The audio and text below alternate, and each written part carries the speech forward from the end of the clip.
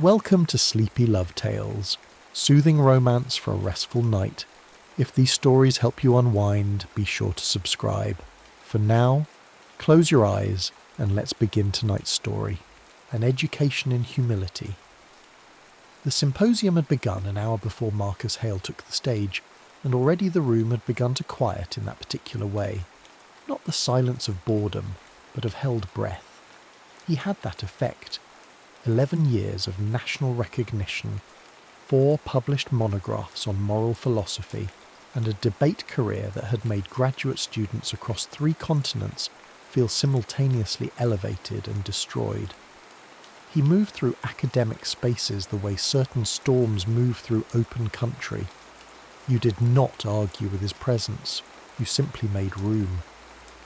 He stood at the lectern in Alderman Hall, the oldest building on the Hurwick campus, where the stone walls had absorbed a century of brilliant arguments, and the light came through tall windows in slow amber columns. He did not need notes. He never needed notes. The moral philosopher's first obligation, he said, and his voice carried the way voices do in rooms built for exactly this purpose, is clarity. Not comfort, not consensus, clarity. The applause, when it came, was immediate and warm. He descended the stage with a slight nod, the only concession he made to an audience, and returned to his seat in the front row, where a glass of water waited, untouched. It was during the panel discussion afterward, while 3 junior faculty members were offering careful, hedged responses to a moderator's question about institutional ethics, that she spoke. Marcus had been half listening. He was good at that, giving the appearance of full attention while his mind worked on something else entirely. He was composing the second paragraph of a response he intended to publish. When the moderator asked if anyone else wished to contribute, his gaze drifted to the far end of the panel table, where a woman he didn't recognise was sitting very still. She had not spoken once in the preceding hour. He noticed this only now, which was unusual. He was trained to notice who spoke and who did not.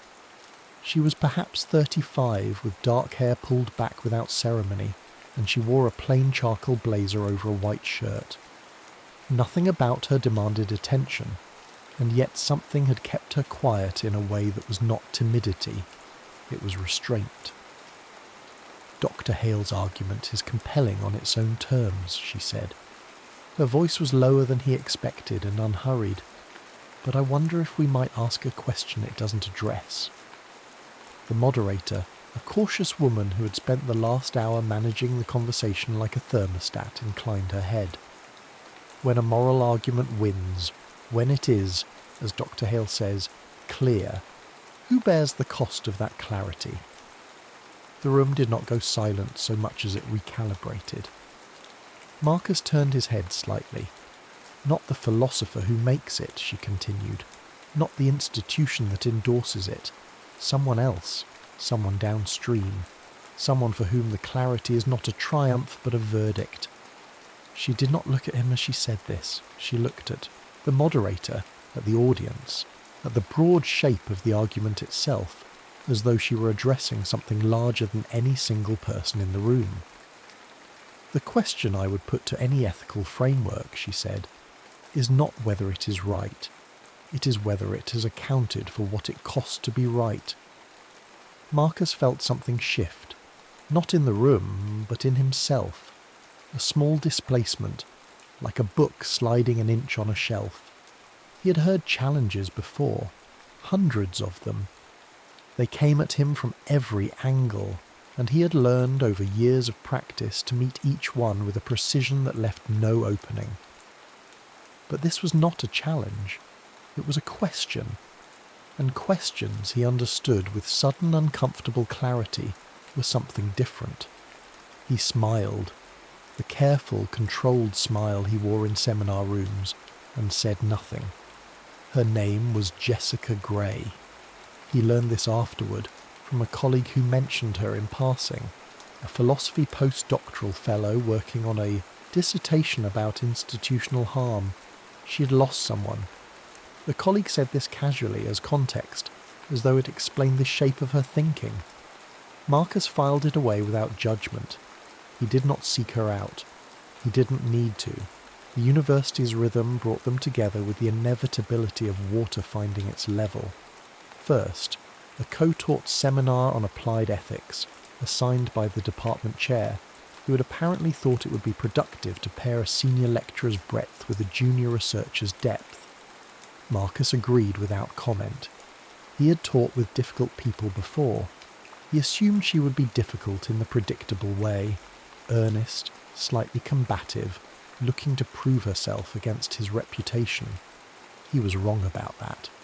The seminar met on Tuesday and Thursday evenings in a small room on the 3rd floor of the Humanities building, where the radiators clanked and the chairs were arranged in a circle that no one ever quite managed to make, truly round. There were 12 students, all graduate level, all there because they wanted to be. The first session, Marcus laid out the course architecture, rigorous, sequential, demanding. Jessica listened without interrupting, and when he finished she added a single clarification. Not a correction, a clarification. "We'll also be reading case studies," she said, sliding a folder to the centre of the table. "Real ones, real people, real consequences." Marcus looked at the folder. He did not pick it up. "Noted," he said. The students, watching this exchange, felt something they could not quite name.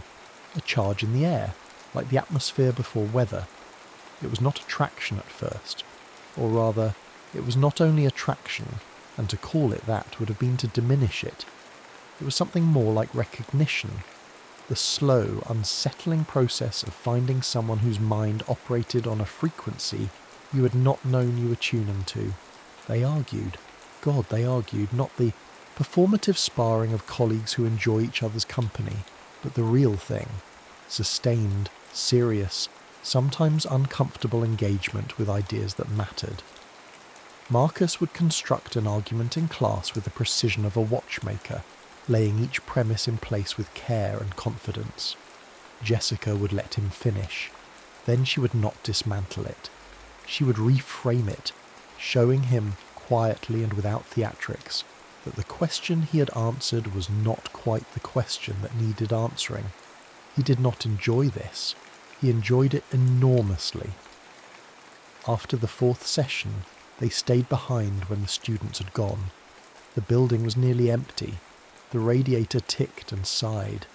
Jessica was gathering her papers, and Marcus was standing by the window, looking out at the darkened quad where the old oaks had shed their leaves and stood bare against the November sky. "Your framework assumes a stable moral agent," he said, without turning from the window. "Someone who can weigh consequences from a position of clarity." "It does," she agreed. "And you think that position is a fiction?" "I think it is a luxury," she said. "Available to people who have never had their clarity tested by something they could not argue their way out of." He turned then. She was looking at him, not with challenge, but with something more dangerous. Directness. She knew what she was saying, she knew who she was saying it to, and she was saying it anyway. "You're describing grief," he said. "I'm describing experience," she replied. And then, after a pause that felt like a door opening onto a long corridor. "But yes, also grief." He nodded. He didn't ask her to elaborate. He understood, with a clarity that surprised him, that this was not the moment for questions. It was the moment for silence and the willingness to remain in it. They walked out together into the cold. Neither of them mentioned it afterward. December settled over Hawick like a held breath. The campus turned, grey and austere, and the seminar room became the warmest place either of them inhabited. Not because of the radiator, which remained unreliable, but because of what happened there, in the slow accumulation of evenings spent thinking together. Marcus began to notice things. The way Jessica annotated texts, not with highlighters or clean marginal notes, but with small, precise questions written in the margins. Who decided this? What was lost?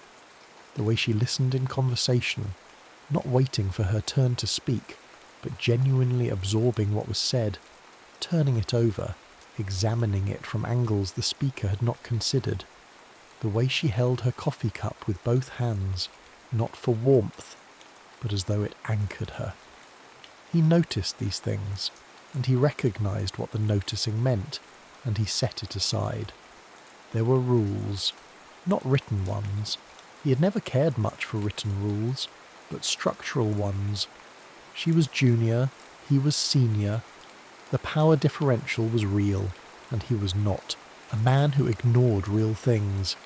And yet, one evening in late December, after the students had gone and the snow was falling in the kind of silent, indifferent way it does when no one is watching, they sat across from each other in the seminar room and argued about a case study Jessica had brought in, a policy decision at a children's hospital years ago that had been legally correct and ethically defensible and had nevertheless destroyed a family. Marcus read the case carefully. He read it twice. Then he set it down and was quiet for a long time. "You can't argue your way out of this one," Jessica said. It was not a taunt. It was an observation, offered with the gentleness of someone who had already been through the arguing and come out the other side. "No," he agreed, "you can't. So what do you do with it?" He looked at her across the table, at the serious, unguarded face, at the hands wrapped around the coffee cup, at the snow falling behind her through the window like something out of a painting he had not known he was waiting to see. "I don't know yet," he said, and it was the truest thing he had said in years. The break between semesters should have separated them. It did not. They exchanged drafts, his of a paper he was writing on moral authority, hers of a chapter on institutional culpability, and the drafts came back covered in each other's handwriting. His notes were precise, surgical. Hers was searching, open-ended, pulling at threads he had not seen. They met once, at a cafe near the campus in January. The cafe was small and overheated and smelled of roasted coffee.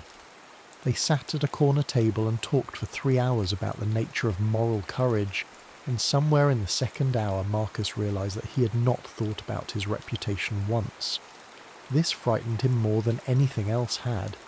Jessica, across the table, was telling him about the person she'd lost, not dramatically, not all at once, but in the way she'd told him. Before, as a case study first, a personal confession second. Her brother. A psychiatric evaluation had cleared him for release from a residential program. The evaluation had been thorough. The procedures had been followed. The language of the report was careful and compassionate. And 3 weeks later, he was dead. The system did not fail him, she said. That is the worst part. It worked exactly as designed. The design itself was the failure, and no one was responsible, because responsibility had been distributed so finely that it disappeared. Marcus listened. He did not offer solutions. He did not offer comfort. He simply stayed and listened and let the weight of what she was saying rest between them without trying to lift it. "You're the first person," she said quietly, "who has not tried to fix this when I told them. It is not a thing that can be fixed," he said, "only seen." She looked at him with an expression he could not read, something between gratitude and surprise, as though she had not expected him to understand, and was not entirely sure she trusted that he did. The review board convened in February. A student, brilliant, genuinely brilliant, the kind of mind that appeared once in a generation, had been accused of academic dishonesty. The accusation was almost certainly false. But the procedures required a formal hearing, and Marcus and Jessica were both appointed to the 3-person panel. They sat on the same side of the long conference table, which struck Marcus as an odd arrangement for a judicial proceeding. The student, a young woman named Callahan, with red hair and frightened eyes, sat across from them, flanked by her advisor. The hearing lasted 4 hours. Marcus asked the questions he was supposed to ask. Jessica asked the ones no one had thought to ask. By the end of it, the evidence was clear. The accusation was baseless, rooted in a misunderstanding of the student's methodology that the accusing professor had not bothered to investigate before filing. But the damage was already done. Callahan's funding was in jeopardy. Her advisor had distanced himself. The department had begun to murmur. The procedures had been followed. The system had worked as designed. After the hearing, Marcus and Jessica stood in the corridor outside the conference room. The fluorescent light buzzed overhead. Somewhere in the building a door closed. "We can clear her record," Marcus said. "Yes." "It won't undo what has already happened to her." "No." They stood in silence for a moment. Then Jessica said, "So what do we do?" Marcus looked at her, at the face he had come to know so well over these months, at the intelligence and the grief and the quiet stubbornness that refused to accept that correctness and kindness were the same thing, and he felt something crack open inside him, not break, open, like a seed splitting. "We do more than clear her record," he said. "We make it public. We name the failure. We make it impossible to pretend this was an isolated mistake." Jessica's eyes widened slightly, not with surprise but with recognition. She nodded once. "It will cost you," she said. "Yes. Your standing, your reputation, at least for a while. Yes."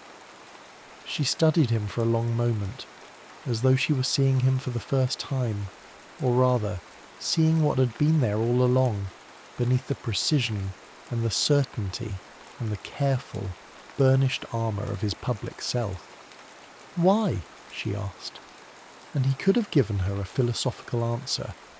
He had the architecture for one, ready-built, elegant. But the truth was simpler than philosophy, and he had learned in these months that she would see through anything less. "Because you showed me what it costs," he said, "to be right without being kind." They wrote the report together. It took 3 weeks. They worked in the seminar room, the one with the clanking radiator and the imperfect circle of chairs, staying late into the evenings while the campus settled into its winter quiet around them. The report was thorough. It was damning. It named the failure not in the student, not even in the accusing professor, but in the structure itself, in the way the institution had built a system so procedurally airtight that actual harm could pass through it unnoticed. The night they finished, they sat in the empty room with the final draft between them on the table. The radiator had stopped its noise for once. The snow outside was the deep, muffling kind that made the world feel smaller. "You know what happens when we submit this," Jessica said. "Yes. It will not be received well. No. People will question your motives. They will say you're having a crisis, that you've been compromised by sentiment." Marcus looked at her across the table. The lamplight was warm on her face. Her hands were wrapped around the coffee cup, the same posture he had seen 100 times now, so familiar it had become a kind of grammar he could read without, thinking. "Let them," he said. Something shifted between them then, not suddenly, but with the slow inevitability of a season changing. She looked at him, and he looked at her, and the space between them, which had been filled for months with arguments and ideas and the careful, scrupulous distance of two people who understood what they were to each other, became something else, something quieter, something that did not need to be named to be real. He reached across the table, not quickly, not with urgency. He placed his hand over hers, the one resting on the table beside the coffee cup, and held it, his palm against her knuckles, the warmth of skin against skin after months of proximity without touch. She did not pull away. She turned her hand slowly so that their fingers laced together. Her grip tightened once, a small, deliberate pressure, and then relaxed into something that was not surrender but choice. They stayed like that for a long time in the quiet room in this lamplight, in the particular silence that exists between two people who have finally stopped arguing and started listening. Later, much later, after the snow had stopped and the building had gone fully dark except for the light in their window, they left the seminar room together. The corridor was empty. Their footsteps echoed on the old stone floors. At the end of the hall, where the corridor turned toward the stairwell, Marcus stopped. Jessica stopped too. She turned to face him. The space between them was very small now, not the space of colleagues, or sparring partners, or even friends. The space of two people standing at the edge of something they had been walking toward for months without admitting it. "I have spent my entire career," Marcus said, "believing that the most rigorous thing a person could do was to be certain." "I know," she said. "You were wrong about that being wrong," he said, and then, hearing the clumsiness of his own words, almost smiled. "What I mean is, certainty is not the enemy, but it is not enough, not by itself." "No," she agreed, "it isn't. What is enough?" She did not answer immediately. She looked at him, at his face, which she knew so well now, the careful architecture of it, the places where the control showed and the places where it had begun quietly to give way. And she said, "This, exactly this, being willing to not know and staying anyway." He leaned toward her then, and she met him halfway, not dramatically, not with the suddenness of passion long suppressed, but with the deliberateness of two people who had earned this. His mouth found hers, and the kiss was gentle, and it was not gentle. It was both at once, the way a thing can be tender and urgent simultaneously when it has waited long enough to arrive. Her hand came up to rest against his jaw. His arm settled around her waist, drawing her closer with a care that was itself a kind of eloquence. They stood in the dark corridor, in the silence of the empty building, and held each other, and the kiss deepened into something that was not just desire, though it was desire unmistakably, but acknowledgement, a mutual recognition that this was not the beginning of something. It was the moment they finally admitted that something had already begun. When they finally pulled apart, it was not far. His forehead rested against hers. Her breath was warm against his mouth. The corridor was still dark. The building was still silent. Nothing had changed, and everything had. "Come home with me," he said. It was not a question exactly. It was an offer, open, unhurried, without the weight of expectation. "Yes," she said. His apartment was on the 4th floor of a building near the river, spare and quiet, with tall bookshelves and a window that looked out over the water. He did not turn on many lights. The street lamps outside cast a pale, even glow through the glass, and the room existed in that particular half-darkness that is not quite shadow and not quite light. They stood in the entryway for a moment, shedding coats, and the ordinariness of the gesture, the familiar ritual of arriving somewhere, made the air between them feel charged in a way that ordinary arrivals do not. Jessica looked around the room. She had not been here before, though she had imagined it, had pictured, without meaning to, the books and the spare furniture and the window, as though the shape of his life could be deduced from the shape of his mind. "It suits you," she said. "It is very quiet," he said. "I have always needed quiet." "So do I." They looked at each other across the dim room, and the look held, not with the tension of anticipation, but with something calmer and deeper. Certainty, but not the old kind. Not the certainty of an argument won, the certainty of a person seen. He crossed the room to her. She did not move to meet him, but she didn't need to. He came to her, and this felt right, felt like the correct arrangement of things. He stopped close enough to touch, but did not touch. Not yet. He raised his hand and brushed a strand of hair from her face. tucking it behind her ear with a gentleness that was almost formal, as though he were handling something he understood to be irreplaceable. "I have not done this well before," he said, "being close to someone. I have kept people at a distance I could measure and control." "I know," she said. "I have watched you do it. You're the first person I have not wanted to keep at a distance. And yet you tried. Yes. Why?" He considered this, genuinely considered it, the way he considered every question she asked with the seriousness she deserved. "Because I did not know how to be close to someone without losing the part of myself I had built my life around. The certainty, the clarity, the ability to stand in any argument and know, absolutely know, that I was right. And now? Now I think that part of myself was not the best part, it was the safest. Part?" She reached up and took his face in both hands.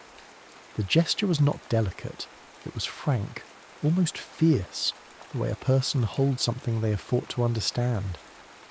She looked into his eyes, and what passed between them was not words, but something older and more precise than words, a mutual seeing, a shared acknowledgement that they had arrived at this place not through romance or fate, but through the slow, difficult, deeply earned work of becoming honest with each other.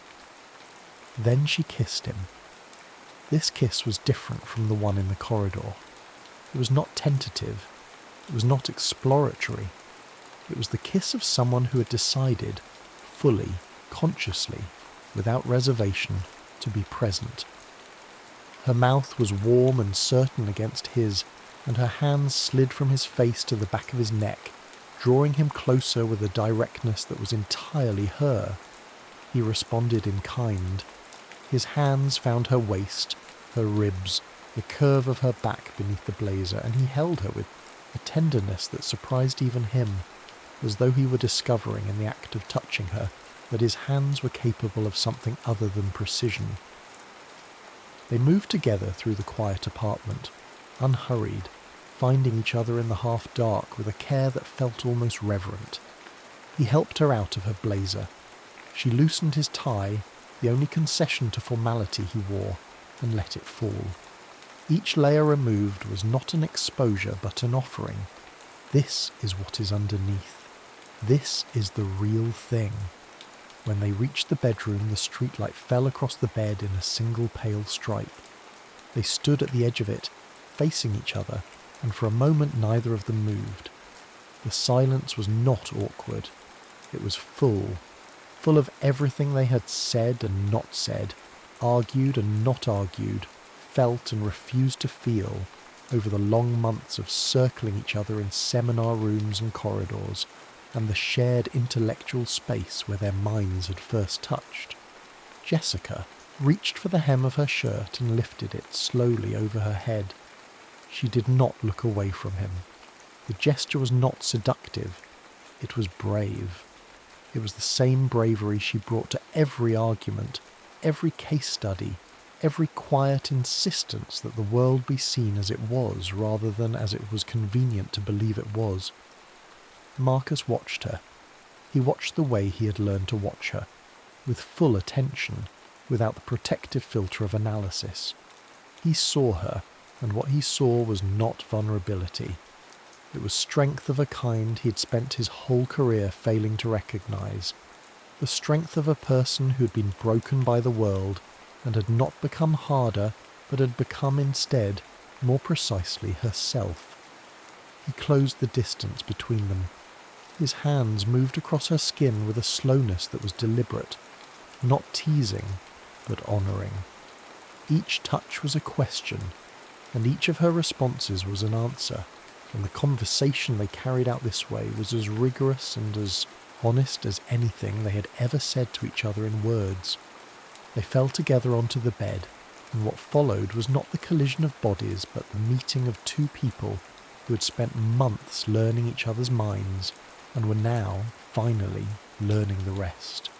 His mouth against the curve of her neck, her fingers tracing the line of his spine, these small, involuntary sounds that escaped them both, not performances but truths, the body's equivalent of the things they had learned over these months to say aloud.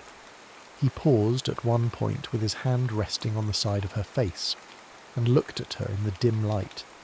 "Are you here?" he asked. It was not a question about location. "I am here," she said. And she was, fully present, fully chosen, with none of the guarded distance she'd carried into every other room she'd ever entered. They moved together with a rhythm that was not practiced but discovered, the way two minds find a shared cadence when they are truly listening to each other.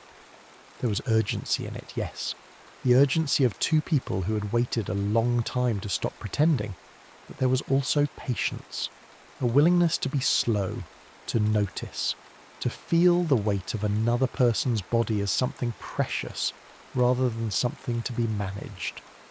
When it was over, they lay in the half-dark, not speaking, their bodies close and their breathing gradually synchronizing, the way clocks in the same room will eventually align. His hand rested on her hip. Her head was against his shoulder. The streetlight still fell across the bed in its single pale stripe, and the apartment was still quiet, and the world outside was still turning, indifferent to the small, enormous thing that had happened here. They submitted the report on a Monday morning. By Tuesday, the department chair had called Marcus into her office. By Wednesday, two senior colleagues had stopped him in the hallway to express their concern. By Thursday, a junior faculty member had asked Jessica, with exaggerated casualness, whether she had considered the optics of her association with Dr. Hale. None of it changed anything. The report stood. Callahan's record was cleared. The procedural failure was documented publicly in a way that made it impossible to dismiss or bury. The institution did not collapse.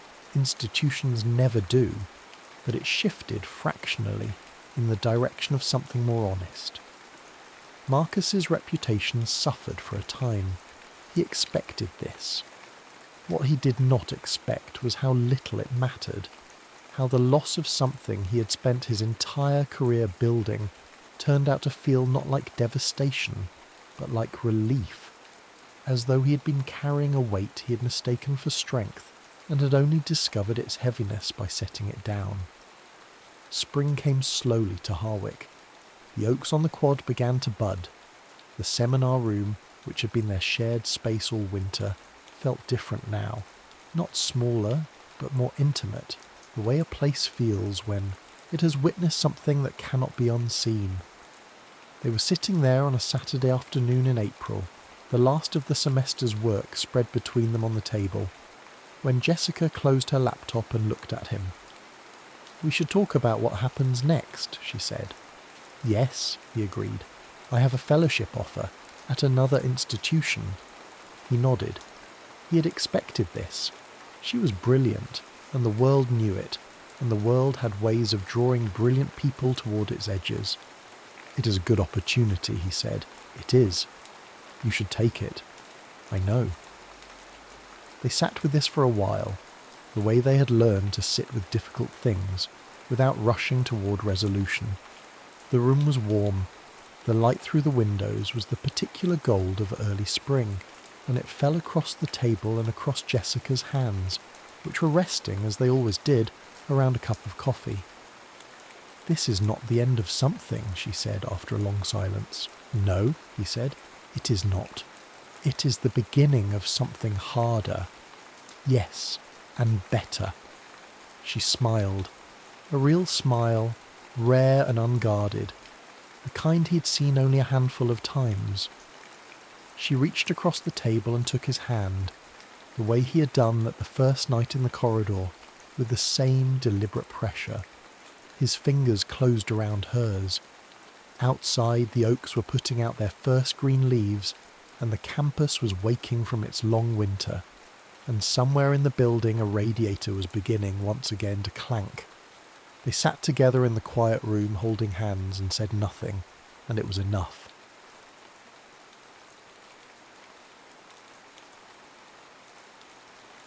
The silence between vows. The wedding was held on a Tuesday morning in March, with no one present but the vicar, his housekeeper, and a gardener called in from the grounds to serve as second witness. Catherine Hale, now Catherine Thornfield, stood in the dim nave of St. Michael's and listened to her own voice make promises she only half believed she would keep. The man beside her spoke his vows with the same studied neutrality one might employ when ordering coal. She'd expected more, not sentiment, she was too practical for that, but perhaps some acknowledgement of the peculiarity of their arrangement. Edmund Thornfield, however, seemed determined to treat the matter as he treated everything, with precision, economy, and an absolute absence of fanfare. When it was finished, he offered her his arm. His grip was firm, impersonal.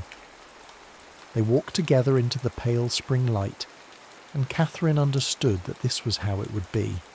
No romance, no pretense, simply an arrangement between two rational people who had each concluded that solitude was more expensive than compromise. The carriage ride to Ashwood was conducted in near silence. Catherine watched the countryside roll past, hedgerows giving way to open fields, and finally to the long gravel drive lined with chestnuts. The house, when it appeared, was exactly as she'd imagined it from his descriptions. A Georgian manor of moderate size, neither grand nor humble, its facade as carefully maintained as everything else in Edmund Thornfield's life. "Your rooms are in the east wing," he said as they descended. "Mine are in the west. Mrs. Croft will show you. Dinner is at 7. She nodded, and he disappeared into the house ahead of her, his boots clicking against the marble with metronomic regularity. That first evening Catherine ate alone. A note arrived just before 7, brief, apologetic in structure if not in feeling. Business in the greenhouse. She was not to wait. She read it twice, then folded it neatly and placed it beside her plate. The meal was excellent. The solitude was familiar. For 3 weeks this was the pattern. They met at breakfast, where he read correspondence and she reviewed proofs of her latest pamphlet, a sharp critique of property law that had already earned her the enmity of half the county. They exchanged pleasantries. Sometimes he asked about her work. She asked about the orchids. Neither inquired too deeply. But on the 22nd day of their marriage something shifted. Catherine had gone to the library after breakfast, seeking a volume of parliamentary records. The door was ajar, and through it she saw him, standing before the window with a book open in his hands, though he was not reading. His posture was one of complete stillness, and his face, normally so carefully composed, wore an expression of such profound sorrow that she stopped in the doorway, unable to intrude. The moment passed. He closed the book, returned it to the shelf with his usual deliberation, and only then noticed her presence. "Mrs. Thornfield," he said, and she heard the effort it took to reassemble himself. "I did not expect you. Forgive me, I did not mean to disturb you." He gestured toward the shelves, an invitation to continue her search. But Catherine found she could not move, could not pretend she had not seen what she had seen. "The book," she said carefully. "Was it?" "A volume of poetry, nothing of consequence." The lie sat between them, obvious and oddly vulnerable. "I see," she said, and meant it. She did see. She saw the careful architecture of his restraint and the weight it was built to contain. That evening he appeared at dinner. They spoke of the spring planting, the state of the roads, an article she'd read about education reform. The conversation was unremarkable, but when she rose to leave, he said, "The greenhouse is quite beautiful in the evening light. If you have any interest in horticulture, you would be welcome to visit." It was not quite an invitation. It was not quite an apology. It was, Catherine understood, an opening. The greenhouse became their territory. Catherine went first on a Thursday afternoon, when the light was slanting gold through the glass panes, and the air was thick with the scent of earth and growing things. Edmund was bent over a tray of seedlings, his sleeves rolled back, his hands, usually so clean and controlled, dark with soil. He looked up when she entered but did not speak. She took this as permission and settled onto a bench near the door, a notebook in her lap. For a quarter of an hour neither acknowledged the other. Then he said without turning, "The camellia near your left shoulder is diseased. You might move." She looked. The plant was beautiful, its leaves glossy and dark. "It appears healthy to me. Look at the underside of the third leaf from the top. You'll see the discoloration." She did. He was right. A faint mottling, barely, visible. "What will you do?" "Isolate it. Treat the soil. Wait. And if it does not recover?" He was quiet for a moment. "Then I will have learned what I could from the attempt." It was a small exchange, but Catherine found herself returning the next day, and the day after that. Sometimes they spoke. More often they simply existed in parallel, he with his plants, she with her writing. The silence was not uncomfortable. One afternoon in May, she asked him why he'd married. He was repotting a fern, his movements careful and exact. "The house required a mistress. I required," he paused, searching for the word, "order. And I provided that." "You provided the absence of disorder," he said, "which is not the same thing, but serves nearly as well." She should have been offended. Instead, she laughed. "I have been called many things, Mr. Thornfield, but the absence of disorder is perhaps the most accurate." He looked at her, then really looked, and something passed across his face. That might have been amusement. "I suspect," he said slowly, "that you contain a great deal of disorder. You have simply learned to direct it productively." The observation was so unexpected, so precise, that Catherine found herself without a response. She'd spent years cultivating the appearance of certainty, of rational control. To have it seen through so easily was both alarming and oddly exhilarating. That evening they dined together and spoke of politics. She argued for universal suffrage. He countered with concerns about literacy and education. Neither yielded. The debate grew heated, their voices rising, until Mrs. Croft appeared in the doorway with visible alarm. Edmund waved her away. "We're not quarrelling, Mrs. Croft. We're thinking aloud." When the housekeeper left, Catherine said, "You disagree with me, profoundly, and yet you continue to argue." "Because," he said, setting down his glass with unusual care, "your arguments force me to refine my own. I find the exercise valuable." It was the closest he'd come to a compliment. Catherine felt something shift in her chest, a loosening of a constraint she had not known she carried. The summer brought heat and lengthening days. Catherine worked in the mornings, wrote furiously through the afternoons, and found herself drawn each evening to the greenhouse, where Edmund tended his plants with the patience of a man who understood that growth could not be rushed. They developed rituals. He would explain the properties of a particular species. She would relate some political absurdity from the newspapers. Sometimes their hands would brush as they both reached for the same volume in the library. Neither acknowledged these moments, but neither pulled away quickly. One evening in July, she found him standing before a particular orchid, his expression troubled. The plant was magnificent, white blooms so perfect they seemed artificial. "It was hers," he said before Catherine could ask. "My wife. My first wife." The word hung in the air between them. Catherine had known he was a widower. The settlement papers had made that clear. But he had never spoken of it, and she had not asked. "She died in childbirth," he continued, his voice careful and distant. 6 years ago. The child as well. I'm sorry." She liked to read poetry aloud, badly. She had no sense of metre whatsoever. He touched one of the blooms with a gentleness that made Catherine's throat tighten. I would give a great deal to hear her mangle Wordsworth one more time. Catherine understood then the silence, the precision, the careful maintenance of emotional distance. He had loved completely, and it had destroyed him. "I will not ask that of you," he said, still not looking at her. "I know what our arrangement is. I will not mistake it for something else." But Catherine found that she did not want to be an arrangement. She wanted... what? She hardly knew. Only that the careful distance between them had become unbearable. "Edmund," she said, and it was the first time she had used his given name.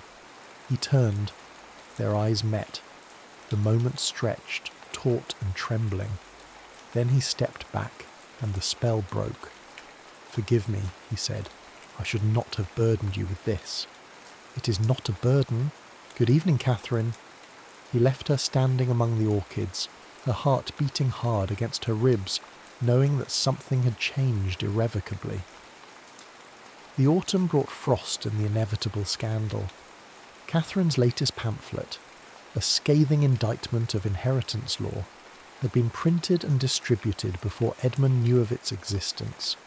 The response was immediate and vicious. Anonymous letters arrived daily. The vicar called to express his concern. 2 neighbouring families withdrew their invitations. Edmund said nothing. His silence was worse than any rebuke. Catherine told herself she did not care. She had not married for social acceptance. She had married for independence, and independence she had. If her work made her husband uncomfortable, that was his limitation, not hers. But the distance between them grew. He stopped coming to dinner. She stopped visiting the greenhouse. They moved through the house like ghosts, aware of each other but unable or unwilling to speak. October arrived. The trees burned gold and red. Catherine worked with furious energy, writing letters and organising meetings. She told herself she was satisfied. She told herself she had everything she needed. But at night, alone in her rooms, she found herself listening for his footsteps in the hall. The breaking point came on a Tuesday evening in late October. Catherine had been working in the library when she heard voices in the hall, Edmund's low murmur and another man's sharp insistence. She recognised the second voice, Thomas Waverley, Edmund's solicitor and oldest friend. "You must speak to her," Waverley was saying. "The situation is untenable. She's making you a laughingstock. That is not your concern." "Not my concern? Edmund, she is destroying your reputation. You should never have married a woman like that.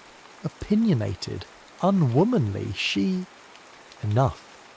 The single word was quiet but absolute. Catherine froze, her hand on the door. "My wife," Edmund continued, "writes with clarity and courage on matters that most men are too comfortable to examine. If that makes her unwomanly, then I can only conclude that womanhood has been too narrowly defined. And if it makes me a laughingstock to be married to a woman of intelligence and principle, then I will wear that badge with considerably more pride than I have worn any honour bestowed by men who value reputation over truth."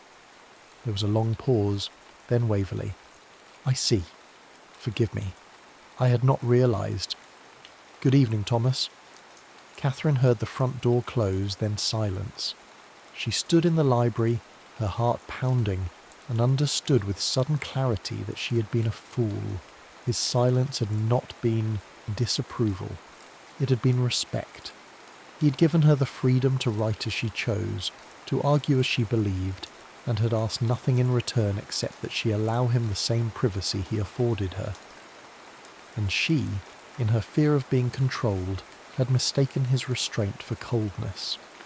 She found him in the greenhouse, as she knew she would. He was standing before the white orchid, his shoulders tense. "I heard," she said. He didn't turn. "I apologise. Waverley had no right. Why did you not tell me?" "Tell you what?" "That you defended me. That you..." She stopped, struggling.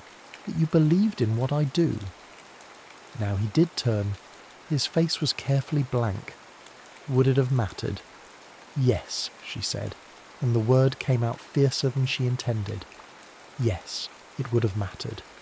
I believed you disapproved, that you thought me reckless, unwomanly. Something shifted in his expression. Catherine, I have spent 6 years learning to be silent, learning to keep the things I feel locked away where they cannot injure anyone. It has become, he paused, searching for words, it has become the only way I know how to exist. But it injures me, she said quietly.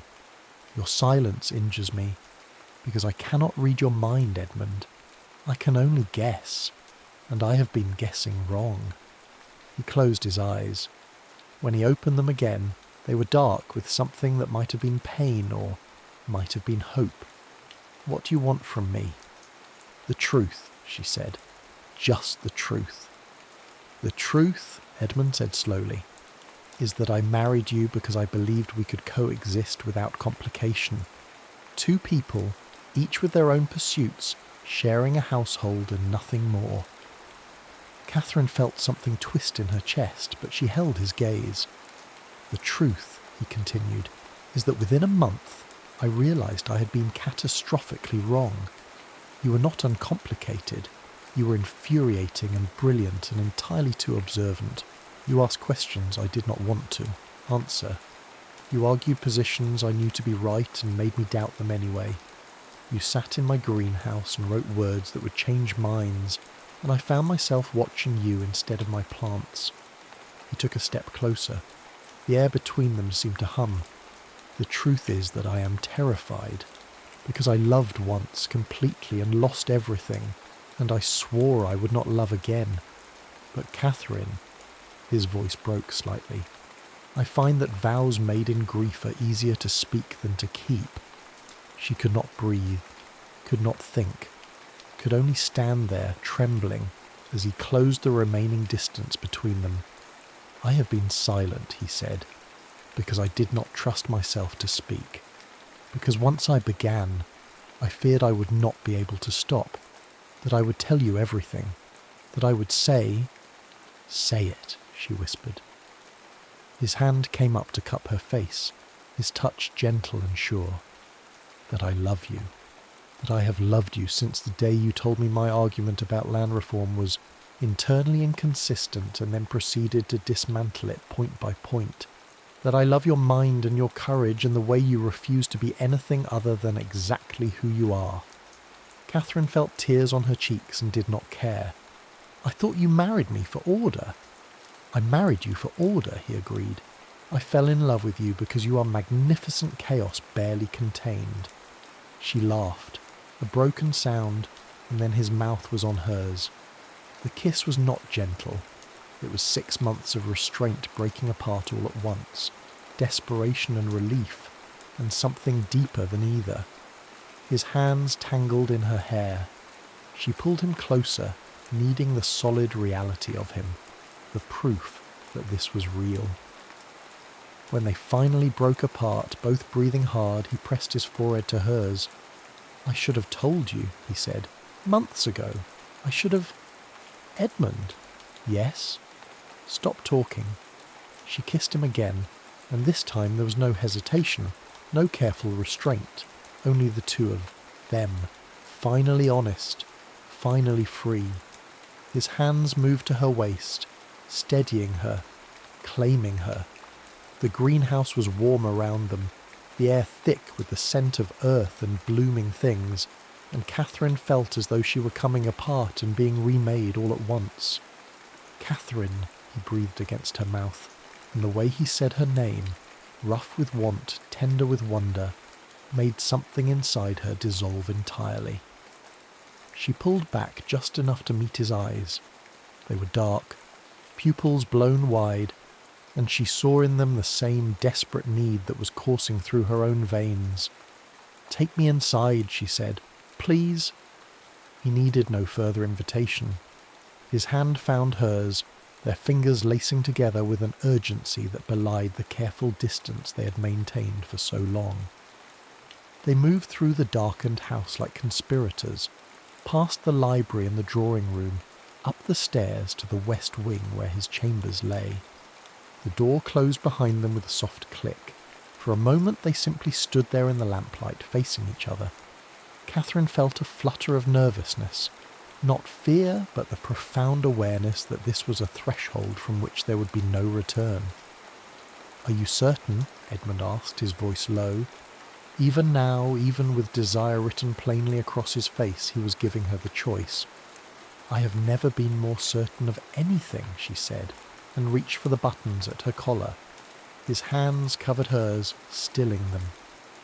"Let me," he murmured, and there was something in his voice, part request, part command, that made heat pool low in her belly.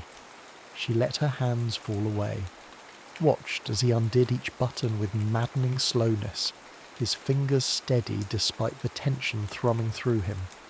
The fabric parted, and she felt the cool air on her skin, followed immediately by the warmth of his touch. "You are extraordinary," he said softly, tracing the line of her collarbone. "I have thought so from the first moment I saw you argue with the vicar about tenant rights," she laughed breathlessly. "That is possibly the least romantic declaration I have ever heard. And yet it is the truth." His mouth found the hollow of her neck and she gasped. "I wanted you then. I have wanted you every day since." His words undid her more thoroughly than his hands ever could. Catherine pulled at his coat, his waistcoat, kneading the barrier of cloth gone between them. He helped her, shrugging out of the garments with an efficiency that would have been amusing in any other moment. When they finally came together, skin against skin, Catherine felt as though she'd been holding her breath for months and could only now exhale. He was warm and solid and real, and every careful fiction she'd constructed about what their marriage was crumbled to dust. Edmund guided her toward the bed, his movements careful but purposeful. He laid her down as though she were something precious, then stood for a moment simply looking at her. The intensity of his gaze should have made her self-conscious, but instead it made her feel powerful, desired, chosen. "Come here," she said, and he obeyed. The first touch of his bare skin against hers drew a sound from her throat that she'd never made before. His weight settled over her, grounding and electrifying all at once. She wrapped her arms around him, drawing him closer still until there was no space left between them. "Catherine," he murmured again, and she realized it was the only word he seemed capable of saying with any coherence. His hands mapped her body with the same careful attention he brought to his plants, learning, discovering, treasuring each response. When his fingers found the place where she ached most, she arched against him with a gasp.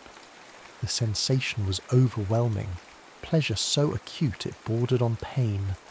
He watched her face as he touched her, learning what made her breath catch, what made her bite her lip, what made her say his name like a prayer.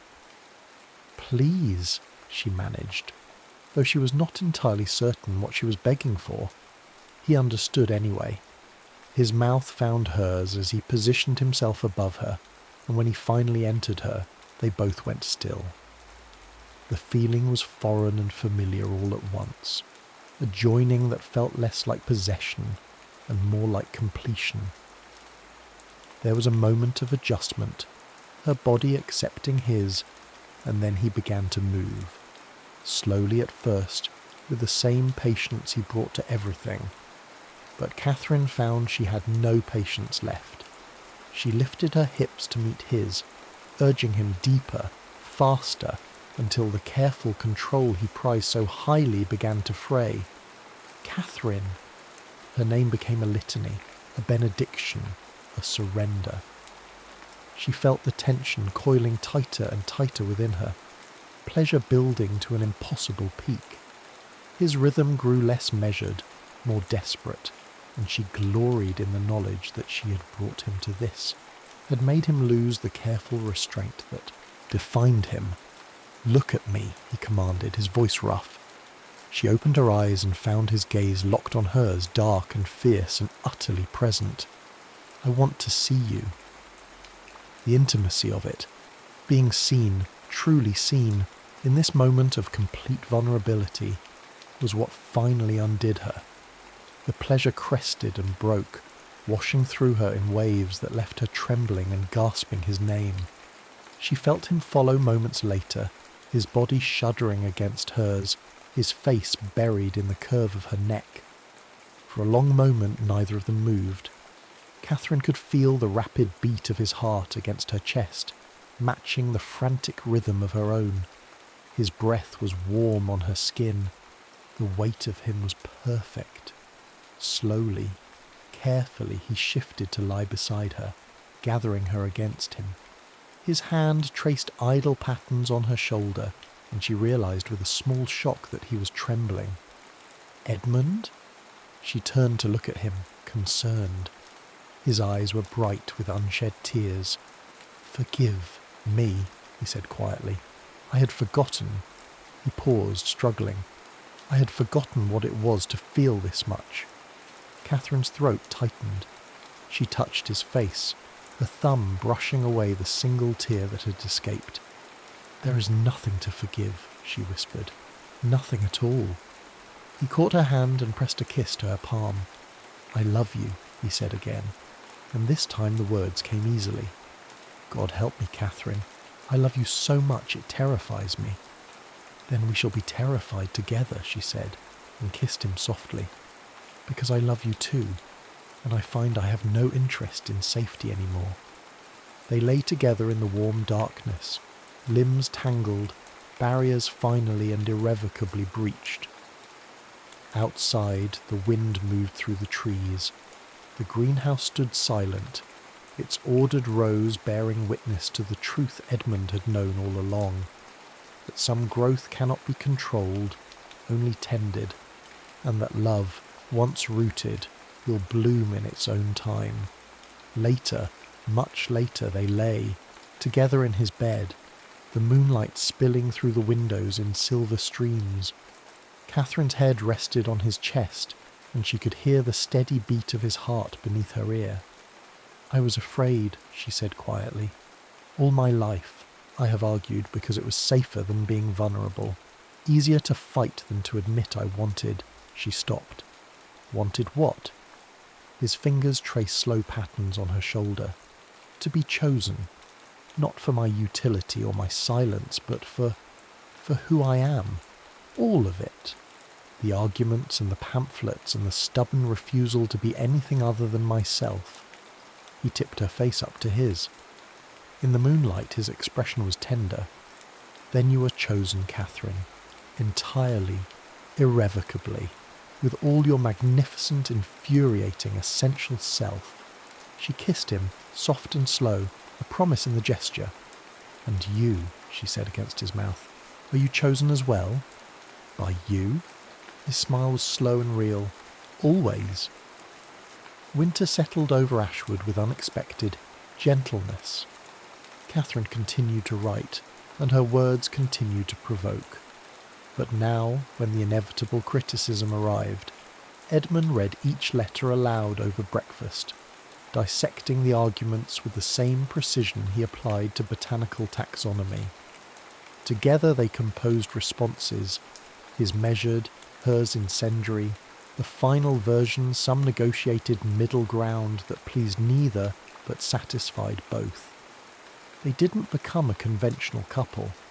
Edmund still spent hours in the greenhouse, and Catherine still kept irregular hours, writing through the night when inspiration struck. But now he brought her tea at 3 a.m. without comment, and she learned to recognize when his silence meant contemplation rather than distance. The white orchid bloomed in January, its flowers perfect and heartbreaking. Edmund stood before it one evening, Catherine beside him, and said, "She would have liked you, Helen. She would have argued with you constantly, and she would have adored you for it." Catherine took his hand. "Tell me about her." And he did. Not all at once, but gradually, over weeks and months. Stories emerged in fragments.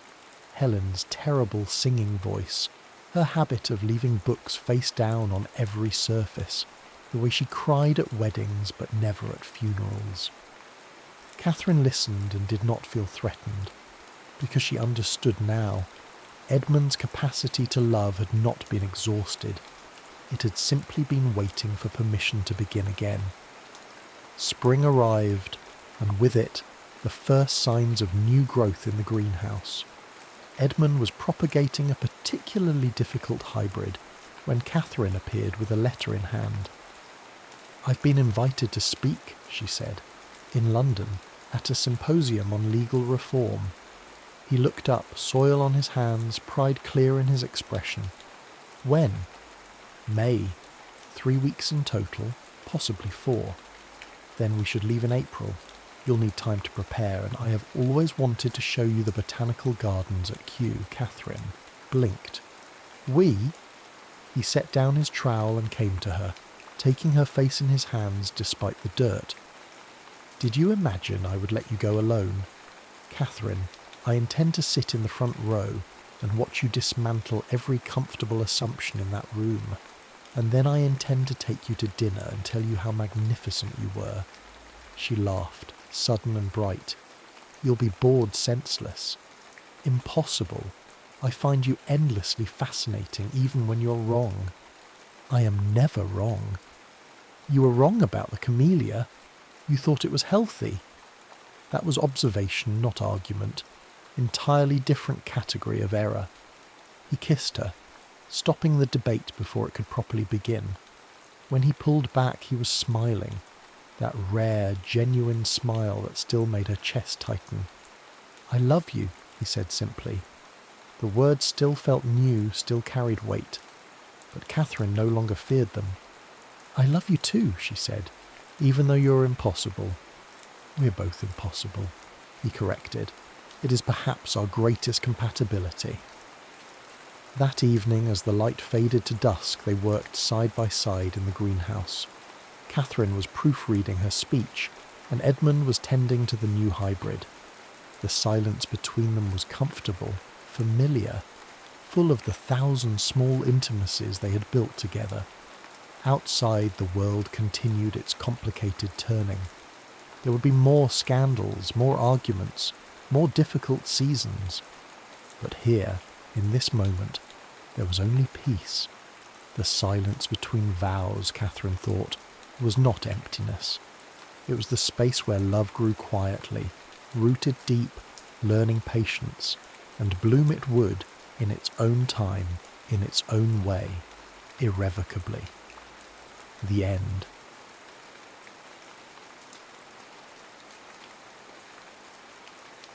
Smoke and Sapphires.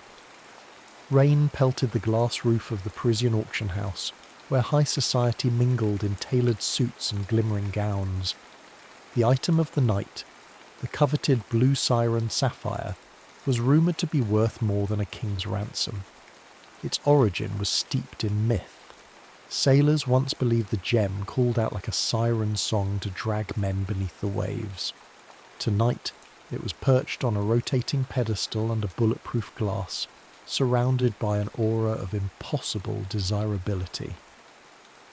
For Jade Kaufman, the blue siren was just another job, albeit one with a higher risk and an even higher reward.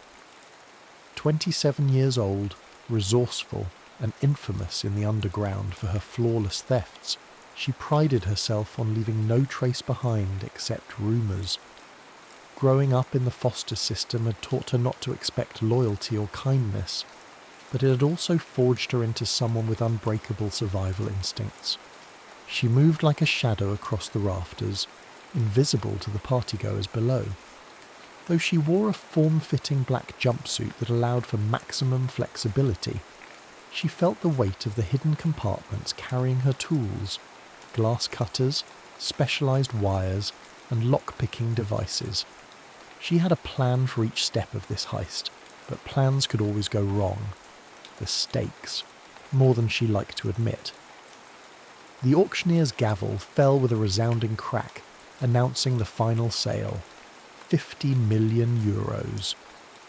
Polite applause rose from the crowd, cameras flashed, and the tension in Jade's chest tightened. Now was her moment.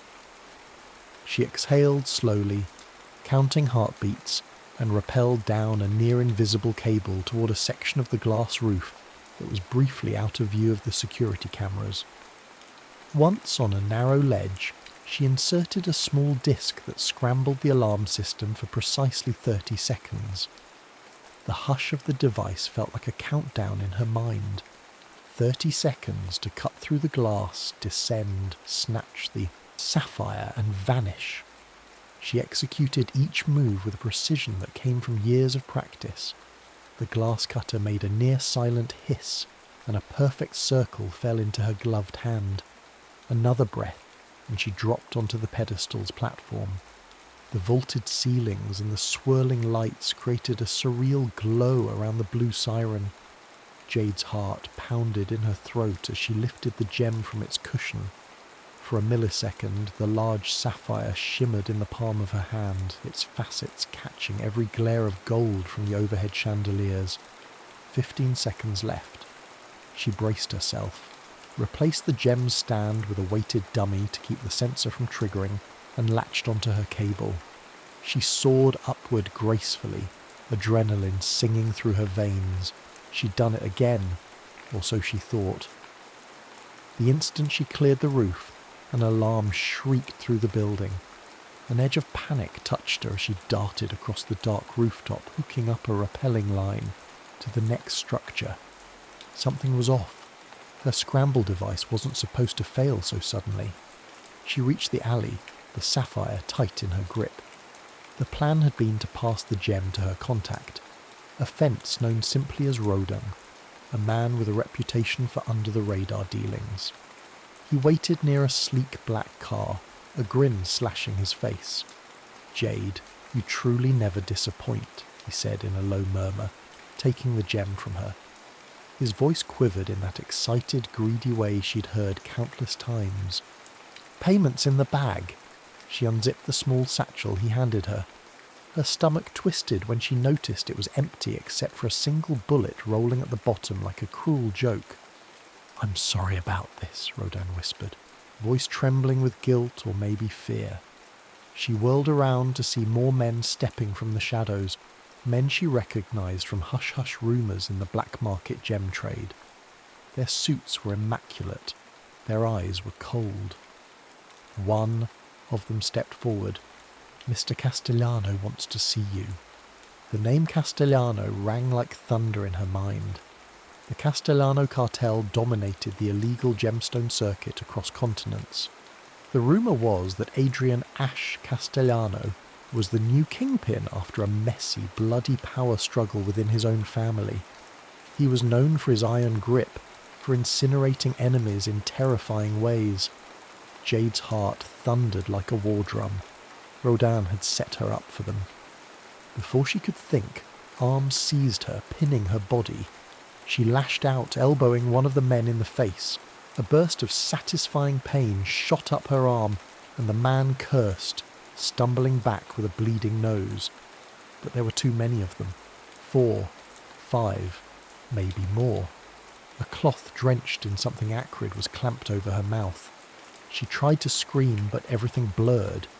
She fought the encroaching darkness with every fibre of her being, mentally counting down her last conscious moments. The smell of the city's wet pavement turned nauseatingly sweet. Her knees buckled, and the last thing she saw was Rodin's pale face as he backed away, eyes skittering with regret. Jade's final coherent thought was that she had lost the blue siren, and that she was about to be delivered like stolen goods to the most dangerous man in the underworld. She drifted in and out of a fever dream, memories twisted with illusions, a soft mattress beneath her, the steady hum of an engine, possibly on a plane, then the bass thump of loud club music, felt rather than heard, a cold compress on her forehead that smelled faintly of citrus. Finally, after what felt like an eternity, a silent car ride over uneven cobblestones. When she surfaced from the haze for real, she found herself in a room that screamed wealth. Mahogany floors, marble walls, a chandelier made of glass so clear it seemed to float in mid-air. Her lips were chapped, and her wrists bore bruises, but she was free of handcuffs. If this was a prison, it was a kind lined in silk. She swung her legs over the bed's edge, noticing that someone had changed her into a satin robe, likely to check for concealed weapons or trackers. A jolt of revulsion shot through her. There was a large mirror on the adjacent wall, reflecting the warm glow of wall sconces. She scanned the space, an ornate door in front, plus a smaller side door that might lead to a bathroom. No visible cameras, but given whose den she had likely ended up in, she assumed they were hidden. On the nightstand, a single red rose in a crystal vase stood next to a folded note. She lifted it with trembling fingers. "Your talents precede you. Welcome to Barcelona." AC. Suddenly, footsteps approached. The door opened to reveal a man with broad shoulders, dark hair precisely swept back, and eyes the colour of onyx. He wore a crisp vest over a black dress shirt, sleeves rolled up to reveal corded forearms. A faint scar traced his jawline, as if to declare he'd been through real violence. He studied Jade with a predatory calm. This had to be Adrian Ash Castellano. The air in the room thickened, and Jade's pulse pounded. "You made quite an impression in Paris," he finally said, voice quiet but resonating with power. "I've wanted to meet the elusive Jade Kaufman for a long time." His gaze flicked down to the note in her hand before returning to her face. The corners of his lips curled into a smile that was neither warm nor cold. It was the smile of a man used to having control. Jade's throat felt dry. She wanted to fling the rose in his face to demand her freedom. But something about the lethal confidence in his posture stopped her. She remembered the stories. Men who crossed Ash ended up missing, or worse. He gestured with a slight tilt of his head. "You have something of mine, or rather, you stole it in Paris. Now you'll repay that debt, one way or another." Jade swallowed, her mind racing for an exit strategy. She'd always survived on her own terms. But this time, she had a sinking feeling she was about to discover just how complicated survival could become. Jade stood at the threshold of the lavish penthouse suite in Barcelona, her bare feet against the cool marble, a swirl of dread and defiance clashing in her chest. She had no illusions. She was a captive, just one with gilded shackles. Adrian Ash Castellano's presence was a suffocating force. Though polite on the surface, he exuded that brand of quiet menace only the truly powerful possess. Every object in the penthouse, from the imported rugs to the antique paintings, declared wealth. Yet it felt sterile, as if no real life ever thrived there. Jade wondered if that reflected Ash himself. All shine, no warmth. He lounged on a leather chair near a panoramic window that overlooked the Barcelona skyline. Nightlights gleamed over the city like fallen stars. In front of him lay a mahogany coffee table bearing a folder, an elegant crystal, decanter, and 2 tumblers. "Sit," he said calmly, motioning to the sofa across from him. Jade hesitated, scanning for potential weapons or escape routes. Her instincts told her there might be a chance if she caught him off guard. But his men were undoubtedly outside the door and she lacked her gear. Reluctantly, she settled onto the sofa. Ash handed her a tumbler. "Drink," he commanded. When she made no move, he rolled his eyes and took a small sip from his own glass. "It's not poisoned, if that's what you're afraid of." Jade sniffed it. Whiskey, smooth and strong. She took a measured sip, hoping the burn would sharpen her frayed nerves. He leaned forward. "So, let's talk about the blue siren. You cost me a great deal of inconvenience and money."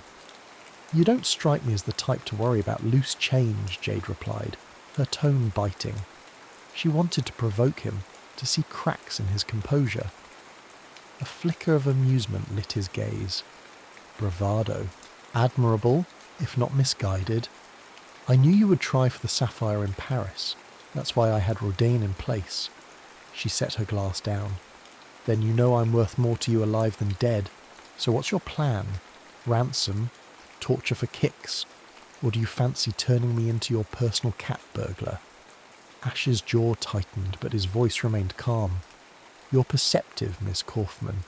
Indeed, I want your services. You owe me, and I prefer to collect debts through utilization of talent rather than brute force.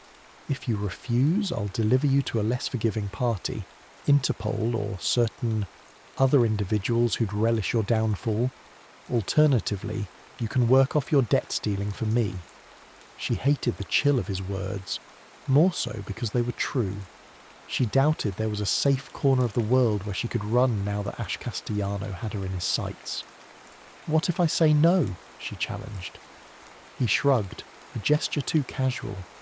Then you spend the rest of your life in prison, or in a shallow grave, depending on who claims you first. You're smart enough to see that's not a bluff. A knot of fury formed in her throat. She had always loathed having her freedom stripped away. Memories of her childhood in foster homes where every rule felt like a cage came rushing back. She clenched her fists. Fine, I'll do it. But on one condition. Once this is done, you let me go. Clean break. He paused, swirling the whiskey in his glass as though contemplating. That's what a bargain is, Jade, he said at last, letting her name roll off his tongue with a strange intimacy. You deliver, I release you. No strings. For now.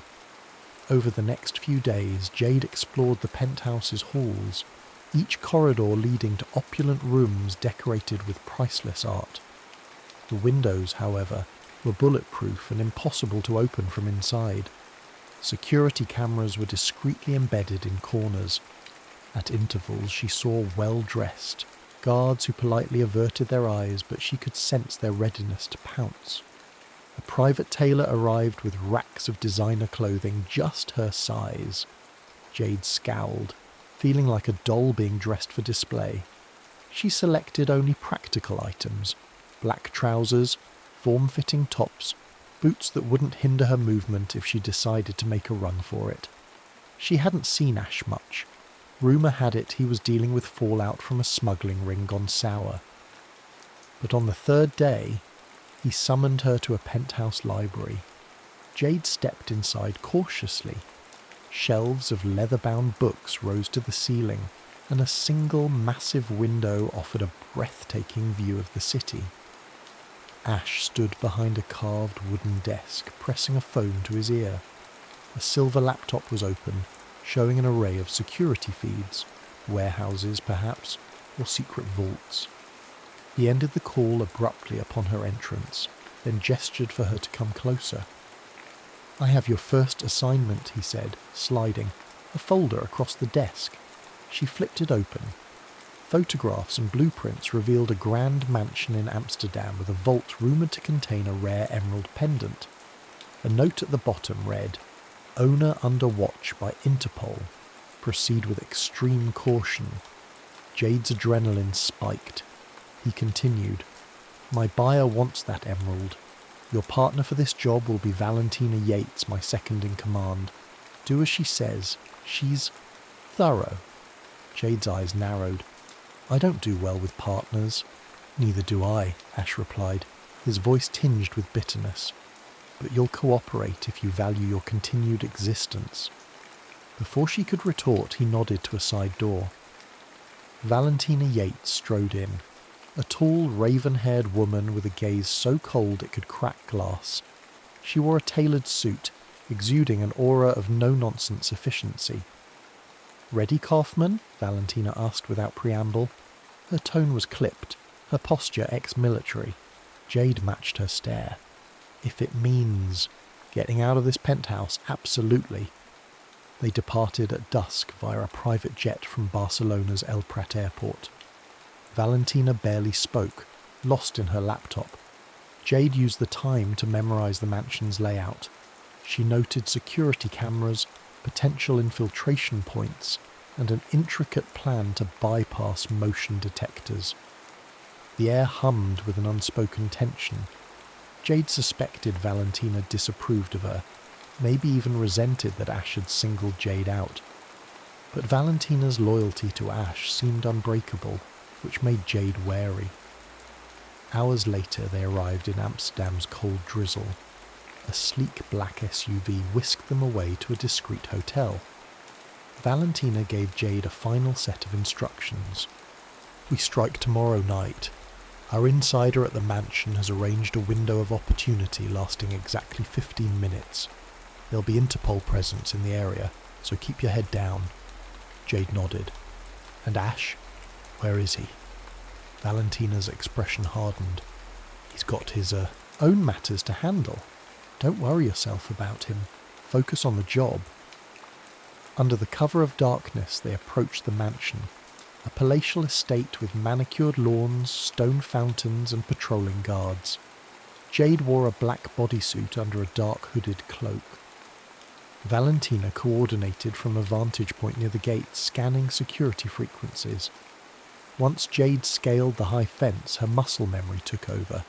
She avoided the cameras by slinking along the estate's blind spots. The drizzle turned the grass slick, forcing her to dig her fingers into the soil for stability. Near the side entrance, she used a keypad scrambler to unlock the door, stepping inside with cat-like silence. Her heart pounded in her ears, but she kept her breath even. The mansion's interior was an opulent labyrinth. She crept to a hidden corridor leading to the vault. The informant had guaranteed no guards would patrol there for precisely 5 minutes. The vault's lock was a complicated puzzle of rotating discs, but Jade's nimble fingers deciphered the mechanism swiftly. When the heavy door finally swung open, she saw it. An emerald pendant resting on a velvet cushion. It was mesmerizing, the gem reflecting a deep green glow in the dim light. Her earpiece crackled with Valentina's voice. "Move quickly, we have 2 minutes left." Jade slipped the pendant into a protective pouch. Just as she closed the vault door, footsteps echoed down the corridor. The insider's timing had failed, or perhaps Interpol had changed their pattern. She had no time to worry about whether it was a double cross or mere bad luck. She pressed herself against the wall, listening to the footsteps pass. After the guard disappeared around a corner, Jade sprinted back the way she'd come.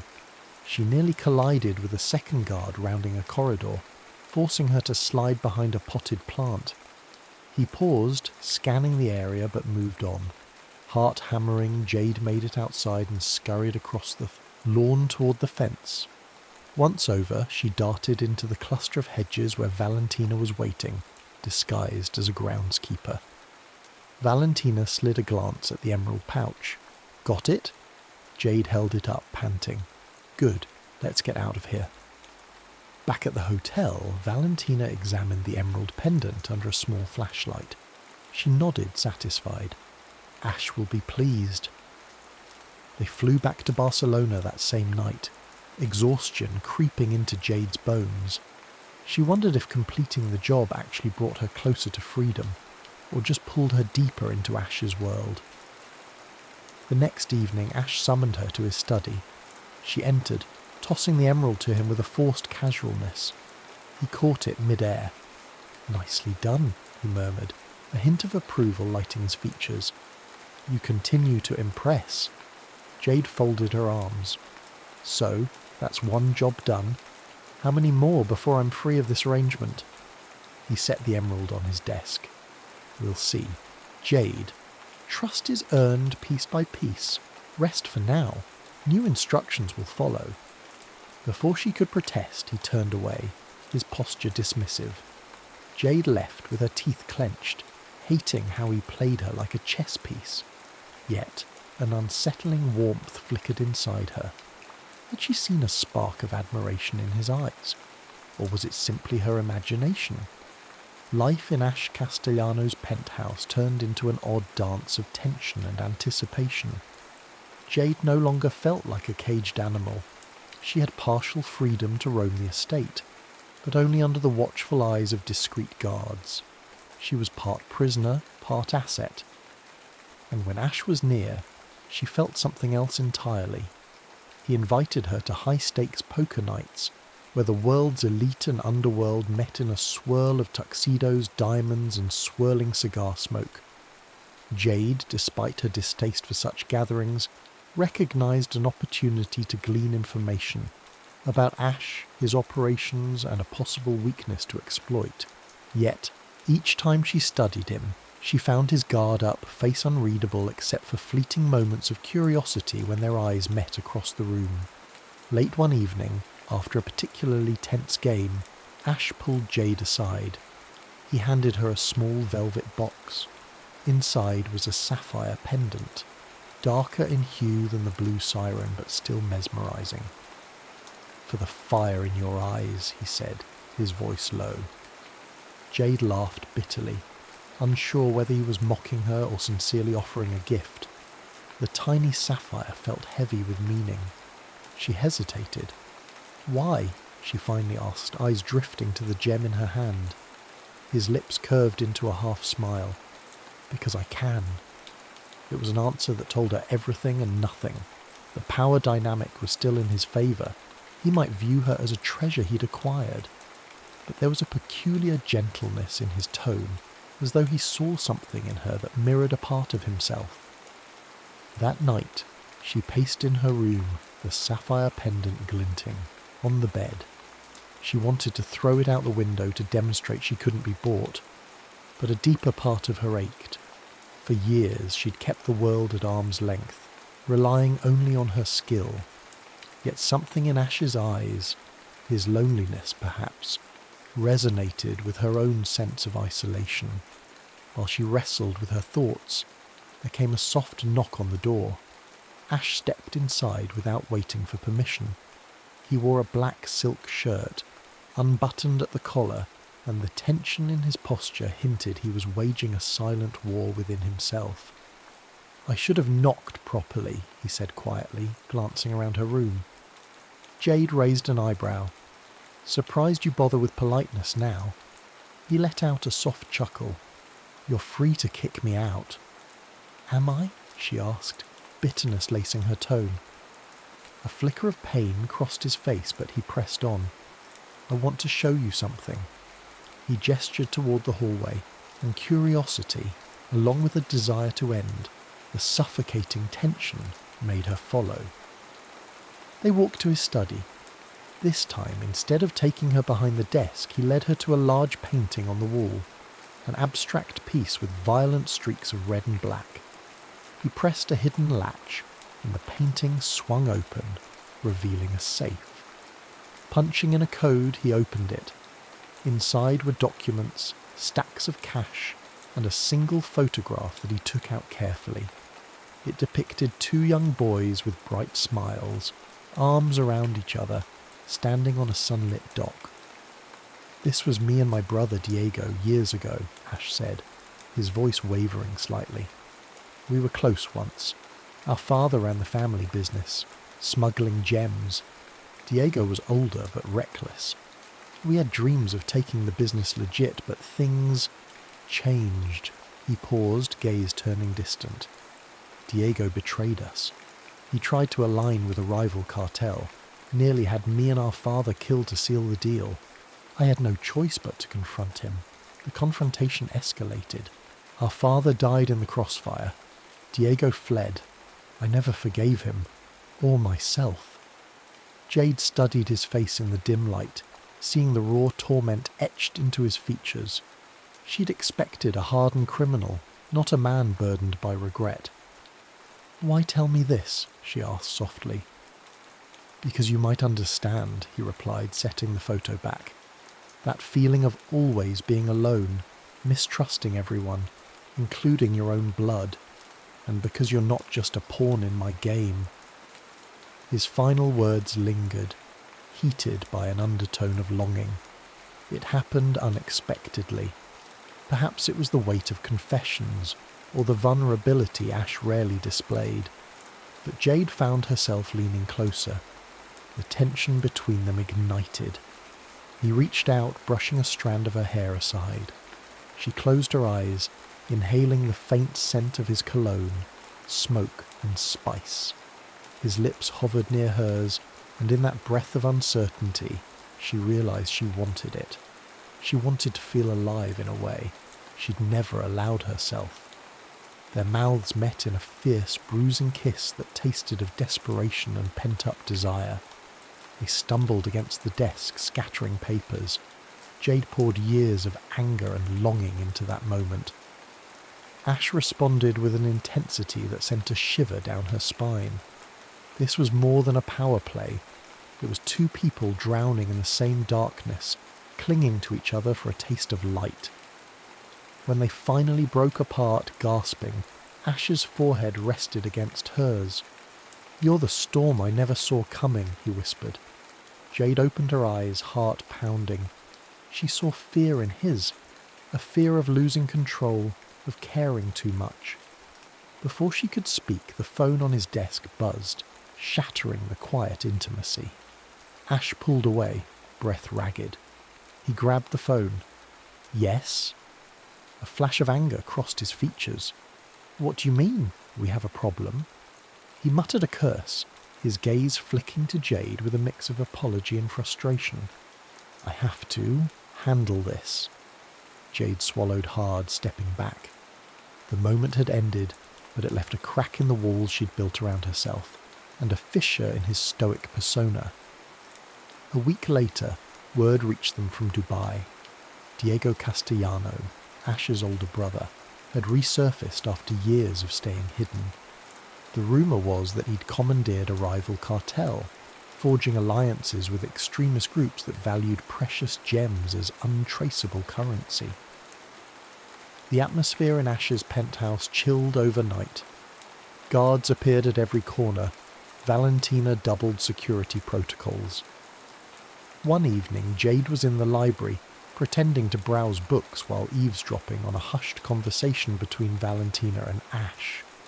She overheard enough to catch that Diego was planning something big, something that threatened Ash's entire operation. Later, an anonymous message reached Jade on a secure phone she'd hidden in her room. The voice on the line was scrambled, but she recognized the slight Spanish accent. The caller's content was more startling than the voice itself. "Ash killed our father. He's lying to you. Everything he's told you is a facade. Don't let him make a fool of you." The line went dead before Jade could respond. She tried calling back. No luck. Was it Diego? If so, was he telling the truth? A knot formed in her stomach. Ash had said Diego's betrayal led to their father's death. But what if the blame wasn't so simple? As the days passed, Jade's thoughts turned restless. She was falling for Ash, or at least the tender illusions he allowed her to see. But if he'd lied about his father's death, what else might he have concealed? She couldn't openly ask him. That would raise suspicions. Instead, she spent nights in the penthouse's small office, hacking into restricted files. She found references to the Castellano patriarch's demise, but the documents were heavily redacted. There were hints that their father had been shot in a warehouse, both sons present, but no official conclusion on who pulled the fatal trigger. Jade's heart pounded with each new clue. Was she letting desire blind her to Ash's darker secrets? She recalled how effortlessly he manipulated her life. Could he have done the same with the truth about his father? Valentina summoned Jade to a private lounge for a briefing. She laid out the next operation, a black opal heist in Italy that promised to fetch an obscene sum. But Jade's mind was elsewhere, on Diego's warning, on Ash's possible deception. At the end of the briefing, Valentina stared hard at Jade. "Something's off with you lately. Don't let your personal entanglements compromise your focus," Jade bristled. "No risk there." Valentina's gaze was icy. "Good, because Diego Castellano isn't playing around. If you get tangled in his web, you'll regret it." Jade forced a cool nod. Inside, she was torn. If Ash had lied, Diego might be the lesser evil, or maybe both were devils. She was caught between warring shadows, uncertain which flicker of light to follow. On the eve of their departure to Italy, Ash found Jade pacing by the balcony, the city lights shimmering below them like restless spirits. The tension between them was suffocating. She wanted answers but feared what she might discover. He approached from behind, gently laying a hand on her shoulder. She flinched, fighting the urge to confront him right then. Instead, she turned and pressed her lips to his in a desperate kiss. For an instant his arms wrapped around her, and she leaned into the solace of his warmth, trying to forget the serpents of doubt coiling in her mind. But as they parted, and their gazes locked, Jade saw that same wariness. Something had shifted irreversibly. Tomorrow they would face dangers from the outside world, but tonight it felt like the real battle was already raging inside them. Italy beckoned with promises of beauty and danger. Jade, Ash, and a small team landed in Florence under cover identities. Their target was a secluded estate owned by a private collector, rumoured to harbour an exquisite black opal necklace worth millions on the black market. But Jade carried more weight than her infiltration gear. Diego's warning, "Ash killed our father," echoed in her mind. She had not confronted Ash yet. She needed tangible proof. Anxiety gnawed at her, threatening to undermine her razor-sharp focus. They scouted the estate, noting guards armed to the teeth, advanced surveillance, and a treacherous layout. Valentina was in charge of logistics, while Jade was once more the point person for the break-in. The plan was airtight, until it wasn't. Halfway through disabling the estate's security grid, the lights flared back on, sirens blared. "Ambush!" Valentina's voice crackled through Jade's earpiece. "Get out now!" Jade sprinted down a corridor lined with Renaissance paintings. She found Ash cornered by armed men. Without thinking twice, she hurled a smoke grenade covering their retreat. Gunfire erupted, bullets ricocheting off marble. As the smoke thickened, she seized Ash's hand, guiding him toward the exit. The moment they were clear, Ash whipped around, suspicion blazing in his eyes. "You told Diego, didn't you? You sold me out." Jade's chest tightened in outrage. "I never..." He cut her off, voice razor sharp. "Don't lie.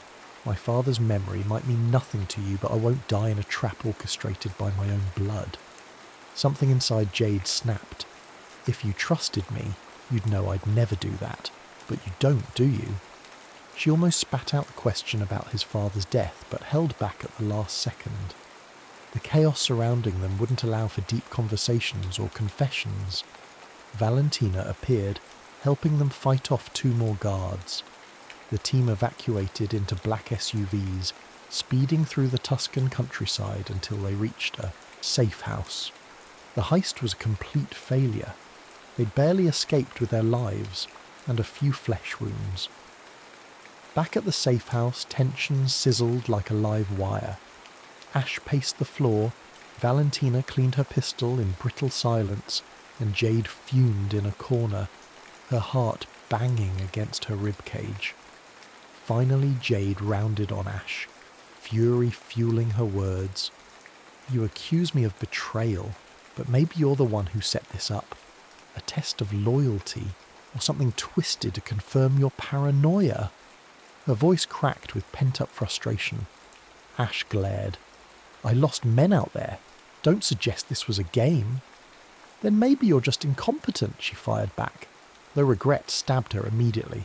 She knew that would sting. Ash's jaw clenched, but he said nothing. Valentina intervened, stepping between them. "Enough. We need to regroup and figure out how Diego orchestrated this. One of our inside men must have flipped."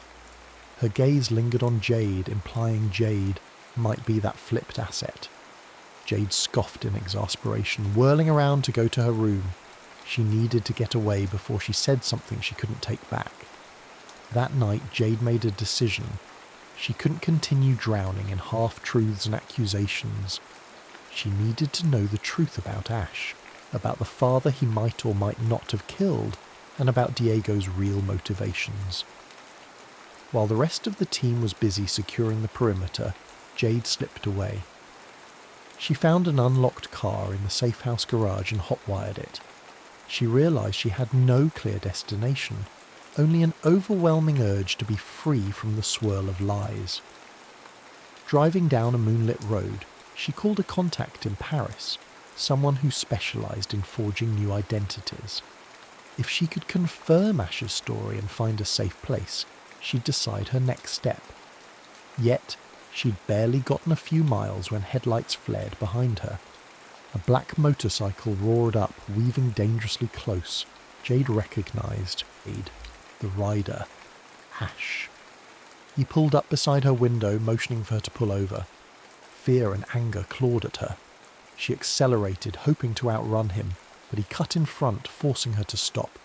He screeched to a halt on the deserted roadside. Ash yanked off his helmet, eyes ablaze. "You're running," he demanded, stepping toward her car. Jade jumped out, slamming the door. "I have no choice. You won't tell me the truth. You don't trust me. You treat me like a thief in a gilded cage." He grabbed her arm. "You are a thief, and you've stolen more than you realise." She met his gaze, tears threatening to blur her vision. "Let go." His grip loosened, but he didn't release her. The road was silent except for the hiss of the wind through olive trees. Emotions warred on his face. Anger, desperation, something else unspoken. Finally he let her go. "If you truly want out, go. But know this. If you walk away, Diego will come for you. He wants to use you against me. He's even more ruthless than I am." Jade swallowed the lump in her throat. "Then that's my burden to bear." For a long moment neither spoke. Then Jade got back into the car and drove off, leaving Ash standing in the glow of the motorcycle's headlight, his expression a portrait of heartbreak and rage. Jade returned to Paris, the city where this nightmare began. She rented a cheap room in a nondescript building, feeding the landlord a fake name. Days turned into a week, marked by paranoia and isolation. She kept to back alleys, changed her appearance with a wig, avoided her usual hangouts. A gnawing emptiness followed her every step. The more she tried to forget Ash's haunted eyes, the more they consumed her thoughts. She felt fractured, unsure of where she stood in this war between brothers. Then one evening, as she slipped into a dimly lit cafe, she spotted Valentina, sitting alone at a corner table. Jade's pulse spiked, suspecting a trap. But Valentina waved her, white napkin in a gesture of peace. Cautiously, Jade joined her. The hush of the cafe enveloped them, the smell of espresso cutting the tension. "Why are you here?" Jade demanded, ready to flee at the slightest threat. Valentina leaned forward, voice low. "Diego has mobilized a personal army. He's planning to assassinate Ash at a meeting in Istanbul. You might not care about the cartel, but I know you care about him." Jade's heart thumped. "Why should I believe you?" Valentina's eyes flashed. "Because I know Ash better than anyone.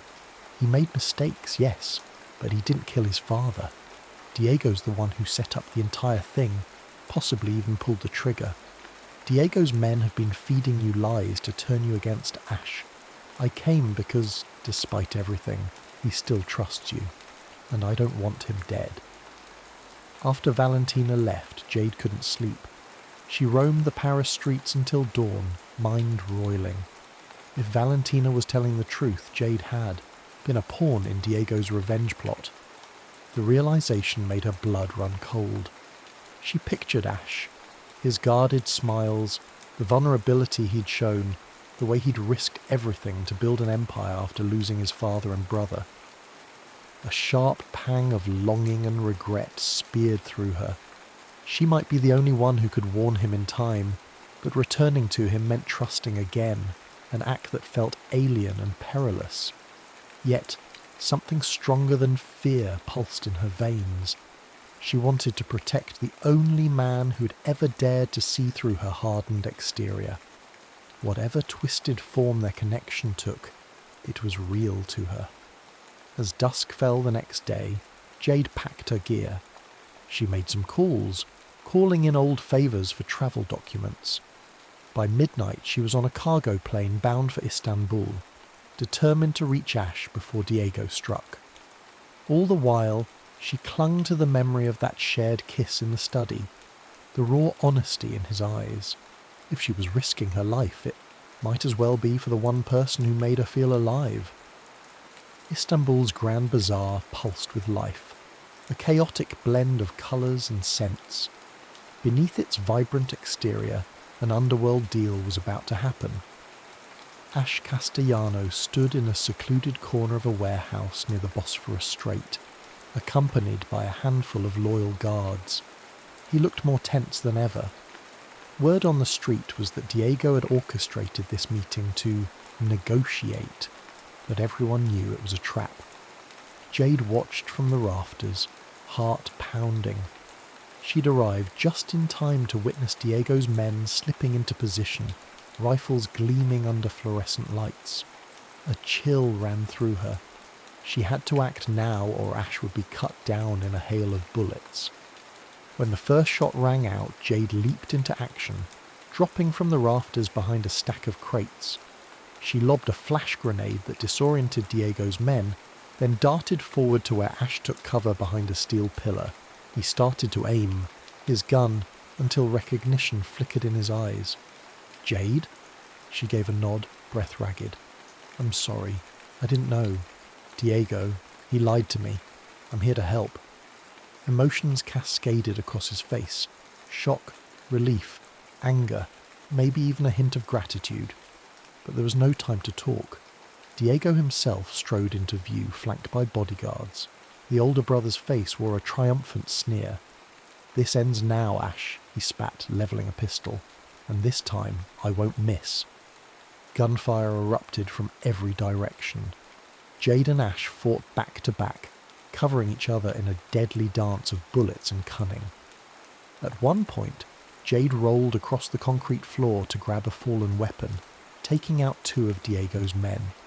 She realised she was fighting not just for survival, but for a chance at redemption, for both her and Ash. Valentina arrived with reinforcements, pushing Diego's men into retreat, but Diego himself remained, determined to kill his brother. He cornered Ash. Behind a shipping container, pistol aimed at Ash's chest. Jade, hidden behind a nearby crate, took a shot that grazed Diego's arm. He howled in pain, pivoting the gun toward her. Ash seized the moment. He lunged, wrenching the weapon from Diego's grasp. A scuffle broke out, brutal and personal. In the end, Ash pinned his brother to the ground, chest heaving, gun pressed to Diego's temple. Diego glared, panting. "Do it, brother. Prove you're just like me." Jade felt her heart spike. Would Ash pull the trigger? The seconds stretched like wire about to snap. Finally, with a growl of rage, Ash hurled the gun aside. "No," he said, voice shaking. "I'm not you." Valentina's men secured Diego, who spat curses as they dragged him away. Jade knelt next to Ash, heart in her throat. He had a bleeding gash on his arm, but it seemed superficial. Cradling his face in her hands, Jade looked into his eyes, tears wetting her lashes. "I'm sorry I doubted you." Ash exhaled, a shuddering breath. "You saved my life. Twice now." They helped each other up, battered but alive. The city lights of Istanbul glittered outside like 1,000 possibilities. For the first time, Jade believed in something more than just survival. A gentle ocean breeze caressed Jade's skin as she stood on the sun-drenched balcony of a secluded island villa. The horizon was a tapestry of turquoise waves and golden sunlight. She sipped from a cup of spiced tea, letting the salty air soothe her. Behind her, Ash emerged, dressed casually in linen pants and a half-button shirt, a faint scar visible on his forearm, one of the many they'd both acquired.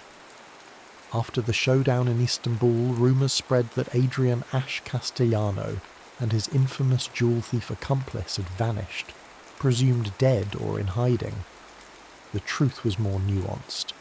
They decided to step away from the black market empire altogether, leaving Valentina to handle the transition to legitimate ventures, or dismantle them if she wished. Now, on this remote island, they ran a private security firm specialising in the protection and recovery of rare artefacts, flipping their skills from theft to preservation.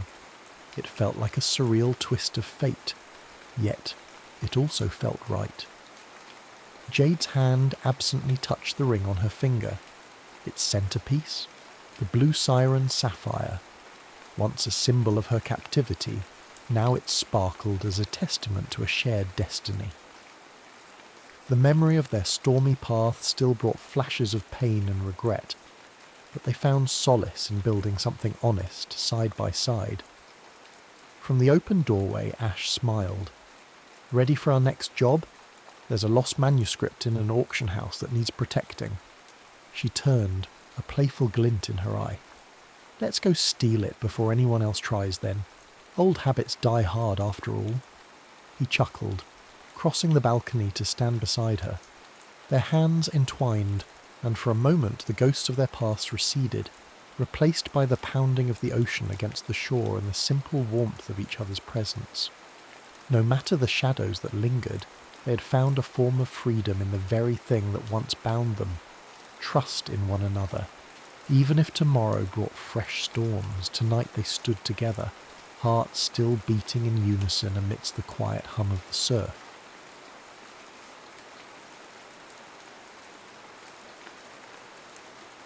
"4 days in Cedar Hollow."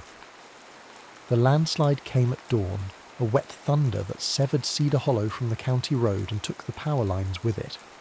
Anna Collier heard it from her bedroom window.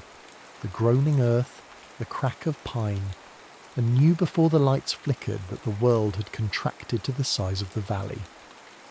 By afternoon, the library had become what it always became in crisis, a gathering place. She lit oil lamps in the reading room and set the camp stove on the reference desk, boiling water for instant coffee that tasted like memory and ash. The regulars came first.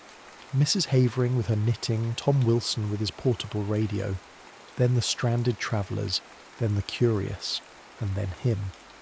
He appeared in the doorway near closing, rain streaming from his jacket, a duffel bag hanging from one shoulder. "I'm sorry," he said, and the apology seemed to encompass more than his wet boots on her floor. "I was told someone here might have a room." Anna looked at him properly then. 40 perhaps. Lean in the way of men who work with their hands. Dark hair silvered at the temples, eyes the colour of creek stones. "You're the engineer," she said. "From the county?" "James Hale." He extended a hand, then withdrew it, seeing the rain dripping from his sleeve. "I was inspecting the culvert when the slide hit. My truck's on the other side." She should have felt imposed upon. The library had a small apartment upstairs, her refuge when her marriage felt too quiet. But it was hers, private, separate from the persona she maintained among the stacks. Instead, she felt something else, a quickening.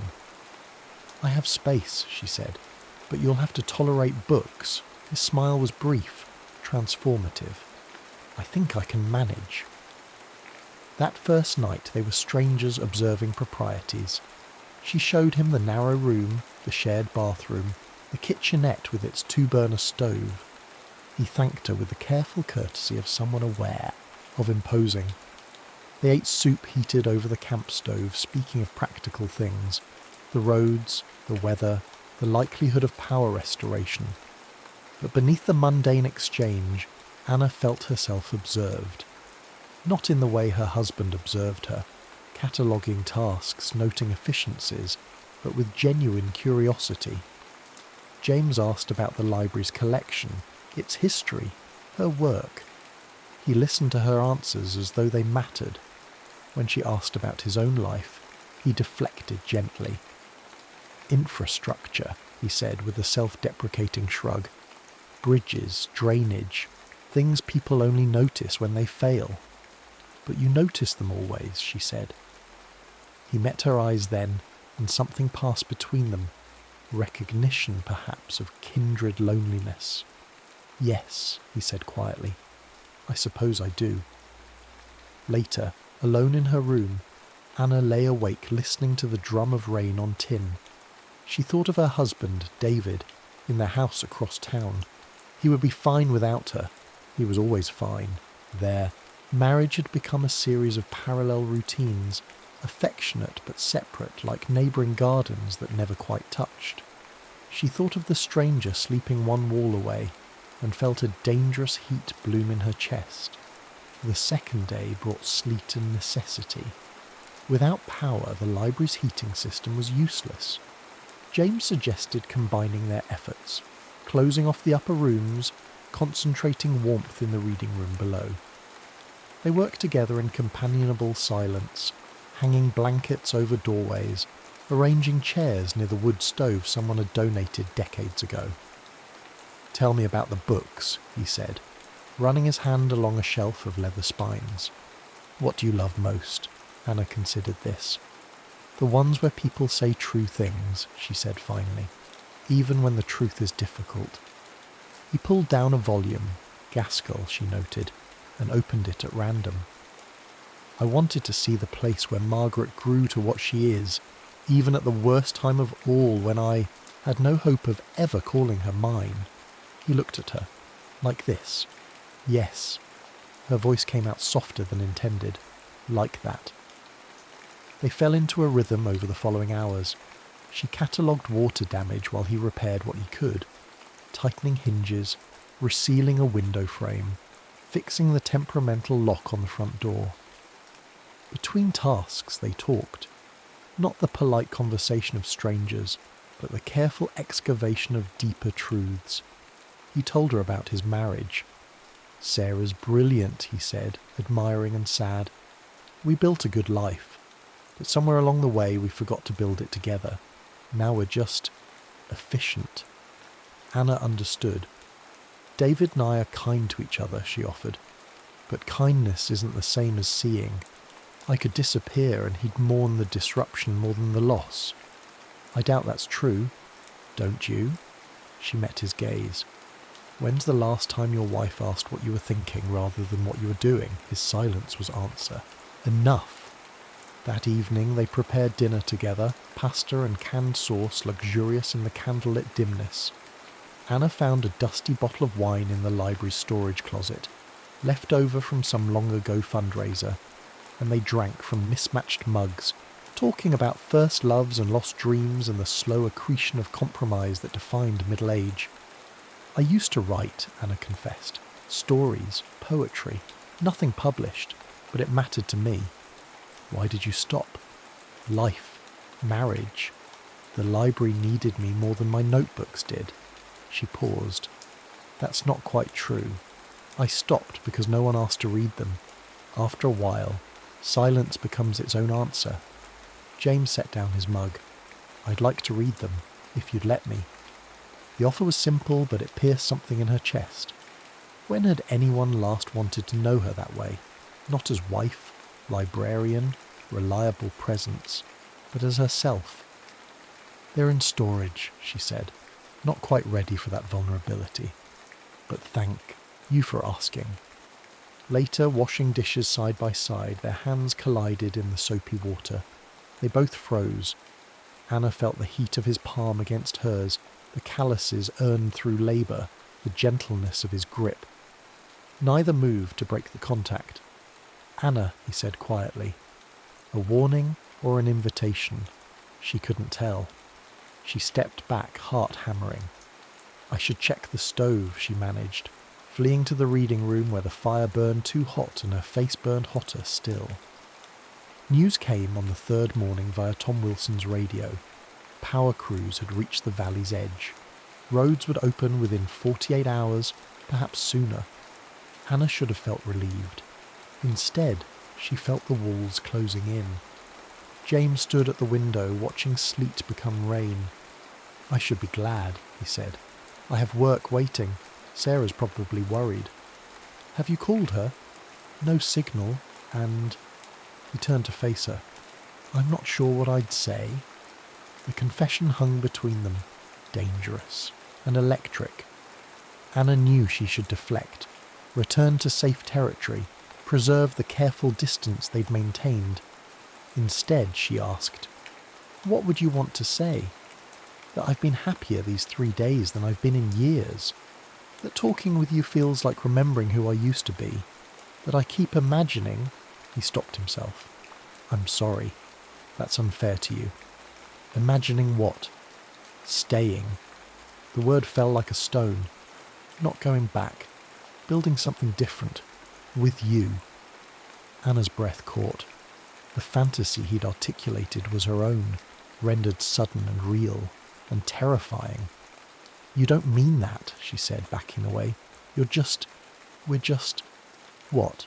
Lonely? Bored? Taking advantage of proximity?" His voice was gentle but unyielding. "I know what I feel, Anna.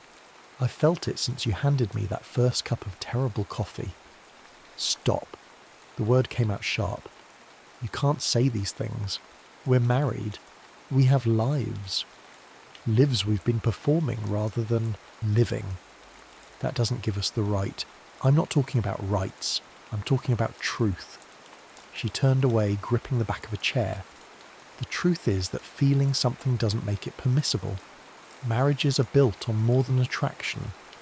"I'm not talking about attraction." He moved closer but didn't touch her.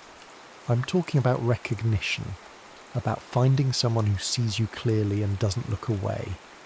The ache in his voice nearly undid her, because he was right. In 3 days, James Hale had seen her more completely than David had in 15 years, but that recognition came with a price she wasn't sure she could pay. "I need you to leave me alone," she whispered. "Please." To his credit, he did. He retreated to the upstairs room, and she heard the floor creak as he paced. She sank into a chair, trembling. What frightened her most wasn't his confession. It was how desperately she wanted to say yes. They avoided each other for the rest of the day. Anna threw herself into unnecessary tasks, reorganizing the fiction section, scrubbing floors that didn't need scrubbing. James stayed upstairs, and she heard the sound of hammering as he repaired things that had gone unbroken. By evening, the silence had grown unbearable. She climbed the stairs and found him in the small study, replacing a cracked window pane. "You don't have to do that," she said. "I know." He didn't look at her. "But I need to be useful. It's what I know." "James, I'm sorry about earlier. I shouldn't have put that on you." "You didn't say anything I haven't thought." That made him look up. The longing in his eyes was naked, undefended. "Then what are we doing, Anna? Why are we pretending this isn't real?" "Because real doesn't mean right." But even as she said it, she moved closer. "Because we've made promises to people who stopped choosing us years ago. That doesn't absolve us." "No," he agreed, "it doesn't. But it doesn't make this less true either." They stood, foot apart, the air between them charged. Anna knew she should leave, should retreat to safety, to the familiar contours of denial. Instead, she stayed. "What do you want from me?" she whispered. "Nothing you're not willing to give." "But Anna," his voice roughened, "if you keep looking at me like that, I'm going to kiss you." Her heart hammered. "I know." Neither moved. The moment stretched, taut as wire. Then the window pane he'd been holding slipped from his fingers and shattered. They both jumped back, the spell broken. James cursed. Anna laughed. A shaky, half-hysterical sound, and suddenly the tension transformed into something else. Not safety, but reprieve. "I should clean this up," he said. "I'll get the broom." But as she turned to leave, his hand caught her wrist, gentle, questioning. "Tomorrow," he said, "when the road's open, I'll leave. But tonight, can we just be honest? No pretending, no performing, just us." She should have said no, should have protected them both, from the precipice they were approaching. Instead, she nodded. "Just tonight," she whispered. It was a promise and a lie, and they both knew it. The fourth night arrived with a silence that felt sacramental. Rain had stopped. The world outside held its breath. They sat in the reading room, candles burning low, speaking the truths they'd been circling. He told her about the morning he'd woken next to Sarah, and realised he felt nothing, not anger or resentment, just absence. She described the evening David had cancelled their anniversary dinner for a departmental meeting, and she'd felt relief rather than hurt. "When did we become people who settle?" Anna asked. "When it seemed easier than fighting for something more." "Is that what this is? Fighting?" James was quiet for a long moment. "No," he said finally. "This is remembering what fighting for looks like." She rose and moved to the window, watching moonlight silver the wet street. He followed, standing close enough that she could feel his warmth. "I'm afraid," she admitted. "Of what?" "That tomorrow you'll leave and this will have been a beautiful lie. That I'll have risked everything for a moment. And if it's more than a moment?" She turned to face him. "How can it be? We live different lives. We have commitments. Even if we wanted." "I want." The words were raw. "Anna, I want so much it terrifies me. But I won't lie to you about what's possible. I can't offer you a future. I can barely offer you tonight." "Then why?" "Because some truths matter even when they're temporary. Because I'd rather have one honest night with you than a lifetime of pleasant pretending." Her eyes burned. "That's not fair." "No," he agreed. "But it's true." He stood in the candlelight, the weight of impossible choices pressing down. Anna thought of David, of the life they'd built. Comfortable, predictable, kind. She thought of the woman she'd become in that life. Competent, contained, fundamentally unseen. And then she stopped thinking. She reached up and touched James's face. His breath caught. For a heartbeat, neither moved. "Anna, don't." Her thumb traced his cheekbone. "Don't ask me if I'm sure. Don't give me reasons to stop. Just..." He kissed her. It was nothing like she'd imagined. Gentle at first, almost tentative, as though they were both afraid of shattering something precious. Then deeper, hungry, years of loneliness finding voice in the press of lips and the tangle of breath. When they broke apart, both were trembling. "We can't," she whispered against his mouth. "I know. I know." But neither pulled away. Instead, Anna took his hand and led him upstairs to the small room where, in the candlelight, they undressed each other slowly, not with the practiced efficiency of long marriage, but with reverence and discovery. Each button, each whisper of fabric felt ceremonial. James's hands trembled as he traced the curve of her shoulder. "You're beautiful. I'm 43 and ordinary." "You're neither." He kissed the hollow of her neck. "You're extraordinary. You always have been." Anna had forgotten what it felt like to be seen this way, not as function or convenience, but as desire itself. When James lowered her to the bed, his body covering hers, she felt a decade of numbness crack open. Their lovemaking was slow and deliberate. He learned her by touch, the places that made her gasp, the rhythm that made her arch into him. She discovered him in turn, the scar on his ribs, the catch in his breath when she kissed his collarbone, the way he whispered her name like a prayer. There was no pretense between them. When she asked him to slow down, he did. When he asked if something felt good, she answered honestly. They negotiated pleasure with the same care they'd negotiated conversation. Each moment a choice, each touch a question answered with trust. "Look at me," he said when she closed her eyes. "Anna, look at me." She did, and saw herself reflected in his gaze, wanted, known, real. When release came, it came for both of them together, a cresting wave that left them gasping and intertwined. Anna's face pressed to James's shoulder, his hand cradling her head. Afterward they lay in the twisted sheets, limbs entangled, heart slowing. "I love you," he said into the darkness. "I know I have no right. I know it changes nothing. But I love you." Anna felt tears slide down her temples. "I love you too. God help me, I do."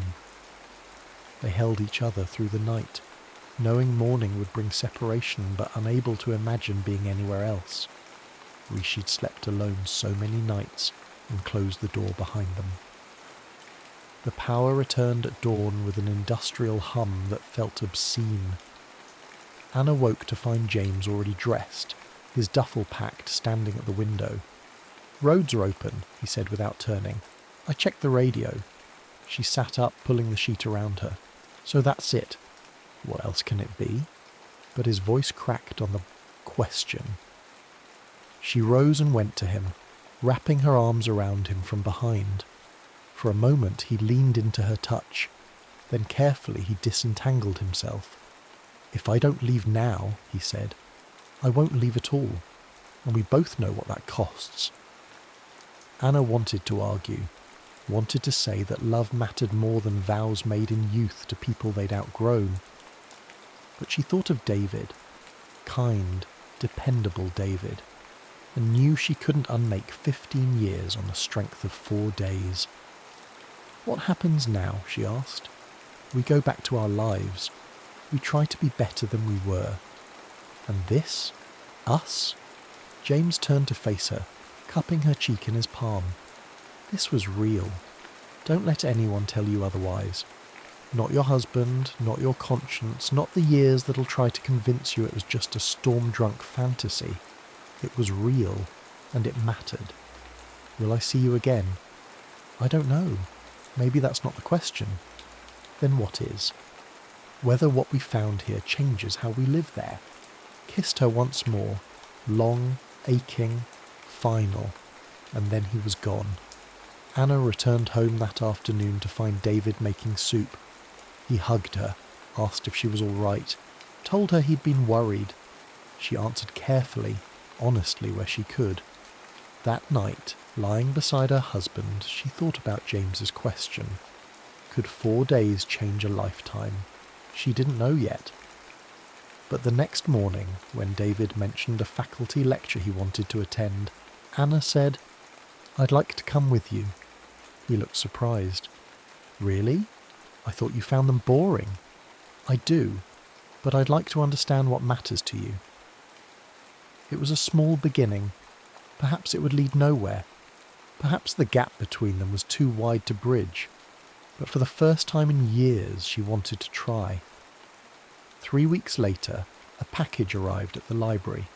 Inside was a book, a vintage edition of North and South, its spine carefully repaired.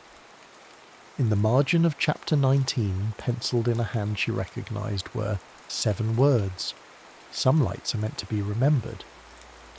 Anna pressed the book to her chest and let herself cry. Not for what she'd lost, but for what she'd briefly held, and for the truth that James had given her, that she was capable of being seen, of being loved, of being more than the comfortable role she had accepted.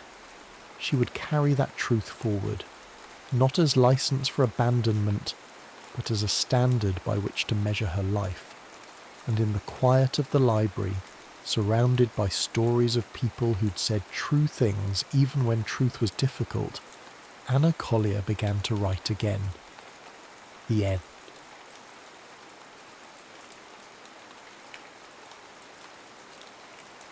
Whiteout Haven. Carleen Temple never expected her career would bring her to this. Sitting behind the wheel of her rust-dusted SUV, she peered out at the winding mountain road ahead. A swirl of wind carried flurries of snow across her windshield, creating a hypnotic dance of white that threatened to lead her astray. As she gripped the steering wheel, she thought about how just a week earlier she'd been elbow-deep in the chaos of a city protest, capturing raw images of everyday people fighting an oppressive local ordinance. Now she was assigned to something that felt trivial in comparison, photographing the final days of Blackwood Outpost, a remote ranger station scheduled for permanent closure. Her editor had called it a soft story, but to Carleen it felt like a forced vacation.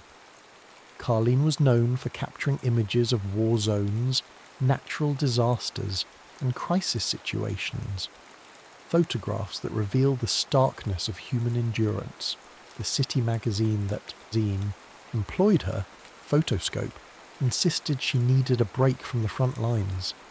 But as Carleen navigated the precarious hairpin turned up the mountain, she couldn't help but feel cheated of the adrenaline rush she thrived on. The swirling wind seemed to mock her, as if the world itself was scolding her for her restlessness. Blackwood Outpost came into view after an arduous drive. The station wasn't much to look at from the outside, just a squat wooden cabin-like structure set against a towering pine forest. A tattered flag hung from a crooked pole, half buried in snowdrifts. The ground was thick with fresh powder that shimmered under the afternoon sun. There was an unnerving quiet here, the kind of hush that only deep wilderness could conjure. Carleen stepped out of her SUV, feet crunching in the snow, and surveyed the area with a detached eye. She was here for pictures, after all. She hauled her camera bag and a small duffel into the outpost's main office, brushing off snow from her parka as she stepped inside. The warmth and sudden darkness of the cabin interior made her eyes blink rapidly in adjustment. An old wood-burning stove in one corner crackled softly, and the worn wooden floors groaned under her boots. The air smelled of cedar logs and coffee grounds. She expected a friendly welcome, maybe some forced conversation. Instead, she was greeted by a tall, broad-shouldered figure with a face as stoic as a stone statue. Andrew Latham regarded her with a guarded expression, arms folded over his chest. He looked to be in his early 40s, though the lines on his face hinted at a deeper world weariness. His ranger uniform was slightly rumpled, the sleeves rolled up to reveal forearms corded with muscle, a testament to someone who'd spent more time climbing rocky inclines than pushing pencils. "I'm Andrew," he said, voice gruff but measured. "You must be Carleen Temple, the photographer." There was no handshake, no grin. Carleen nodded. "Carleen. That's me. I'm here to, capture the station's last days, apparently." Andrew's eyes flitted across the camera case and the duffel bag. "So I've been told. You'll want to take a quick look around before it gets dark. This place doesn't have much in the way of artificial light once the sun goes down." The tension was immediate, almost tangible. Carleen could tell he was reluctant to play the role of a helpful guide. She pressed her lips together, the dryness of the heated air chapping them more than she cared to admit. She could sense her own impatience flaring. She set aside her bag and began taking in the small details that often escape the casual observer. The station walls were lined with wildlife identification charts, old black and white photos of the outpost's earlier days, and a logbook that looked ancient enough to be a museum piece. Andrew hovered nearby, arms still folded. She tried to break the silence. "So, how long have you been up here on your own?" His gaze flickered to one of the older photographs on the wall, a group shot of park rangers from decades ago, all smiling confidently. "Few years, give or take." "That's quite a stint," Carleen remarked, trying for something like conversation. "You must really love the quiet." He let out a non-committal sound. "It has its advantages." The day dragged on. Carleen snapped a few preliminary shots. The outpost's exterior, the frozen trees, the battered sign that read Blackwood Outpost Est 19-12. The biting cold stung her cheeks, but she pushed on, determined to make the best of this assignment. She told herself she might even find a hidden gem of a story here. She just needed to be open to it. By late afternoon, her hands were shaking from the cold, and she found Andrew in the station office flipping through a pile of outdated inspection forms. She asked a few questions about the station's history, but received only clipped answers. He was neither hostile nor welcoming, just distant.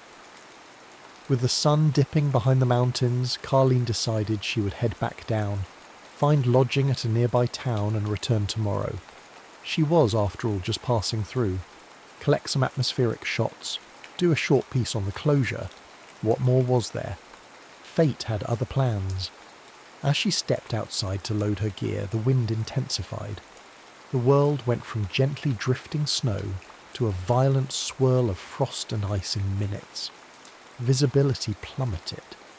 Carlene's SUV, barely visible under a coat of rapidly accumulating snow, refused to start. Each turn of the key resulted in a sickly sputter. She popped the hood, but the engine was beyond her ability to fix in sub-zero conditions, especially under a raging wind. She swore under her breath, cursing the suddenness of the blizzard and her own unpreparedness. Andrew appeared behind her, brow furrowed. "You're not getting anywhere in this storm. The roads close fast when it hits." "I have." "To get down," she insisted, more from frustration than reason. Her teeth chattered involuntarily. You can't just freeze out here," he cut in, voice raised to be heard over the howling wind. "You can stay the night in the outpost. There's a spare cot in the back room." Carlene hesitated, pride warring with common sense. It was a no-brainer, really. She nodded, hooking her camera bag over her shoulder, and trudged back inside. Andrew followed, shutting the door firmly behind them. Within moments, the storm's roar was muffled, replaced by the steady crackle of the wood stove. There they stood, two strangers forced by circumstance into sharing the cramped warmth of an old ranger station, on a night when the world outside seemed intent on burying everything in a blanket of white. Carlene exhaled, a slow breath that felt thick with resignation. She had no idea how long the storm would last or what the night might bring. But she knew one thing, for, sure, she was stuck here with Andrew Latham, a man whose silence felt like its own kind of storm. For the first time, she wondered if there was more than just the station's closure to capture. Maybe, behind the stoic gaze of the ranger, lay a story as vast and unsettling as the wilderness itself. Morning arrived with a terrifying hush, the kind of hush that tells you the world outside is no friendlier than it was the night before. Through the frost-laced window, Carlene could see the unending expanse of white blanketing every surface. Trees stood like silent sentinels burdened by the overnight snowfall. The wind had momentarily calmed, but the storm hadn't truly passed. Its presence loomed as a threat, ready to gather strength again at any moment. Inside the outpost's modest office-cum-living area, Carlene woke up on a narrow cot. Stiff-limbed and bleary-eyed, she wondered if she'd ever been this aware of her own breathing. She'd spent much of the night listening to the wind batter the walls, half expecting them to cave in. Surviving war zones had rarely shaken her confidence, but something about nature's unrelenting force humbled her in ways she hadn't anticipated. She smelled coffee, a faint but welcoming aroma. Andrew stood by the small kitchenette, pouring a dark brew into two mismatched mugs. He placed one on a makeshift table, then cleared his throat.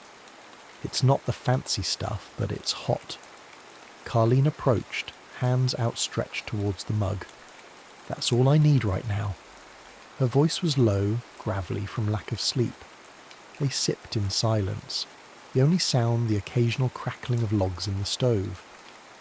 The radio set on a nearby shelf offered nothing but static. Andrew tried different frequencies, each resulting in the same harsh hiss.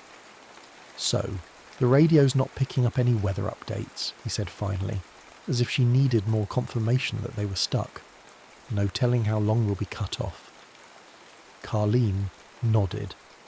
She was used to unpredictable conditions, but typically in crowded cities with flickering neon lights, not in the austere solitude of these mountains. She peered outside again. "How do you usually pass the time when you're snowed in like this?" Andrew shrugged. "Routine, mostly. Tending to the building, keeping the stove going, reading old wildlife reports." There was a pause. "I've never really had to pass the time with someone else here." Despite her reluctance, Carleen felt a surge of curiosity. Never, he looked away. Not in a few years. They left it at that. Daylight hours trickled by. Carleen busied herself by inventorying the station's artefacts, taking pictures of logbooks, old trail maps, and the well-worn paths just outside. She thought about the article she was supposed to write, how her editor wanted something rustic and warm. The magazine had asked her to depict the closure of Blackwood Outpost as a nostalgic moment, a piece of history fading into memory. But as she captured images of the battered station in the thick of a merciless winter, she struggled to spin it in a cosy sentimental light. Meanwhile, Andrew busied himself checking the generator, clearing snow from the outpost's roof to prevent collapse, and making sure the stove stayed fed. He seemed restless with her presence, not hostile, just unaccustomed to sharing his space. At midday, they huddled over a simple meal of canned soup. Carleen tried to spark conversation. Ever had to rescue anyone up here before? Hikers? Campers? He gave her a pointed look. A few. People get reckless when they underestimate the wilderness. They think a few warm layers and GPS on their phone can save them from a storm. She caught the implied admonition. Hey, I wasn't reckless. I just didn't know the storm would roll in so fast. Andrew offered a half shrug that bordered on an apology. It came in quicker than usual. The mountains can have that effect. Weather changes in the blink of an eye. Carleen sighed and stared at her soup. She couldn't help but feel judged, as if her presence disrupted something precious to him. Then again, she had judged him too, dismissing him as just some lonely mountain man. But people weren't that simple. Perhaps, she thought, there was more to Andrew than meets the eye. The afternoon blurred into a suffocating quiet. Carleen found herself pacing the cramped living space, the walls feeling closer every moment. Her frustration built like static electricity in the air. She was used to chaos, to movement, to the pulse of city life. Here, time slowed to a crawl, the hours marked only by stoking a fire or refilling a mug of coffee. By evening, she felt her nerves fray. Andrew noticed. "You can't sit still, can you?" She frowned. "I guess not. I keep feeling like I should be out there, capturing something. Or maybe I should be editing my photos, just doing something," he set aside. Set, a book he'd been pretending to read. "Life moves differently here. There's no point fighting it." "Easy for you to say," she retorted. "You choose this life." He paused, and for a moment a flicker of pain crossed his face. "Yes," he said quietly, "I do." Unsure how to respond, Carleen pulled out her laptop to sort through the photographs she'd already taken. The silence weighed heavy until Andrew spoke again, almost haltingly, as if he was forcing the words out. "Why do you take pictures of disasters?" She blinked, surprised by the question. I guess I started because I believed it mattered, showing the world what's really happening, where the suffering is. I thought it would help people see beyond their own safe lives and spark some compassion. He nodded, eyes distant, and did it.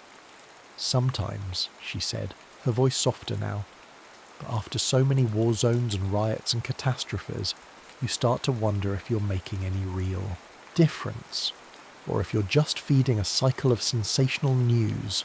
Andrew leaned back in his chair. "That's a heavy burden to carry." Carleen shrugged, but she felt a lump in her throat. She was used to going numb, but here, with nothing but the crackling of logs and Andrew's steady gaze, the emotional residue was harder to ignore. Night came swiftly, bringing with it an inky darkness that pressed against the small windows. Andrew offered her a lantern for the back room. She hesitated at the threshold, looking out into the pitch-black corridor. Her city instincts were useless here. There were no streetlights, no hum of distant traffic, just an all-consuming dark. She forced herself to step inside. The minimal light from the lantern threw dancing shadows on the timber walls. She didn't realize how much the emptiness unnerved her until she heard her own breath come shallow and quick. She placed the lantern on a small table, giving the space a warm glow. It made the emptiness feel a bit less intimidating. She lay down on the cot, heart thumping in her chest. The day had been physically unremarkable. A few steps in the snow, some photos, mostly waiting out the storm, but emotionally she felt exhausted. And she knew part of that exhaustion came from Andrew's presence. A calm presence, but one laden with locked-up memories, and she suspected sorrow. She sensed it in his posture, in his careful choice of words. Her phone had no reception, and she couldn't distract herself by scrolling or texting. With nothing but the distant crackle of the wood stove to keep her company, she let her mind wander. It drifted to the stories she'd covered. The heartbreak of families torn apart by conflict, the blank stares of people rendered homeless by disaster. She thought she'd grown a thick skin, but in the silence the images returned. At some point she must have dozed off, because she jolted awake to the faint creak of the cabin walls. Soft footsteps approached the door. Andrew's voice came from the other side, quietly. "You all right in there?" She swallowed.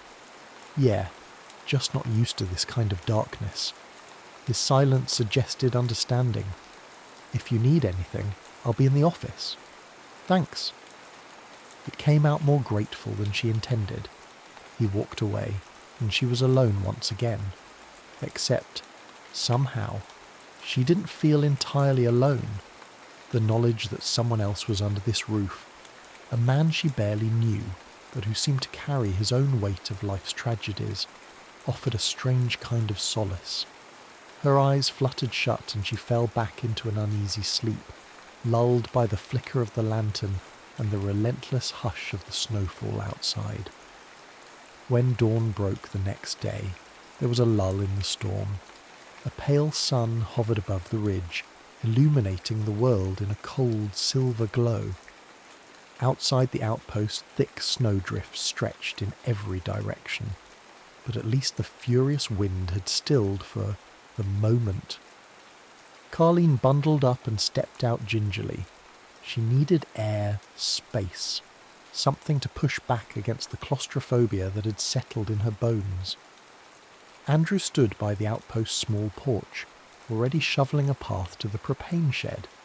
She lifted her camera instinctively. The moment felt surreal. Him, standing there against the backdrop of a winter wilderness, breath-forming small clouds in the frozen air. She snapped a photo. He looked over, and for a fleeting instant something softened in his expression. Not quite a smile, but a hint of acceptance. "I'm going to check the perimeter," he said, a note of invitation in his tone. "I'll come with you," she replied, surprising even herself. It wasn't part of her plan, but she felt drawn to see what he saw in this place. Together they trudged through the snow-covered trails, where trees lined the path like silent guardians. Andrew showed her the natural wonders often missed by the untrained eye, tracks from a rabbit or fox, patches of hoarfrost that looked like delicate crystals on the bark of ancient pines.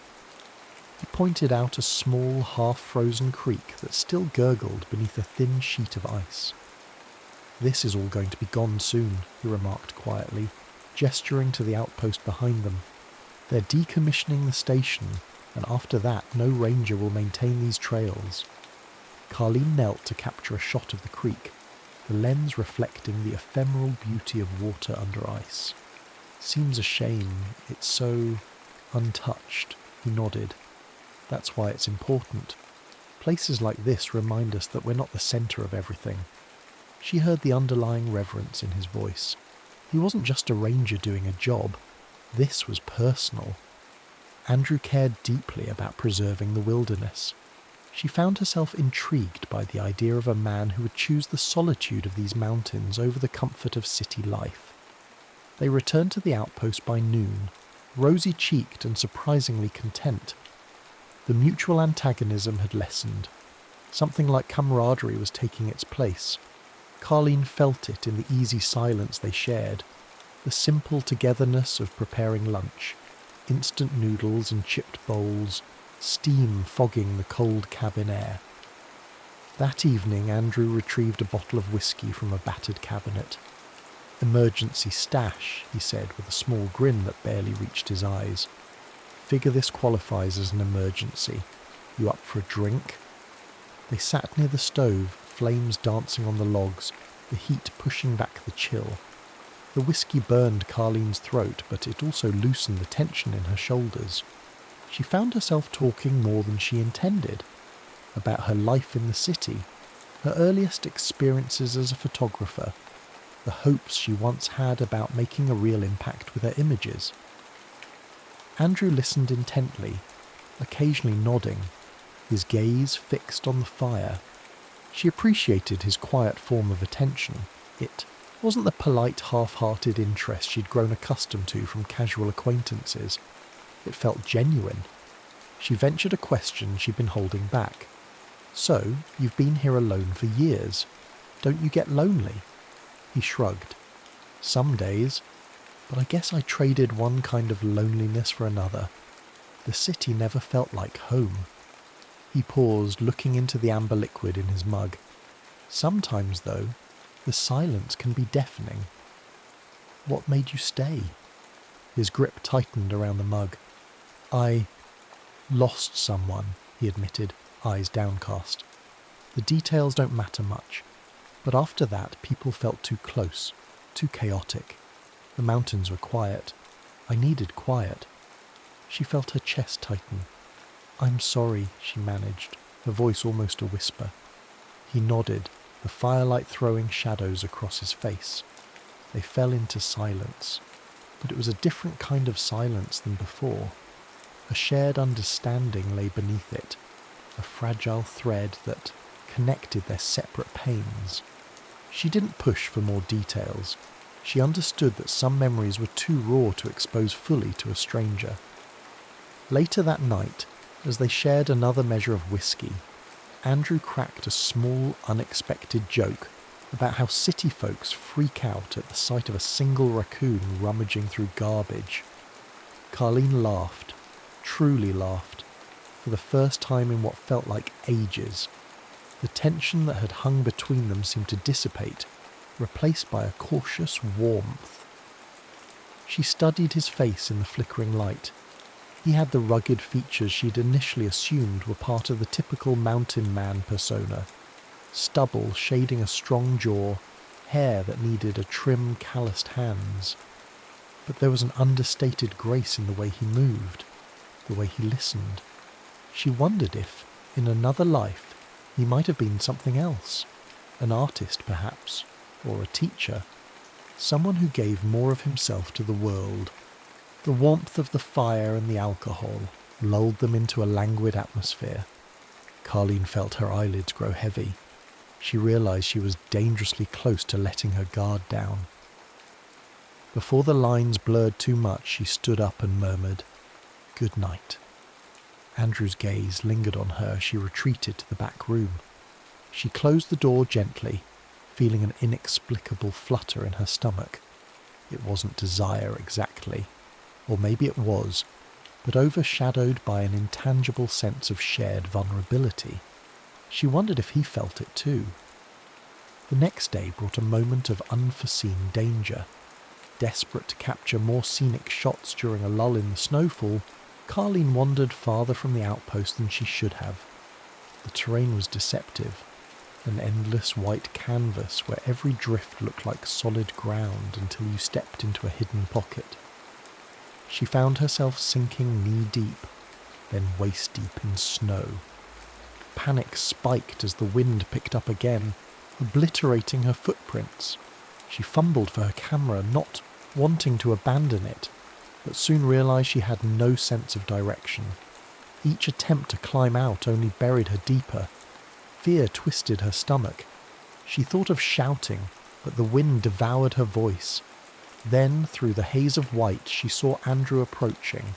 His figure was resolute, wearing snowshoes, face flushed with either anger, relief, or both. In moments, he was at her side, helping her out of the drift, supporting her as she stumbled. Once she was free, he turned to her, eyes blazing. "What were you thinking?" he demanded, breath ragged. "If the wind had gotten worse, I might not have found you." Carleen gulped down a sob. I just wanted to get the shot." He silenced her with a glare. For a moment it looked like he might unload a fury of scolding. Instead, he grabbed her shoulders, his face a mere inch from hers.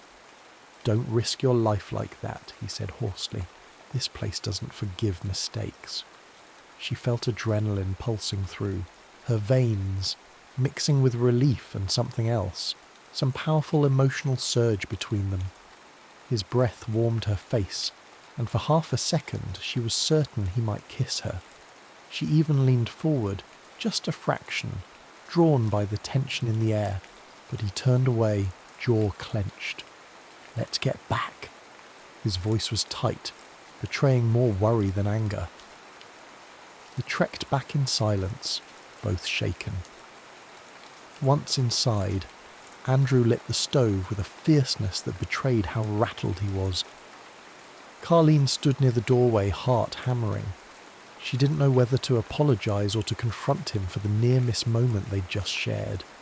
In the end, she just murmured, "Thank you for saving me," and slipped into her room. She closed the door, leaning against it, eyes wide.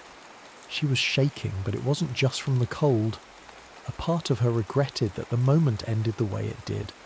Another part knew the tension was far from resolved. That evening the blizzard picked up. Force again, engulfing the station in howling winds and walls of snow. The outpost groaned under the assault, and both Andrew and Carleen did what they could to brace the windows and doors. The storm rattled their nerves, a stark reminder of how powerless they were against the colossal whims of nature. In the midst of the raging tempest, Carleen ventured a timid apology. "I shouldn't have gone out alone like that. I'm used to pushing limits for a photo, but here it's different." Andrew exhaled. "Just don't do it again." His voice held an undercurrent of fear more than anger.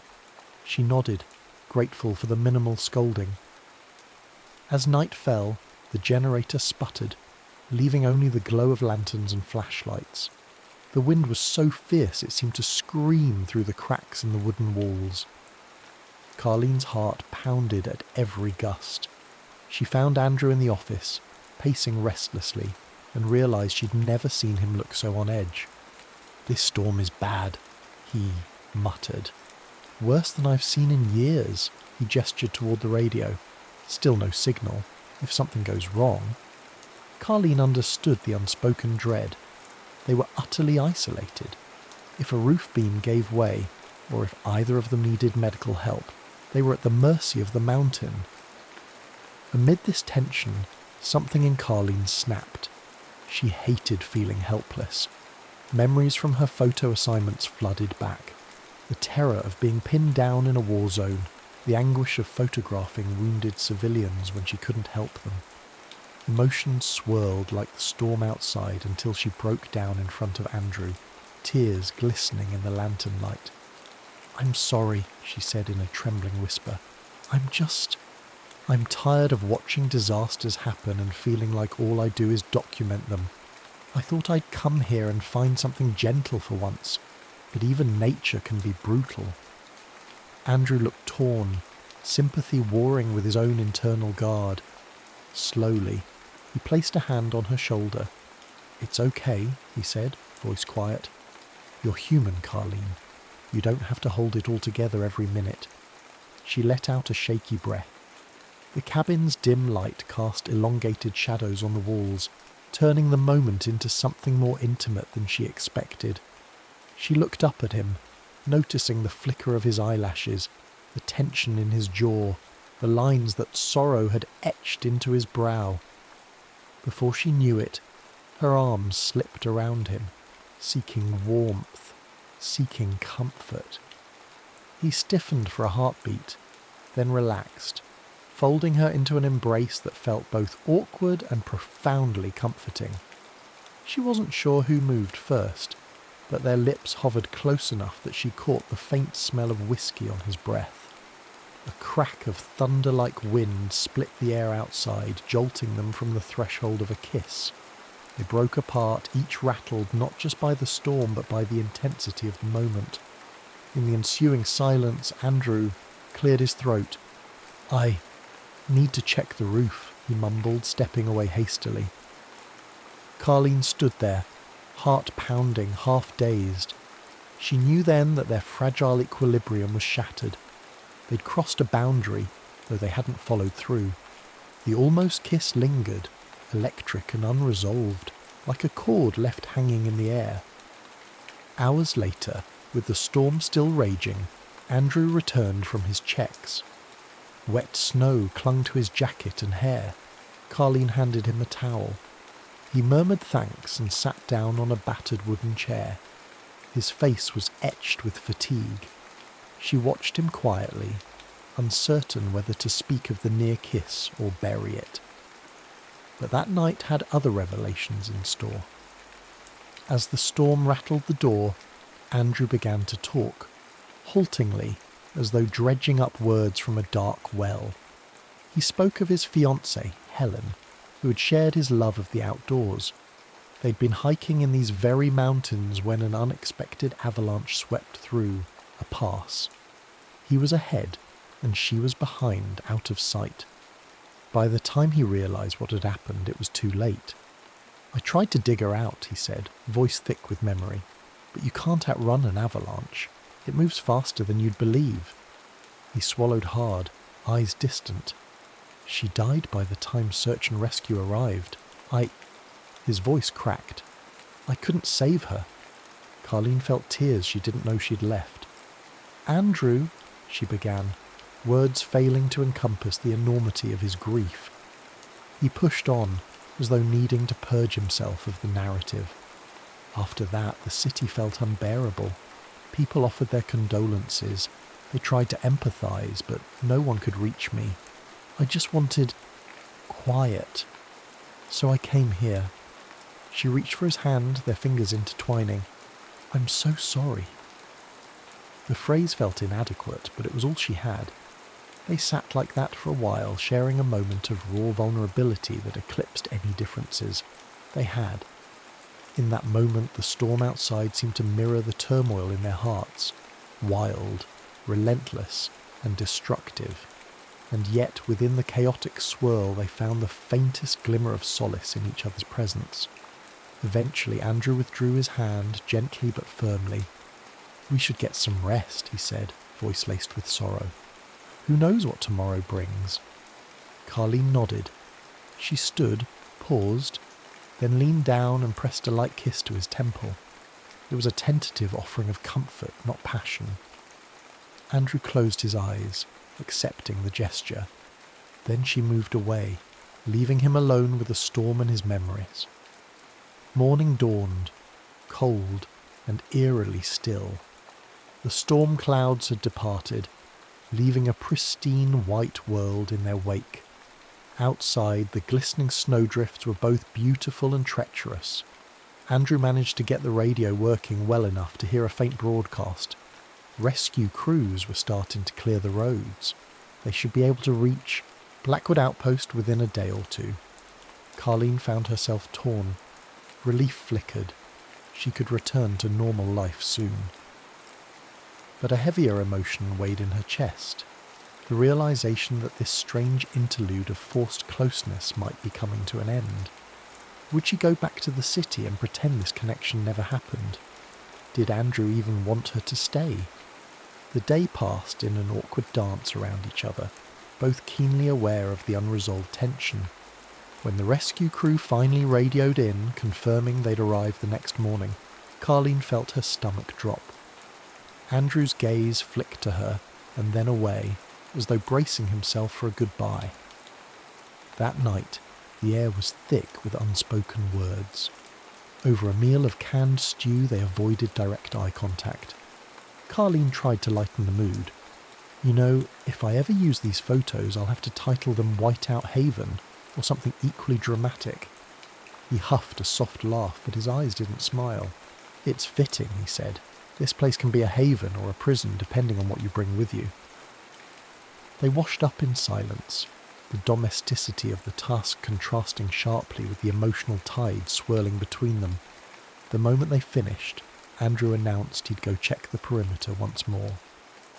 Carleen busied herself with packing her camera equipment, heart twisting painfully.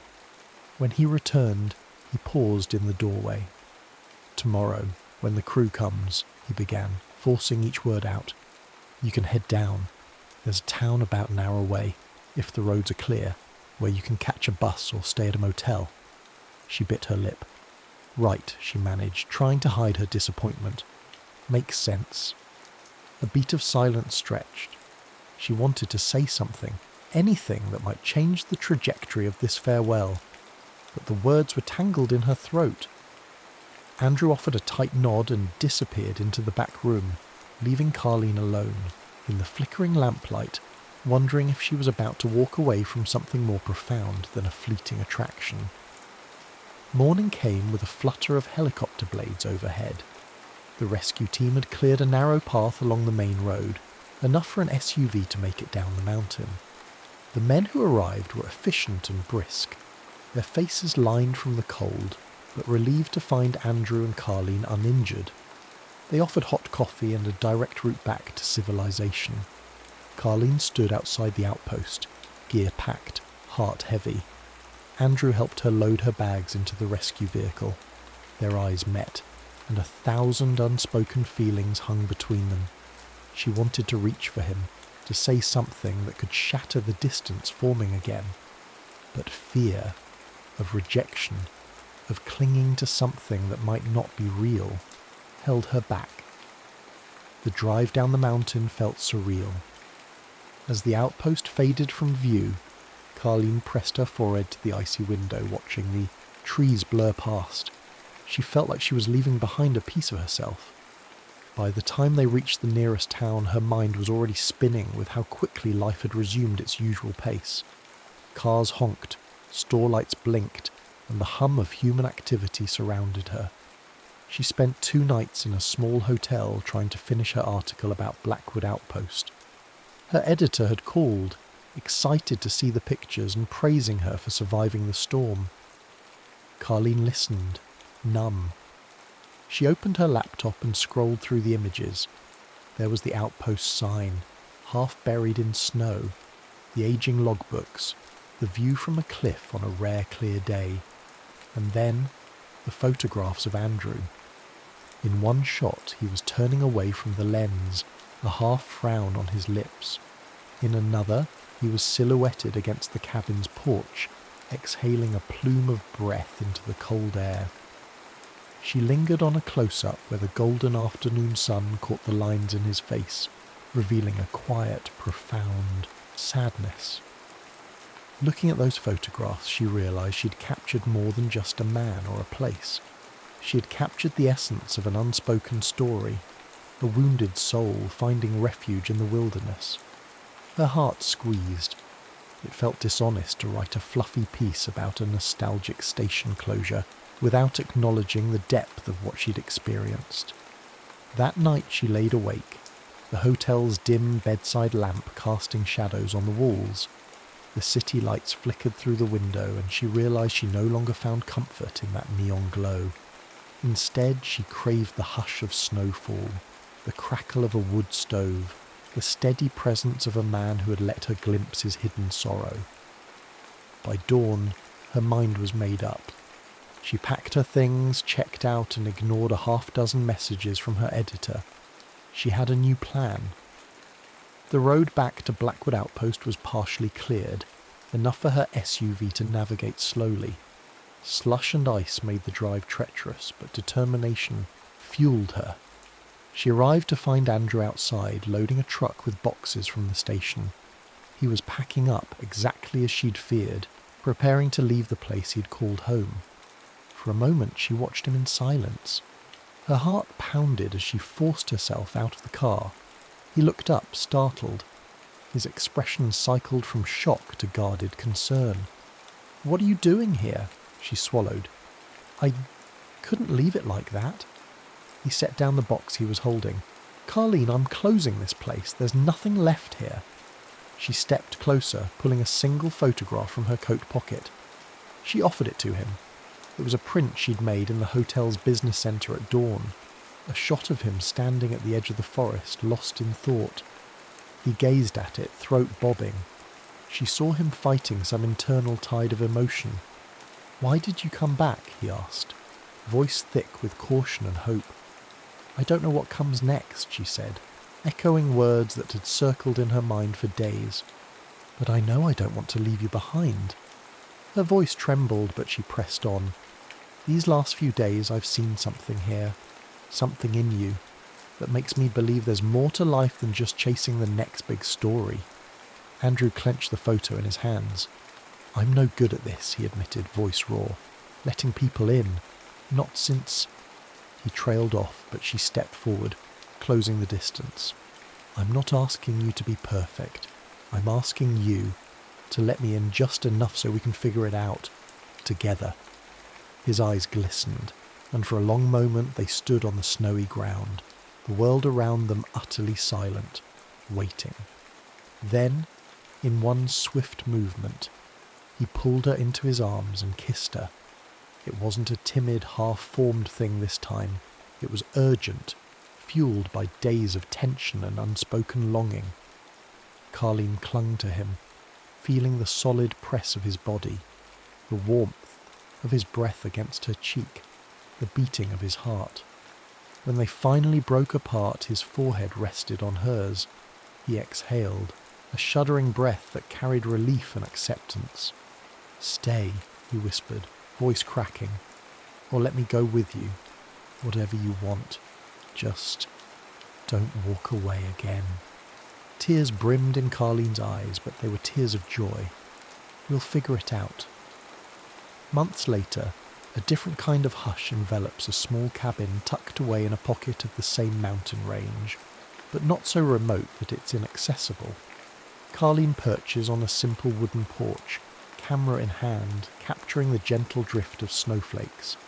Inside, Andrew is stacking logs in the fireplace. They share this cabin now, an arrangement that defies easy labels but feels deeply right. Sometimes they head to the city to deal with personal matters or for Carleen's photography exhibitions, but always they return to this wilderness sanctuary. Carleen has stepped away from the chaos of war zones, choosing instead to focus her lens on nature's beauty and humanity's quieter stories. She still cares about documenting truth and hardship, but she's learned there's a healing power in highlighting resilience and grace. Andrew, for his part, has learned to open his heart again, slowly allowing himself to imagine a future where love and loss coexist but do not cancel each other out. On this particular afternoon, the sun sets behind a ridge, painting the sky in shades of lavender and rose. Carleen lifts her camera to capture Andrew stepping outside. He looks at her, that familiar warmth in his eyes. She snaps the shutter. In that single frame she sees their entire journey, the storm that first trapped them, the emotional barriers they broke through, the fragile bond that blossomed into something that feels like home. She lowers the camera and smiles at him. He returns the smile, small but certain. Somewhere in the distance the wind rustles through, snow-laden pines. It's a soft, almost musical sound, a far cry from the howling fury of the storm that once imprisoned them in Blackwood Outpost. And with that gentle whisper of wind, they both know, some storms don't just trap you, some storms bring you home.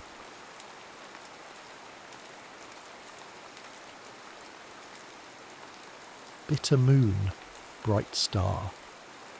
Harvey Davenport squinted against the low autumn sun as he guided his dun-gelding down Silver Creek's main thoroughfare. The small Montana settlement had the distinct smell of a town caught between civilization and wilderness, sawdust and manure, whiskey and wood smoke.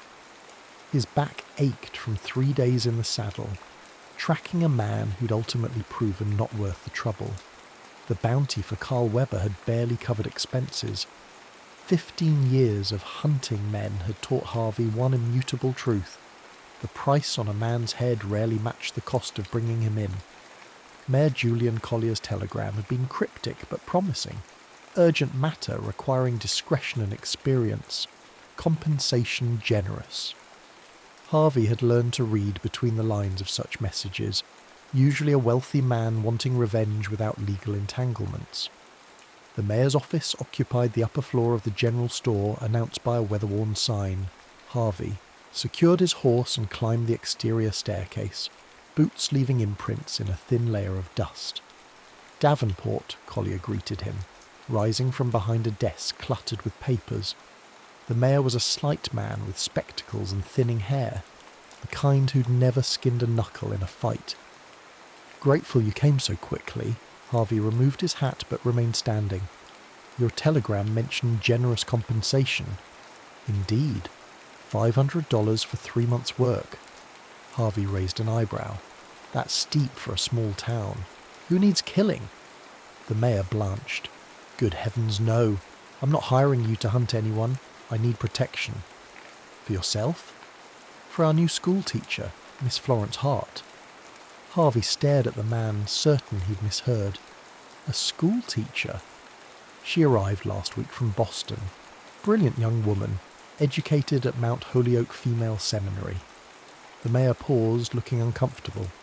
Silver Creek has been under William Tate's thumb for too long. His gang controls everything from cattle to mining claims. Miss Hart represents something Tate can't abide. Progress, education, civilization. And you think a schoolmarm can change that? I think education changes everything, Mr. Davenport. But first, she needs to survive long enough to teach. Harvey paced to the window, looking down at the street where a group of children chased a rolling hoop. I'm not a nursemaid. No, you're a man with a reputation for staying alive in situations where others don't. Collier opened a desk drawer and removed an envelope. Half now, half when her term ends in December. Harvey weighed the envelope in his palm. It was heavy with coin. Where do I find her? The schoolhouse at the edge of town. You can't miss it. Indeed he couldn't. The one-room schoolhouse stood alone on a gentle rise, painfully new against the weathered landscape. Fresh-cut lumber still leaked sap from its seams, and someone had planted flowers along the walkway, a futile gesture in the Montana autumn. Through the open door he heard a woman's voice, melodic and clear. Now, who can tell me where we might find the Rocky Mountains on our map? Harvey leaned against the doorframe, observing without announcing himself. The schoolteacher stood before a dozen children of various ages, gesturing to a large cloth map hung on the wall. She wore a practical blue dress. Her honey-brown hair swept into a loose knot at her nape. "They're right here," piped a small boy. "Excellent, Thomas." She beamed as if the child had solved complex mathematics instead of identifying the most obvious geographical feature in their territory. Harvey cleared his throat, and 26 eyes swiveled toward him. 12 pairs belonging to children, one to the teacher, and the last his own reflection in the small mirror by the door. "May I help you, sir?" Her smile remained, but caution entered her eyes. "Harvey Davenport. Mayor Collier hired me." Understanding dawned on her face. She turned to her students. "Children, please practice your letters while I speak with Mr. Davenport." She approached with an extended hand. "Florence Hart, I've been expecting you, though I did express to the mayor that this arrangement seems unnecessary." Her grip was firm, her palms slightly chalked from the blackboard. Up close he noticed her eyes, amber flecked with green, direct and unflinching. "Mayor's money, mayor's worries," Harvey replied, removing his hat. "I'll be staying close, keeping watch. Mr. Davenport, I appreciate the concern, but I've come to teach, not cower. These children need education more than I need protection. With respect, Miss Hart, you don't know William Tate. I know men like him exist everywhere, just wearing different clothes. In Boston, they wore fine suits and called themselves businessmen while exploiting immigrant children in factories. Her chin lifted slightly. I didn't bend to them, and I won't bend to Mr. Tate. Harvey almost smiled at her. Naivety. Almost. Those Boston men probably didn't gut people for sport. Colour drained from her face, but her posture remained straight. I see. Well, I won't be frightened away, Mr. Davenport. These children deserve better. Most folks deserve better than they get, Miss Hart. Doesn't change how things are. Perhaps not, she replied, her voice soft but steel-edged. But it absolutely changes how things will be. Harvey watched her return to her students, marvelling at the peculiar mixture of innocence and determination. 3 months suddenly seemed interminable. He'd met her type before, idealists who believed goodness would triumph simply because it should. They were always the first to fall when reality came knocking with blood-stained knuckles. She wouldn't last a week. That night, as he secured the schoolhouse, Harvey noticed a figure watching from the tree line. He drew his Colt but made no move toward the shadow. A warning shot would only confirm the watcher's suspicions about the schoolteacher's importance. Instead, he deliberately turned his back and continued his checks, keeping the figure in his peripheral vision. The message was clear. I see you, but I'm not concerned. When he turned again, the shadow was gone. Florence's voice interrupted his thoughts. Is someone there? She stood in the doorway of the small cabin adjacent to the schoolhouse, a shawl pulled tight around her shoulders. Just the wind, he lied. Go back inside. She studied him for a moment, those amber eyes too perceptive. You're not a very convincing liar, Mr. Davenport. And you're not very good at following directions, Miss Hart. A smile ghosted across her face. A failing my own teachers often noted. Good night, Mr. Davenport. As her door closed, Harvey settled on the porch steps, rifle across his knees. The Montana night unfurled around him, stars pricking the velvet darkness. An owl called from somewhere distant, a lonely sound that echoed his own hollow spaces. 3 months of protecting a woman who believed kindness could overcome cruelty. It was like being hired to shield a candle from a hurricane. The irony wasn't lost on him. Once he'd been the one with faith in humanity's better nature. Once he'd believed in things like justice and hope. Once, before Bitter Creek. The schoolhouse door displayed a fresh-burned message by morning. Leave or bleed. Florence traced the charred letters with her fingertips, leaving sooty smudges on her skin. Well, they certainly lack subtlety. Harvey, who'd been inspecting the surrounding ground for tracks, straightened with a scowl. This isn't a joke, Miss Hart. Do I appear to be laughing? She met his gaze steadily. Intimidation tactics are the weapons of small men, Mr. Davenport. I won't dignify them with fear. With that, she retrieved a bucket of whitewash from the supply shed and began coating the damaged door. Her methodical brush strokes revealed nothing of her thoughts, but Harvey noticed the slight tremor in her hands. You should consider returning to Boston, he said, leaning against the schoolhouse wall. Florence continued painting, not sparing him a glance. I should consider many things, Mr. Davenport. The migration patterns of monarch butterflies, the mathematical principles behind cathedral architecture, the proper preservation of wild berries for winter consumption. She paused, finally looking at him. Abandoning these children isn't among those considerations. The arrival of her students ended their conversation. Harvey watched as Florence transformed, her apprehension tucked away behind genuine warmth as she greeted each child by name. He positioned himself by the window, scanning the tree line while the lesson progressed inside. Mr. Davenport? A small voice interrupted his surveillance. A girl of perhaps 7 stood beside him, clutching a slate. Miss Hart says you might help me with my numbers. Harvey frowned. I'm not a teacher. She says you're good at calculating distances and angles for shooting. The child spoke matter-of-factly. "I don't understand fractions." He glanced at Florence, who was helping another student. She gave no indication of having orchestrated this interaction. "Let me see," he said gruffly, taking the slate. 20 minutes later, Florence dismissed the children for their midday meal. She approached Harvey, who was still working with the girl. "So if you have 3/4 of a pie, and you eat 1/3 of that amount, what do you have left?" he was asking. The child's face scrunched in concentration. "Half a pie? How'd you figure that?" 3/4 times 1/3 is 1/4, so 3/4 minus 1/4 is half. "That's right. You're quick." The girl beamed and hurried off to join her friends outside. "Sarah struggles with arithmetic," Florence said, sitting beside him on the bench. "Her father's a trapper, rarely home.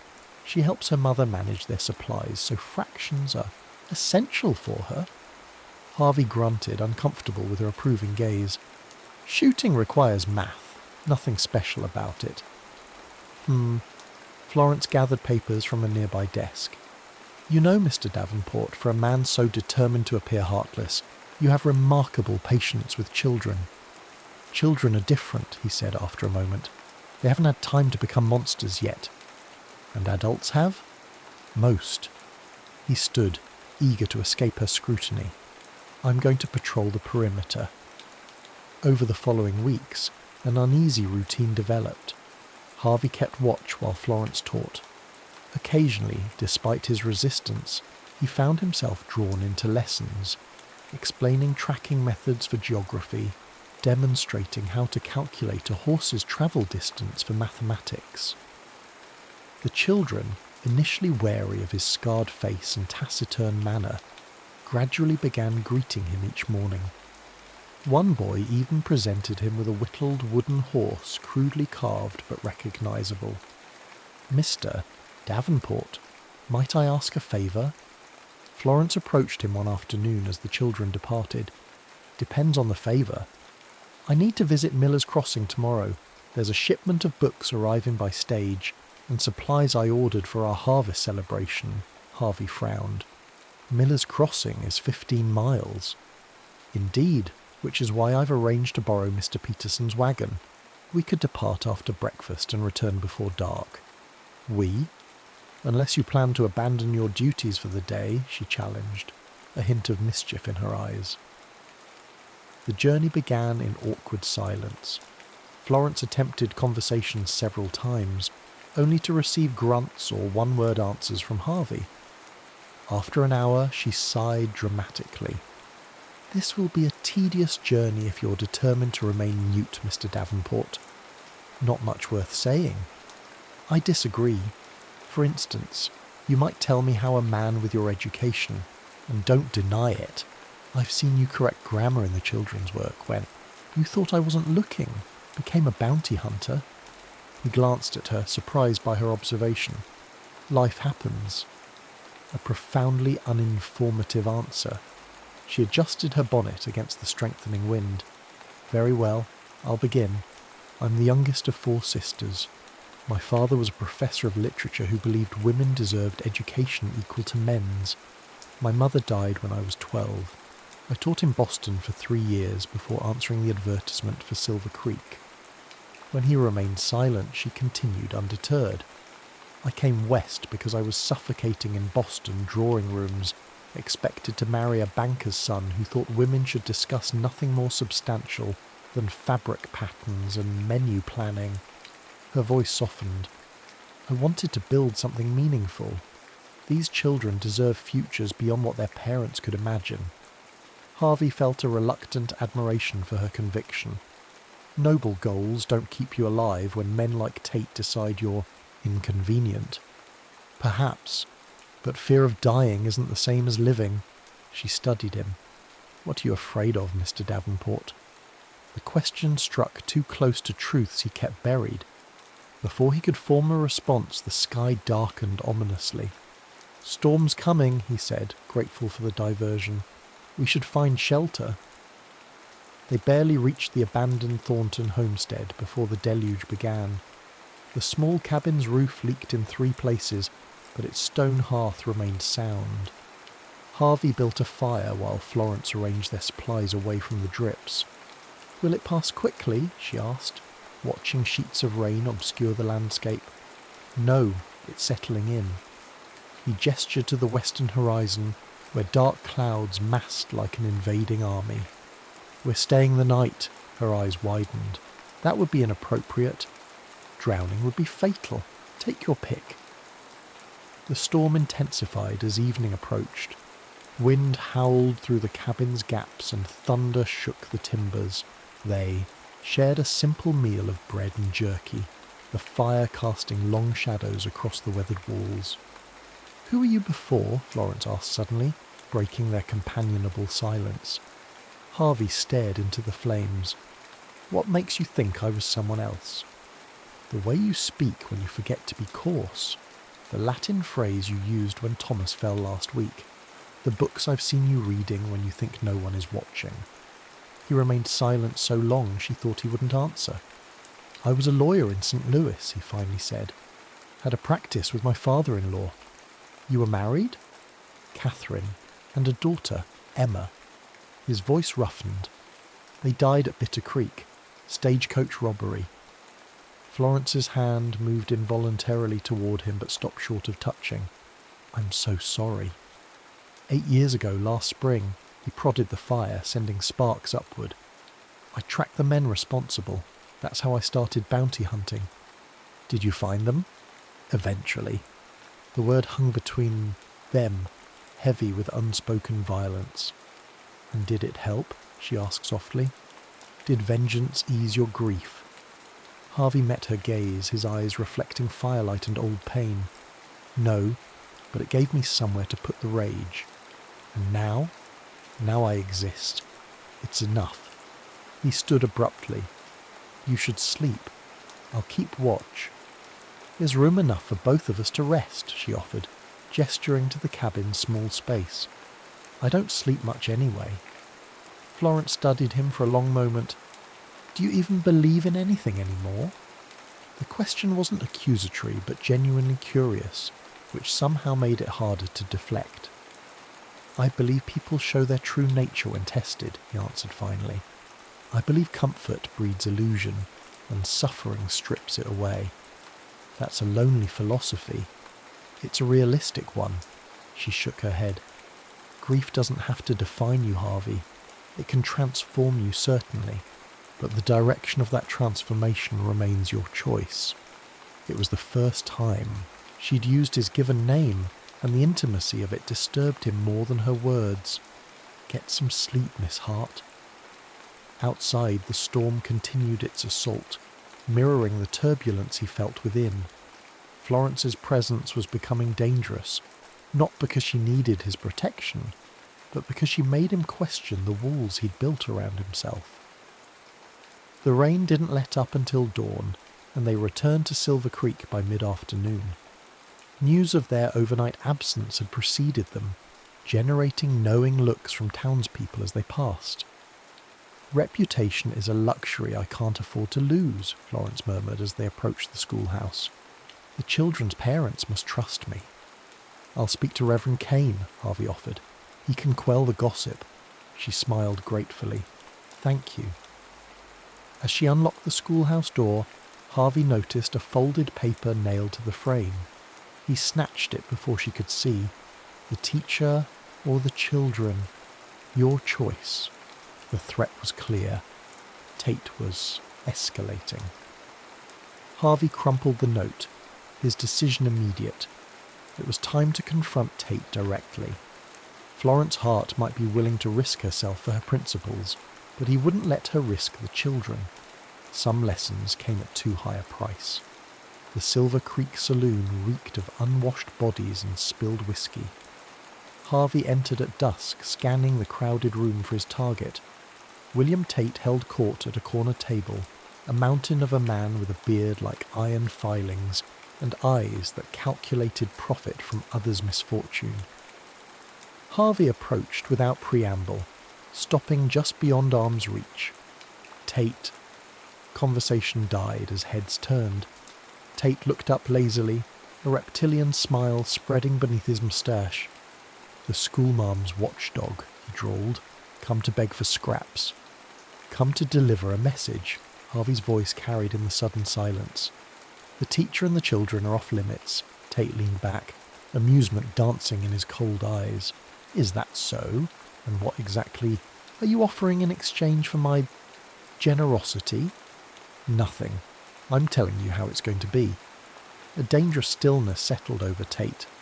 "Nobody tells me anything, bounty hunter." "Then consider it friendly advice. The schoolhouse isn't worth the trouble I'll bring you."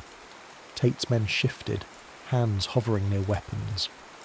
Harvey remained motionless, his calm exterior belying the calculated awareness of every potential threat in the room.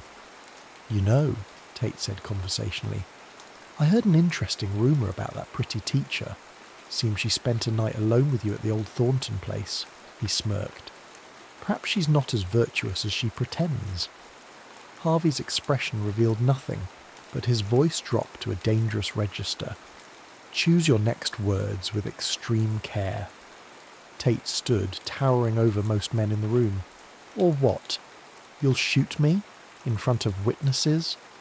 He gestured expansively. "Every man here works for me.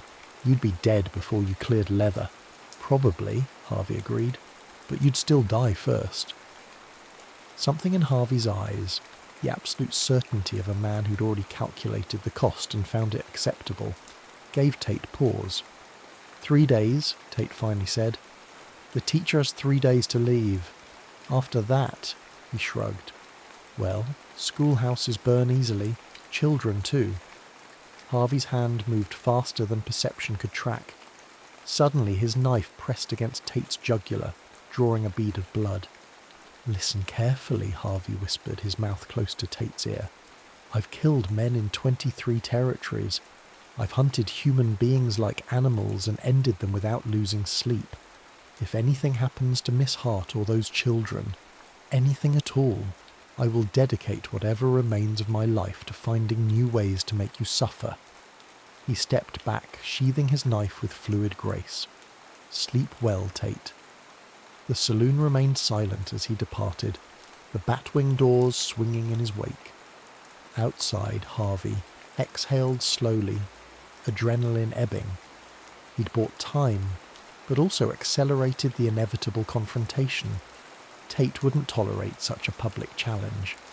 The only question was whether he'd come for Harvey first, or strike at Florence to prove his dominance. Harvey found her still at the schoolhouse, arranging books on newly built shelves. "You should go home," he said from the doorway. "It's late." Florence looked up, a smudge of dust on her cheek. "There's so much to organise before tomorrow's lesson." "Tomorrow might not come if you exhaust yourself tonight," she smiled. "A surprisingly philosophical observation, Mr. Davenport." He didn't return her smile. "I spoke with Tate." The book in her hands faltered. "I see. Was it productive?" "No." She placed the book carefully on its shelf. "What happens now?" "You leave. Tonight, preferably. Return to Boston." "That's not happening."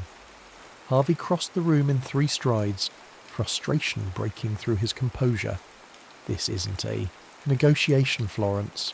Tate threatened the children explicitly. "All the more reason I can't abandon them." Colour rose in her cheeks. "If I leave, Tate wins. He'll ensure no teacher ever comes again. These children will grow up under his shadow. Believing might make us right." "They'll grow up," Harvey emphasised. "Alive." "Existing isn't living." She echoed his words from the cabin. "You taught me that." He turned away, struggling against emotions he'd thought long buried. "I can't protect everyone all the time." "I'm not asking you to," her voice softened. "But I can't run from this, Harvey. I won't." The use of his given name again, deliberate this time. He faced her, finding her closer than expected. The lamplight gilded her features, revealing determination alongside fear she wasn't bothering to hide.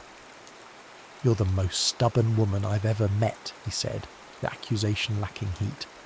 "Consider my teacher." Her smile was tentative. You're rather obstinate yourself.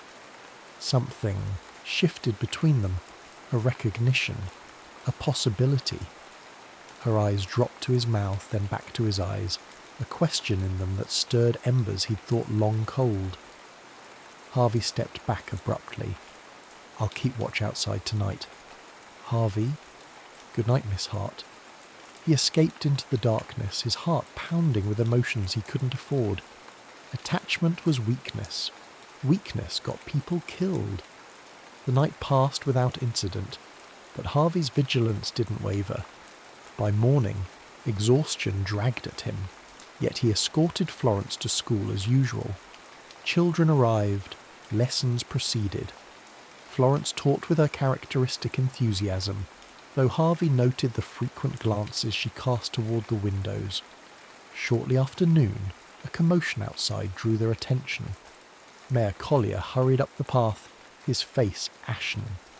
Thomas Jenkins is missing, he announced, breathing heavily.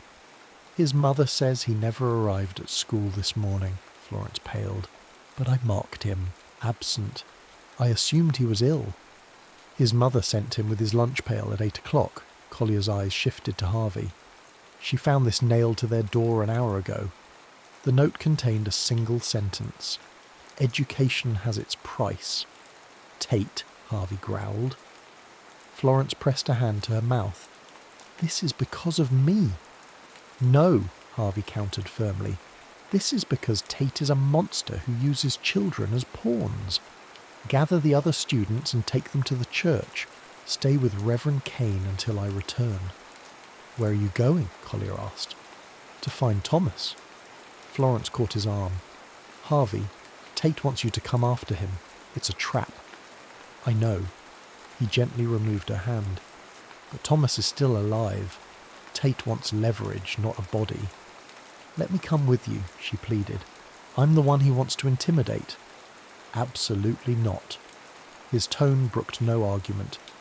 Your job is to protect the other children. Mine is to bring Thomas back. Her amber eyes shimmered with unshed tears. Promise me you'll be careful. I'm always careful. The lie came easily. Harvey tracked Tate's men to an abandoned silver mine 3 miles outside town. The entrance was poorly guarded, an intentional invitation. He dispatched the sentries silently, using the hilt of his knife rather than the blade. This wasn't about killing, it was about the boy. The mineshaft descended into darkness, the air growing damp and cold as he ventured deeper. Voices echoed from a side chamber, including a child's frightened sob. Harvey assessed his options. 5 men based on the voices. 1 terrified boy. A confined space with limited visibility. The odds were poor, but he'd faced worse. He removed his boots, setting them aside to enable silent movement on the rocky floor. Then he drew his revolver, checked the loads, and slipped into the shadows. The first man fell to a blow to the base of his skull. The second turned at the sound of his companion collapsing and received Harvey's fist to his throat. Both would live, but neither would participate further. 3 remaining. In the chamber ahead, lantern light spilled across a macabre tableau. Thomas sat bound to a chair, tears streaking his dirty face. Tate himself lounged nearby, watching as one of his men played with a knife, deliberately frightening the boy. Thought you'd come alone, Tate called out, not bothering to look toward the entrance where Harvey stood. Predictable. Let the boy go, Tate. Your quarrel's with me. My quarrel's with anyone who challenges my authority in Silver Creek. Tate finally turned, his eyes glinting in the lantern light. The schoolteacher refuses to leave. Perhaps seeing what happened to her favourite pupil will change her mind. Thomas whimpered as the knife-wielding man drew the blade across the boy's cheek, not cutting, but threatening. Last chance, Harvey warned, his gun trained on Tate. You won't risk hitting the boy, Tate smirked. And my men have clear shots at you, Harvey smiled, thinly. Who said anything about shooting? He kicked the lantern, plunging the chamber into darkness.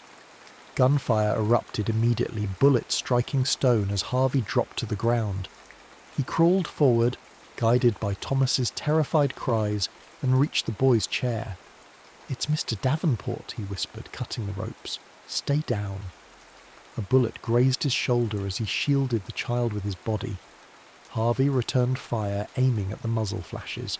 A scream confirmed at least one hit. "Can't hide forever, Davenport," Tate's voice echoed. "Don't need forever." Harvey guided Thomas toward the entrance. Just long enough.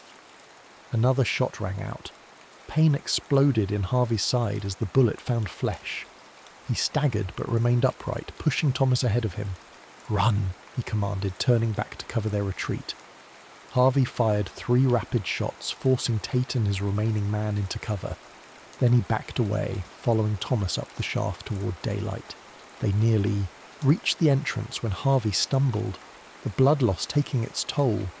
He fell to one knee, vision swimming. "Mr. Davenport," Thomas cried, turning back. "Keep going," Harvey gasped. "Get help." The boy hesitated, then bolted for the entrance. Footsteps approached from behind. Tate, coming to finish what he'd started. Harvey summoned his remaining strength and turned, gun raised. Tate emerged from the shadows, his own weapon levelled. "Should have minded your own business, bounty hunter." "The children are my business now," Harvey replied, his finger tightening on the trigger. 2 shots thundered in the narrow passage. Harvey felt the impact like a mule kick to his chest. He slumped against the wall, watching with detached fascination as Tate collapsed, a crimson stain spreading across his shirt. Darkness crept into the edges of Harvey's vision. His last conscious thought was of Florence, her amber eyes, her stubborn hope, her belief that even the most bitter soul could find redemption. He hoped she was right. Harvey dreamed of Bitter Creek, not the blood and gunfire that haunted his usual nightmares, but the moments before, Catherine's laugh as she tucked a flower behind Emma's ear, his daughter's gap-toothed smile when she spotted him waiting by the stagecoach. "They're beautiful," a voice said, not from the dream but somewhere beyond it. Harvey struggled toward consciousness, fighting through layers of pain. He opened his eyes to find Florence beside his bed, her fingers gently intertwined with his. "Catherine and Emma," he rasped, his throat desert dry. "You were in my dream." She reached for a water glass. "You spoke their names." Supporting his head, she helped him drink. "Dr. Whitman wasn't sure you'd wake up." Memory returned in jagged pieces. The mine, gunfire, Tate. "Thomas?" "Safe." Her smile trembled. "You saved him, Harvey. He hasn't stopped telling everyone how you fought off 100 outlaws in the dark." Harvey tried to sit up and immediately regretted it. Pain lanced through his chest and side, stealing his breath. "Don't," Florence pressed him back gently. "The bullet missed your heart by less than an inch. You've been unconscious for 3 days. Tate, dead." Her expression held no joy in the news, only tired relief. His remaining men fled Silver Creek afterward. The town is organising a proper sheriff's office now that his shadow's lifted. Harvey's eyes travelled past her to the unfamiliar room. "Where am I?" "My home." At his questioning look, she continued. "The doctor's office was unsuitable for extended recovery, and the hotel is too noisy. I have the spare room, so—" She shrugged, a faint blush colouring her cheeks. "Your reputation is the least of my concerns." Her tone brooked no argument. "Reverend Kane visits daily to check on you, which provides sufficient propriety to satisfy the gossips." Harvey managed a weak smile. "You've thought of everything."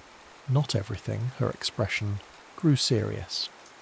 "I never considered you might die protecting us. That possibility—" Her voice faltered. It wasn't acceptable. Something in her gaze, vulnerability mixed with fierce determination, stirred emotions he'd kept buried for years. Harvey looked away, uncomfortable with their intensity. "It's my job," he said gruffly. "Is it?" Florence challenged softly. "Mayor Collier hired you to watch over me, not to confront Tate alone or risk your life for Thomas." When he didn't respond, she continued. You pretend to be untouched by what happens around you, Harvey Davenport, but your actions reveal a different truth. Don't make me into something I'm not, he muttered. I'm not a hero. I never said you were. Her fingers tightened around his. Heroes exist in storybooks, Harvey. I'm talking about a man who couldn't walk away when a child was in danger, even when it would have been easier, safer. I've walked away from plenty. Perhaps, she acknowledged, but not this time. Not from us. The word hung between them. Us. Small but significant. Harvey found himself unable to deny its truth. Somewhere between reluctant protection and genuine care, these people had become his responsibility, his choice. You should rest, Florence said, rising. The children made you cards. I'll bring them later. As she reached the door, Harvey called out, Florence. She turned, silhouetted in the doorframe. Thank you, he said simply. Her smile was radiant. You're welcome. Recovery was neither quick nor painless. Harvey chafed at confinement, his restless nature ill-suited to invalidism. Florence proved both a gentle nurse and an implacable warden, insisting he follow Dr. Whitman's instructions to the letter. The children visited daily, bringing drawings, wild flowers, and endless questions about his adventures. Harvey found himself sharing carefully edited stories from his travels, omitting the violence but preserving the wonder of distant mountains and prairie, vastness. You're good with them, Florence observed one evening after shooing away the last persistent visitor. They adore you. Harvey, now able to sit in a chair by the window, watched a hawk circle above the distant hills. Children are easy. They haven't learned to hide their feelings yet. Unlike certain adults I know. She settled across from him, her hands busy with mending. Dr. Whitman says you can return to light duties next week. Something twisted in Harvey's chest that had nothing to do with his healing wound. I suppose Mayor Collier will be reducing my wages, given the threats eliminated. Florence's needle paused mid-stitch. Actually, the town council voted to maintain your position through winter. The security for the school.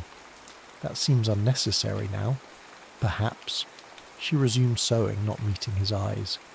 Or perhaps they recognise the value of your presence beyond mere protection. And you? The question escaped before he could reconsider. What do you think? Now she looked up, her expression unguarded. I think you belong here, Harvey. I think you've been wandering long enough. He turned back to the window, unwilling to let her see how deeply her words affected him. I'm not suited for settled life. Aren't you? Her voice held gentle challenge. These past weeks, despite your injuries, you've seemed more at peace than when you arrived. Pain has a clarifying effect, he deflected. So does purpose. She set aside her sewing and moved to stand beside him at the window. You've been running from happiness because losing it once nearly destroyed you. Her insight was too accurate, too raw. Florence. I know about loss, Harvey. Her voice softened. Not like yours, but enough to understand that grief changes us. It doesn't have to diminish us. And if I can't be what you need... The question revealed more than he intended. I'm not asking you to be anything other than who you are, she touched his shoulder lightly, but I am asking you to stop pretending you don't care. Their gazes held, the moment stretching between them like a tightrope. Harvey found himself leaning toward her, drawn by something he'd thought long dead within him. A knock at the door shattered the moment. Florence stepped back, colour rising in her cheeks. That will be Reverend Kane for his evening visit. As she went to answer the door, Harvey remained at the window, his heart pounding with emotions both familiar and terrifying. What Florence offered wasn't just connection, but possibility. A future he'd convinced himself was forever closed to him. But wanting something and deserving it were different matters entirely. By the following week, Harvey had moved back to his room at the hotel, though he took his meals with Florence most evenings. The school thrived, with 3 new families enrolling children now that Tate's shadow no longer loomed over the town. One crisp October afternoon, Harvey sat on the schoolhouse steps whittling a small wooden bird while waiting for Florence to finish organising her classroom. The scent of approaching snow hung in the air, a promise of winter's imminent arrival. Mayor Collier approached, his breath fogging in the chill. "Davenport, good to see you on your feet." Harvey nodded acknowledgement. "Something I can help you with, Mayor?" "Actually, yes." Collier looked uncharacteristically hesitant. "The town council met yesterday. We'd like to offer you a position. I'm already employed until December. This would be permanent. Silver Creek needs a sheriff, someone who can maintain order without—" He adjusted his spectacles. "Without Tate's methods." Harvey stared at the man. "I'm a bounty hunter, not a peacekeeper." "You've been more than that these past months." Collier gestured toward the schoolhouse. "What you did for Thomas, for all the children, that's the kind of law this town needs. Firm but just." "I'm not staying in Silver Creek, aren't you?" Collier's gaze was knowing. "Miss Hart seems to think otherwise." Heat rose in Harvey's neck. "Florence doesn't speak for me." "Perhaps not," the mayor conceded. "But she sees what the rest of us do. A man who's found something worth protecting." He placed a sheriff's badge on the step beside Harvey. "Think about it." As Collier departed, Florence emerged from the schoolhouse. "Was that the mayor I heard?" Harvey pocketed the badge before she could see it. "Just checking on my recovery." Her smile suggested she didn't quite believe him. "I was thinking we might visit that new photographer in Miller's Crossing this weekend. The children have been asking for a class portrait before winter sets in." "Makes sense," Harvey agreed. His mind still caught on Collier's offer. Sheriff of Silver Creek. The idea was simultaneously absurd and compelling. "You seem distracted," Florence observed, sitting beside him. "Just thinking about winter," he half lied. "Stage routes get unpredictable once the snow falls." Understanding dawned in her eyes. "You're considering leaving." "My work here is finished." The words felt hollow even as he spoke them. "Is it?" Her voice remained steady, but he caught the slight tremble in her hands as she adjusted her shawl. "Tate may be gone, but Silver Creek still needs good men." "I'm not." "If you say you're not a good man one more time, Harvey Davenport, I may be forced to take drastic measures." Despite her light tone, her eyes held intensity. "I've watched you with the children. I've seen how this town responds to you now, with respect, not fear. Don't tell me who you think you are. I know who you've shown yourself to be." Her conviction staggered him. In her eyes he glimpsed not the man he'd been, but the man he could become, if he had the courage to claim that future. "I've been alone a long time, Florence," he said finally. "I'm not sure I remember how to be anything else." "You're not alone anymore," she covered his scarred hand with her own. "Unless you choose to be." The simplicity of her statement belied its profound challenge. Harvey looked down at their joined hands, hers smooth from chalk and books, his rough from years of hard living. Different paths that had somehow converged in this unlikely place. "I don't want to fail you," he admitted quietly. "Then don't." She smiled. "I'm not asking for guarantees, Harvey. Love isn't about certainties. It's about choosing each other, every day, even when it's difficult. Especially then." The word hung between them. Love. Neither questioned nor explained. Harvey felt something long dormant unfurl within him, fragile as a spring leaf, but undeniably alive. Slowly, deliberately, he leaned forward and kissed her. Not the desperate, confused kiss they'd almost shared weeks ago, but a conscious choice, a beginning rather than an escape. When they parted, Florence's eyes shimmered with emotion. "Does this mean you're staying?" Harvey reached into his pocket, removing the sheriff's badge. "Collier offered me a job. And?" Her breath caught. "And I'm considering it." He traced the badge's edges thoughtfully. "If I took it, I'd be committed to Silver Creek, to building something here. With me? The vulnerability in her question pierced him. Only with you, he confirmed, the last of his defences crumbling.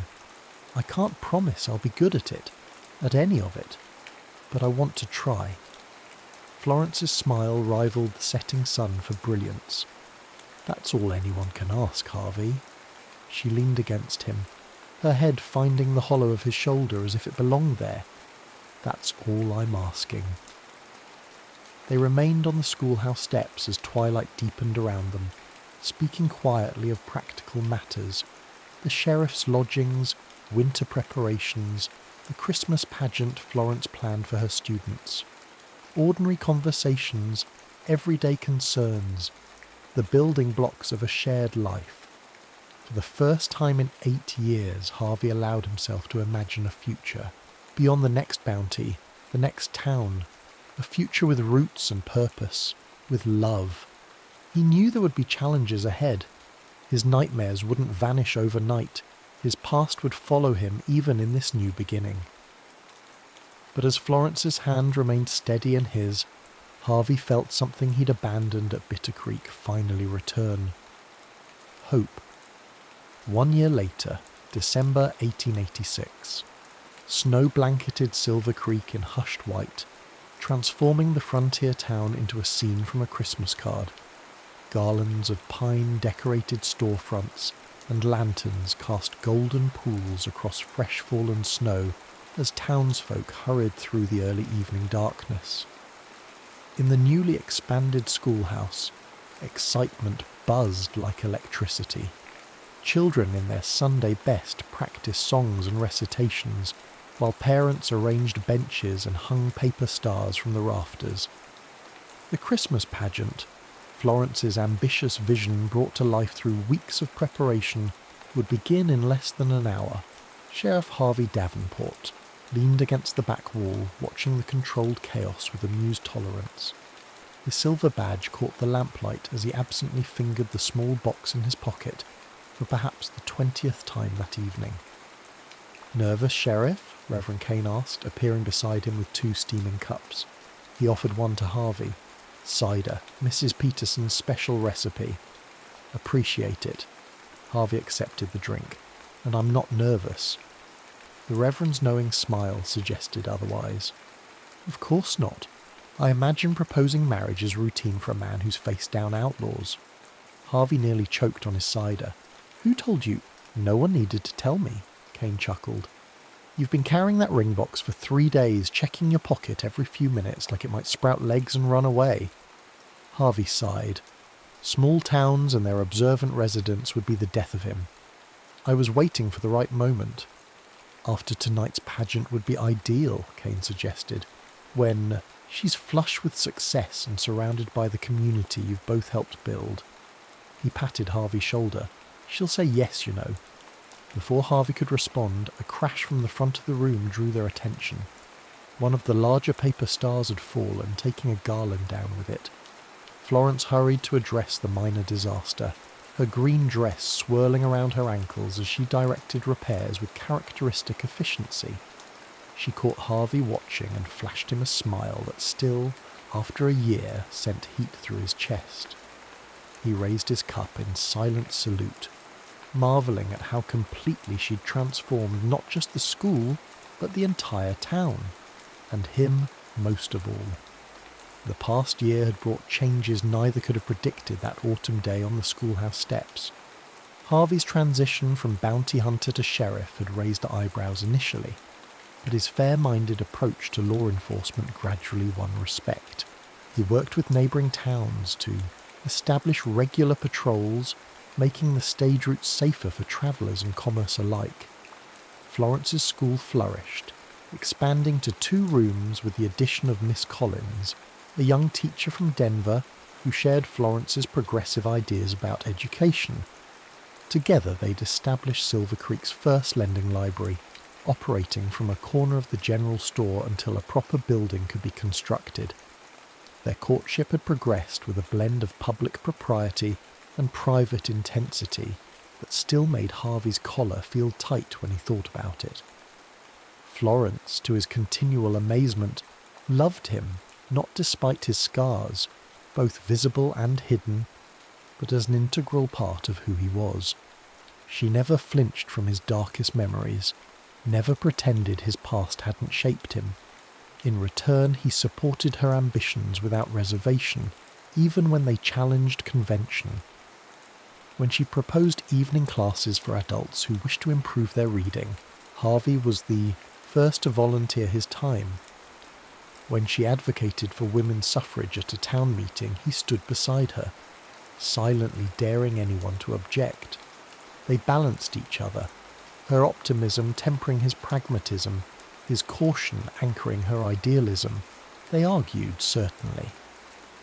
Florence remained stubbornly idealistic about human nature, while Harvey's ingrained suspicions sometimes proved difficult to overcome, but they always found their way back to common ground, stronger for the journey. Sheriff? Thomas Jenkins, now 11 and sporting his first proper suit, interrupted Harvey's reflections. Miss Hart says we need more chairs. There's folks coming from Peterson's Ridge and Miller's Crossing.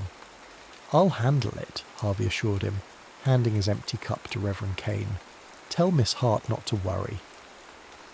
As he organised a group of men to bring additional seating from the church, Harvey marvelled at the change in Thomas.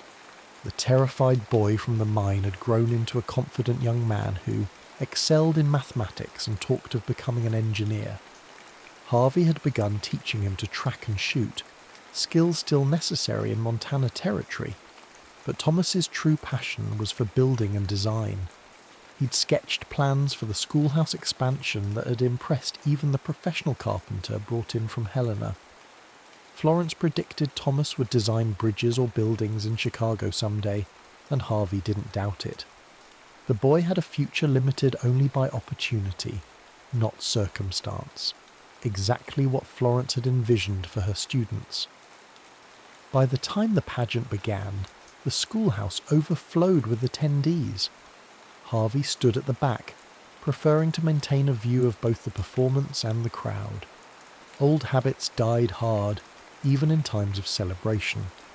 Florence took centre stage, her smile radiant as she welcomed families from 3 communities. Tonight, we celebrate not just the Christmas season, but the power of education to unite us across differences and distances. As she spoke, Harvey surveyed the audience. Ranchers sat alongside shopkeepers. A Chinese family who'd opened Silver Creek's laundry occupied front row seats, their daughter playing Mary in the nativity scene. Former adversaries who'd stood on opposite sides during Tate's reign now exchanged friendly nods. The community Florence had envisioned was taking shape, imperfect but striving, diverse but finding common purpose. The performances proceeded with the charming imperfection of children's pageants everywhere. Lines were forgotten, songs occasionally veered off key, and the cardboard Star of Bethlehem briefly caught fire from a nearby candle before Harvey swiftly extinguished it. Throughout it all, Florence beamed with pride at her students, meeting Harvey's gaze occasionally with looks that spoke volumes. This moment, this place, these people was what they'd built together. After the final carol, as families mingled and enjoyed refreshments, Florence made her way to Harvey's side. Her cheeks were flushed with excitement, a few strands of honey-brown hair escaping her careful arrangement. Was it wonderful? She asked, slipping her hand into his. Tell me honestly. It was perfect, he assured her, and meant it. You've accomplished something remarkable here, Florence. She squeezed his hand. We have. I couldn't have done any of this without you. I think you underestimate yourself. He guided her toward the door. Take a walk with me. I need some air. Outside, the night had turned crisp and clear, stars pricking the velvet darkness above freshly fallen snow. Their breath formed clouds in the still air as they followed the path toward the small gazebo the town had built in the square that summer. You're awfully quiet, Florence observed as they reached the shelter. Is something troubling you? Harvey shook his head, gathering his thoughts. He'd never been particularly eloquent, but she deserved better than stumbling words for what he needed to say. "I've been thinking about promises," he began, turning to face her, "about the ones we make to others and the ones we make to ourselves." Florence's expression softened as she recognised his serious tone. "What promises are on your mind tonight?" 8 years ago, I promised myself I'd never risk loving anyone again." He took both her hands in his. It seemed safer. For me, for them. Loss had nearly destroyed me once. She remained silent, allowing him space to continue. "But then you arrived with your books and your stubborn belief in possibility." A smile tugged at his mouth. "You challenged everything I thought I knew about myself." "I simply saw what was already there," she murmured. Harvey shook his head. "You saw what could be there. And somehow, impossibly, you made me see it too." He released one of her hands to reach into his pocket, withdrawing the small box that had been his constant companion for days. Florence's eyes widened as understanding dawned. "I can't promise that loving me will always be easy," Harvey said, opening the box to reveal a modest diamond set in silver. "I'm still learning how to do this, how to build a life instead of just surviving one. But I can promise that I'll choose you, Florence Hart, every day, through whatever comes." Tears spilled onto her cheeks, catching the starlight. "Harvey Davenport, are you asking me to marry you?" "I believe I am," he confirmed, sudden nervousness making his voice rougher than intended, though apparently I'm making a mess of it. "No," she whispered, touching his face with gentle fingers. "You're doing it perfectly." "Is that a yes?" Her laugh was like music in the winter stillness. "Yes, absolutely, unreservedly yes." Harvey slipped the ring onto her finger, his hand steadier than he'd expected.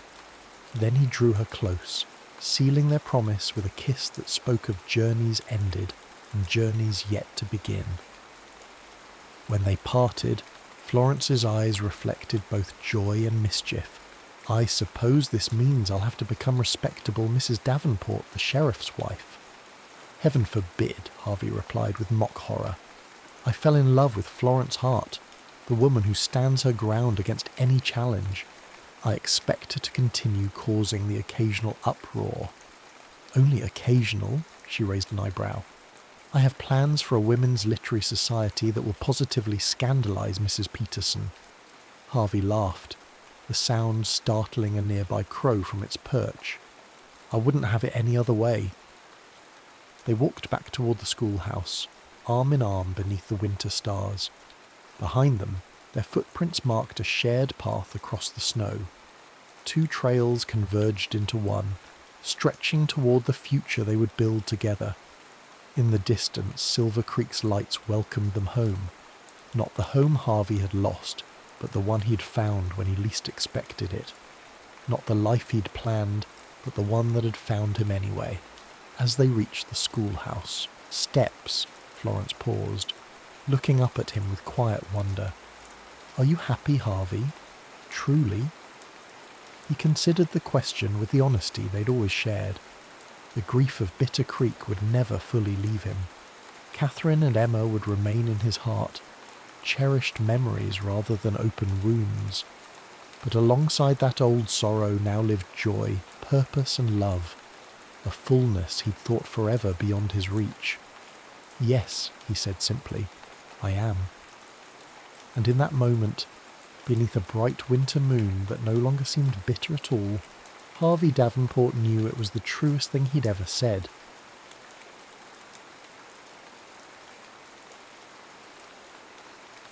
If this is enough. The clock in Dr. Rammond's office ticks with the aggressive precision of something expensive. She watches the second hand complete another rotation, while her husband shifts beside her on the cream-coloured sofa, his hand resting on his knee, close enough to reach for hers but separate. "Let's try something different today," Dr. Rammond says, her pen poised above her yellow legal pad. "I'd like each of you to write a letter to the other, not to share aloud, just to write. Sometimes we discover what we mean by seeing it on the page. The assignment feels both absurd and dangerous. They've been married for 7 years. What could possibly need to be written that hasn't already been said in the careful architecture of their shared life? But she takes the paper Dr. Rahman offers, and so does he. Dear Michael, do you remember the library? Not ours, the one where we met. November, I think, or maybe early December. You were in the economics section, and I was supposed to be researching 18th century literature, but I'd gotten distracted by the way the afternoon light came through those tall windows. You looked up and our eyes met, and for just a moment I thought, but I didn't think anything. That's the truth. Or if I did, I thought, this is someone I could know. This is someone safe. She stops writing, looks up. Michael's pen moves steadily across his page, his brow furrowed in that familiar expression of concentration. She spent 7 years watching that face, learning its vocabulary of small tensions and releases.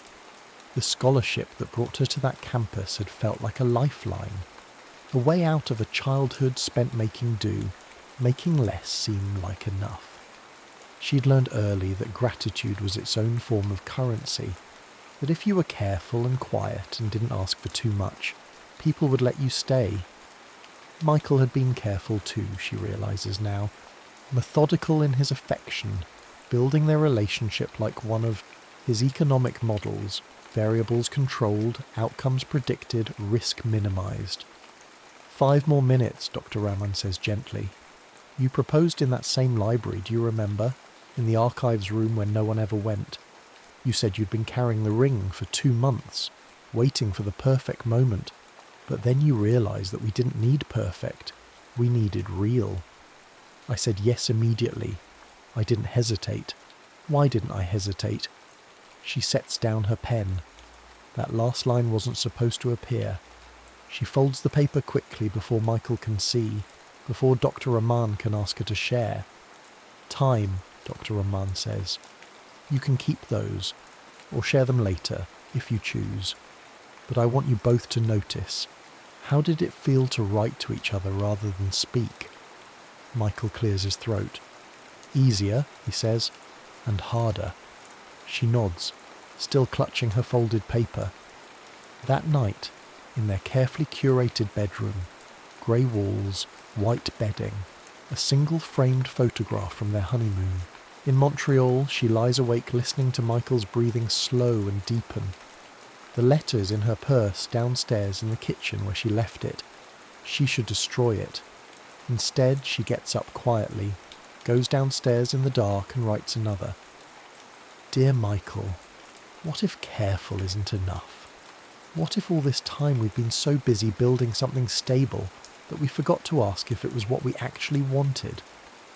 I'm afraid that if I say this out loud, you'll think I'm ungrateful, or worse, that I'm someone who doesn't know how to be satisfied.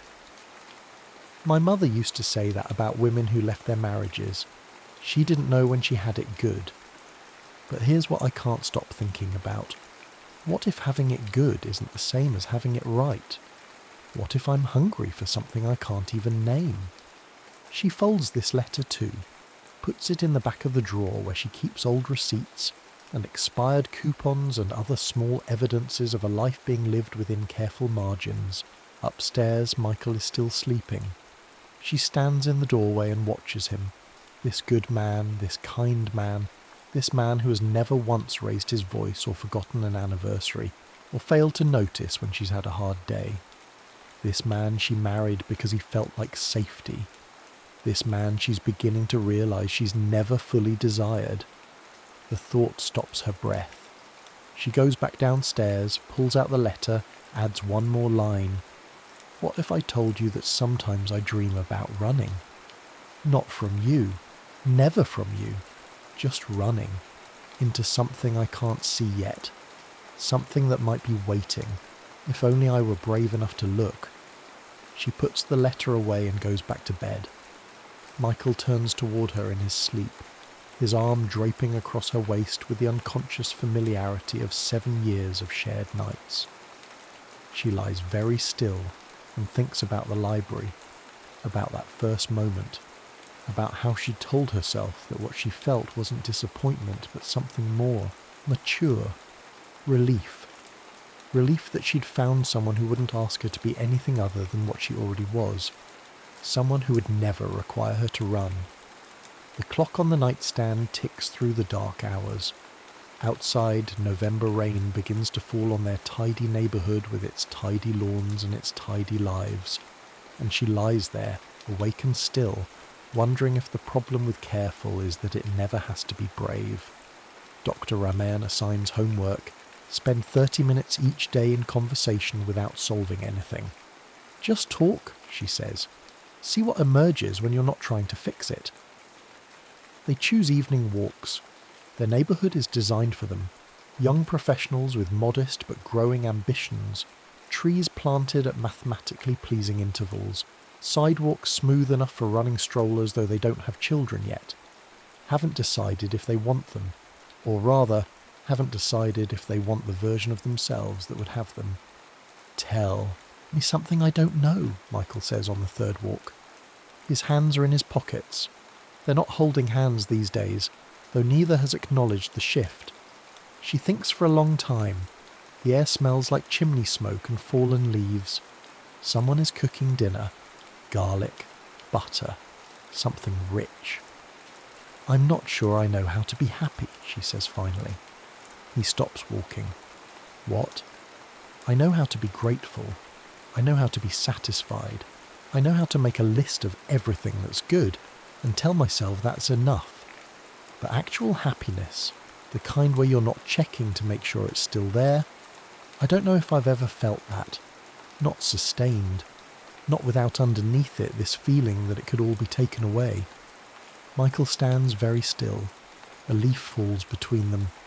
Because of your childhood, he says carefully, not a question. Maybe. Probably. Does it matter why? It matters because... He stops, starts again. Because I've spent 7 years trying to give you security. I thought that was what you needed. I thought if I could just be stable enough, present enough, if I could prove that I wasn't going anywhere, you thought you could fix me. I thought I could love you into feeling safe. She looks at him then, really looks, and sees something she's never allowed herself to see before. He's terrified too. Terrified that love might not be enough. Terrified that all his careful constancy might be insufficient. Michael, she says softly, what if neither of us can be fixed? They walk in silence after that. 3 more blocks, then home to the house they bought together, the mortgage they split exactly down the middle, the life they've architected with such meticulous fairness. In the kitchen, making tea, he says, "Do you remember the night before our wedding?" She nods. They'd stayed apart that night, observing tradition. She'd been at her mother's house, in her childhood bedroom, staring at the ceiling and thinking about thresholds. "I almost called you," he says. "Around midnight. I wanted to, I don't know, make sure you were sure." "Why didn't you?" "Because I was afraid you'd say you weren't." The kettle whistles. Neither moves to turn it off. "And now?" she asks. "Now I'm afraid you'll say you weren't. Past tense. That you made a mistake and you've been too kind to tell me." She turns off the burner, pours water over tea bags, watching the colour bloom and spread. "I don't think I made a mistake," she says slowly. "I think I made the safest choice I knew how to make. And I think maybe we both did." He takes his mug, wraps both hands around it though the ceramic is too hot. Is safe such a terrible thing to be? His voice is barely audible. No, but it might be a terrible thing to settle for. That night they lie in bed without touching. Not angry, not distant, just separate. She can feel the inches between them like a physical presence, a gap that contains all the words they don't know, how to say. "Can I tell you something?" Michael says into the dark. "Yes." "When we met, I was in love with someone else, a woman from my ethics seminar. She was... God, she was brilliant. Terrifying. She said whatever she thought and didn't apologise, and she wanted things loudly, demanded them. She was going to change the world, and she knew it. He pauses. She doesn't speak. And I was drawn to her like gravity, but I was also exhausted by her. Every conversation felt like a test I was failing. Every silence felt like an accusation. When she finally ended it, told me I was too careful, too timid, that I'd never actually take a risk, I was devastated and relieved. "And then you met me," she says quietly. "And then I met you, and you didn't require anything I couldn't give. You didn't push, you didn't demand, you just accepted. Me, us, this." He turns toward her, though they still don't touch. "I thought that was love," he says, "the absence of fear, the presence of peace. What do you think it is now?" "I don't know anymore, but I think maybe love is supposed to ask something of you, supposed to require you to grow, and I think I chose you because you let me stay exactly who I was." The confession hangs in the air between them, not cruel, but devastating in its honesty. "Why are you telling me this?" she whispers. "Because Dr. Rahman said to tell you something you don't know, and because if we're going to do this, actually do this, figure out if this marriage can be something more than safe, then I need you to know that I'm as afraid as you are." She reaches out then, not to comfort, but to confirm. Her hand finds his in the dark, palm to palm. His skin is warm, familiar. They lie like that for a long time, holding hands like teenagers, like people who don't yet know how to ask for more than this small connection. "I've been writing letters," she says finally. "Letters I don't send. To you." "What do they say?" "Things I'm afraid to say out. Loud." "Will you show me?" "I don't know. Maybe. Eventually." His thumb moves across her knuckles, a small gesture that contains multitudes. "I want to read them," he says, "even if they hurt, especially if they hurt." She thinks about the drawer downstairs, about the folded papers accumulating like small acts of sedition. Letters that say, "What if this isn't enough? What if I need something I can't name? What if the life we've built is a beautiful prison and neither of us has the courage to ask for the key?" "Okay," she says, "but not yet. I'm not ready yet." "When you are." They fall asleep still holding hands, but in the morning she wakes alone.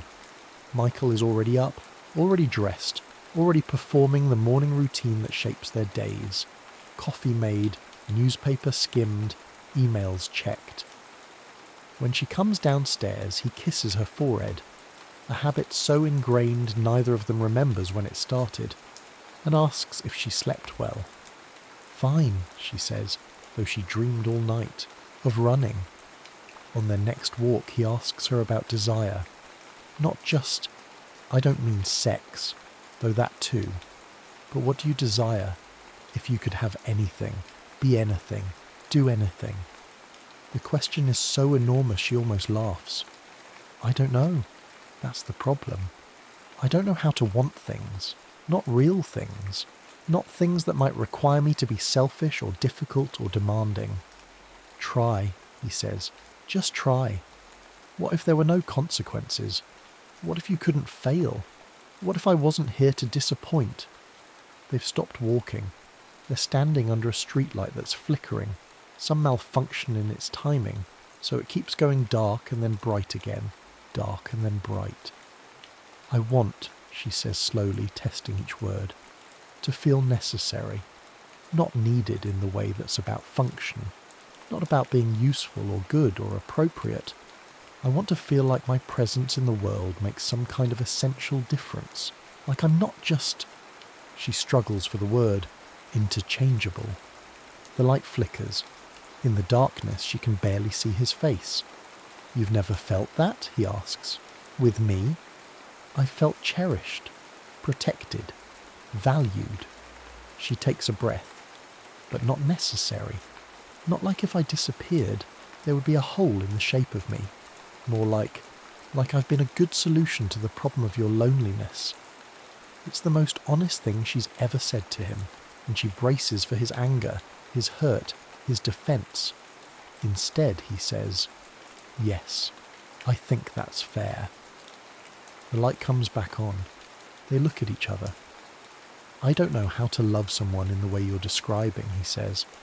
"I don't know if I'm capable of that kind of intensity, obsession, whatever you want to call it. I love through steadiness, through showing up, through being present and predictable, and I don't know if that will ever feel like enough to you." "I don't know either," she admits. They walk home in silence, but something has shifted. Not resolution, but recognition. That night she writes another letter. "Dear Michael, you asked what I desire. Here's the truth. I desire to be devoured. Not destroyed, devoured. I want someone to need me the way fire needs air. I want to be looked at like I'm the answer to a question someone's been asking their whole life. I want to matter urgently, not just steadily. And I don't know if that's something you can give me. I don't know if it's something anyone can give anyone. Maybe it's something I have to give myself. But here's what I do know. I don't want to spend the rest of my life being grateful for a love that doesn't challenge me. I don't want to be comfortable. I want to be claimed. And I don't know if that makes me ungrateful or honest. But I'm tired of not knowing the difference." She folds the letter, adds it to the drawer.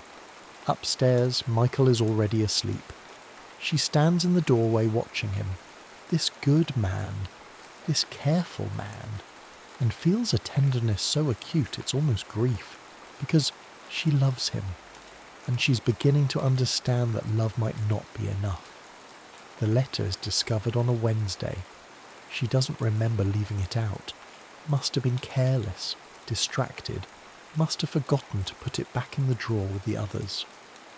Michael finds it in the morning while looking for a warranty receipt. Something mundane, something that doesn't matter now and will never matter again.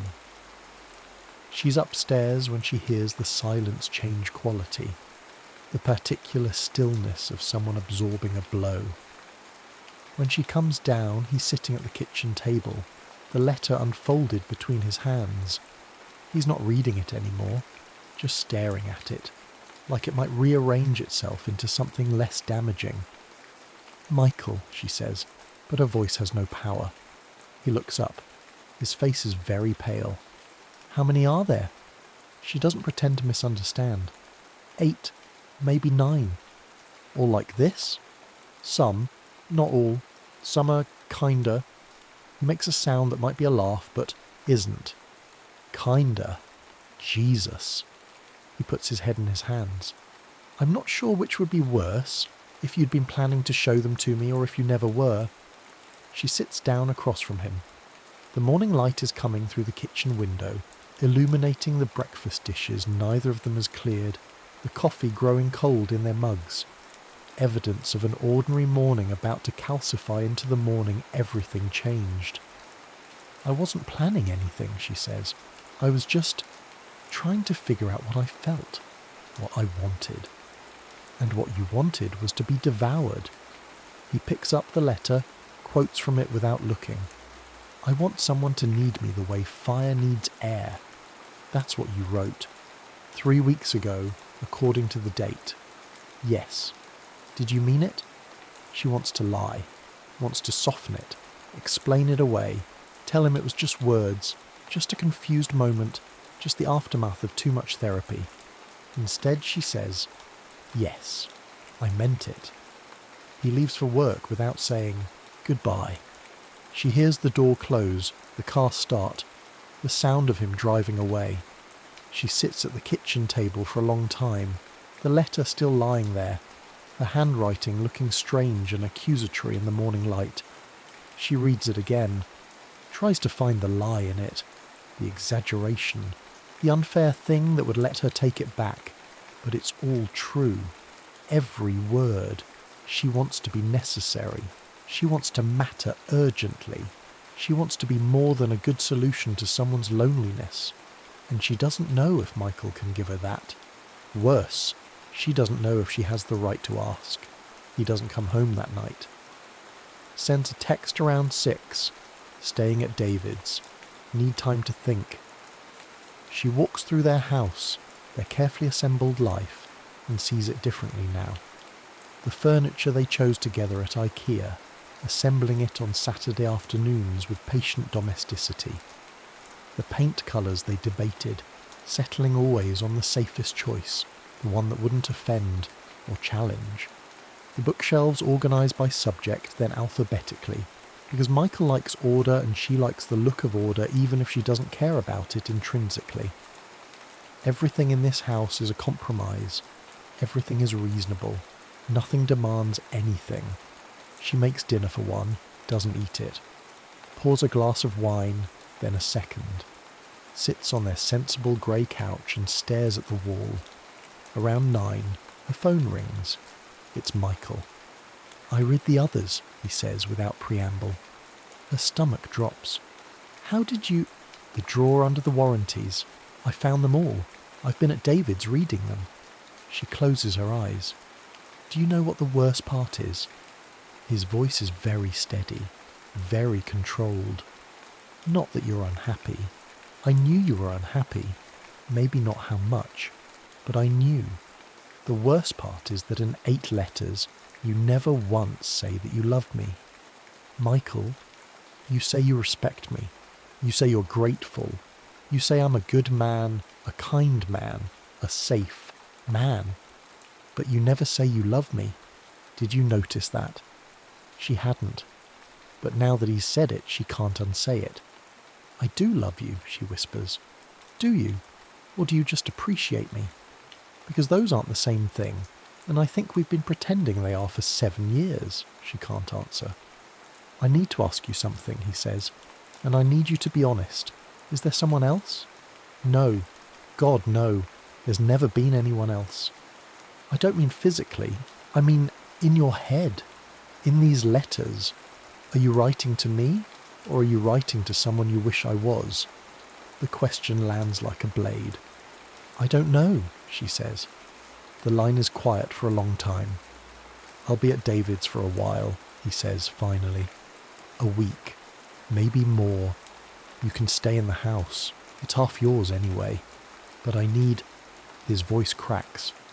"I need time to figure out if I'm mourning something I never actually had. Michael, I loved you," he says. Past tense. I'm not sure I can say it in the present. Anymore. Not until I know if the person I loved actually exists. He hangs up before she can respond. She doesn't sleep. She lies in their bed. Her bed now, temporarily, maybe permanently, and stares at the ceiling and thinks about all the ways she's been cruel without meaning to be.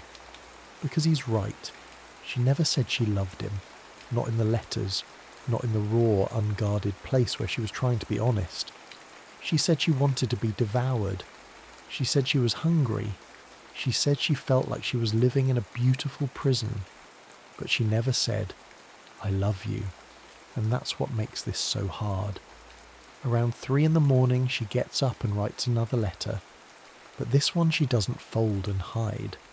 This one she leaves on his pillow, where he'll find it if he comes home.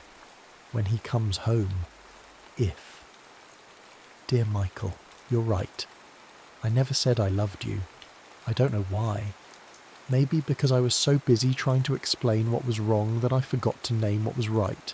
But here it is. I love you. I have always loved you.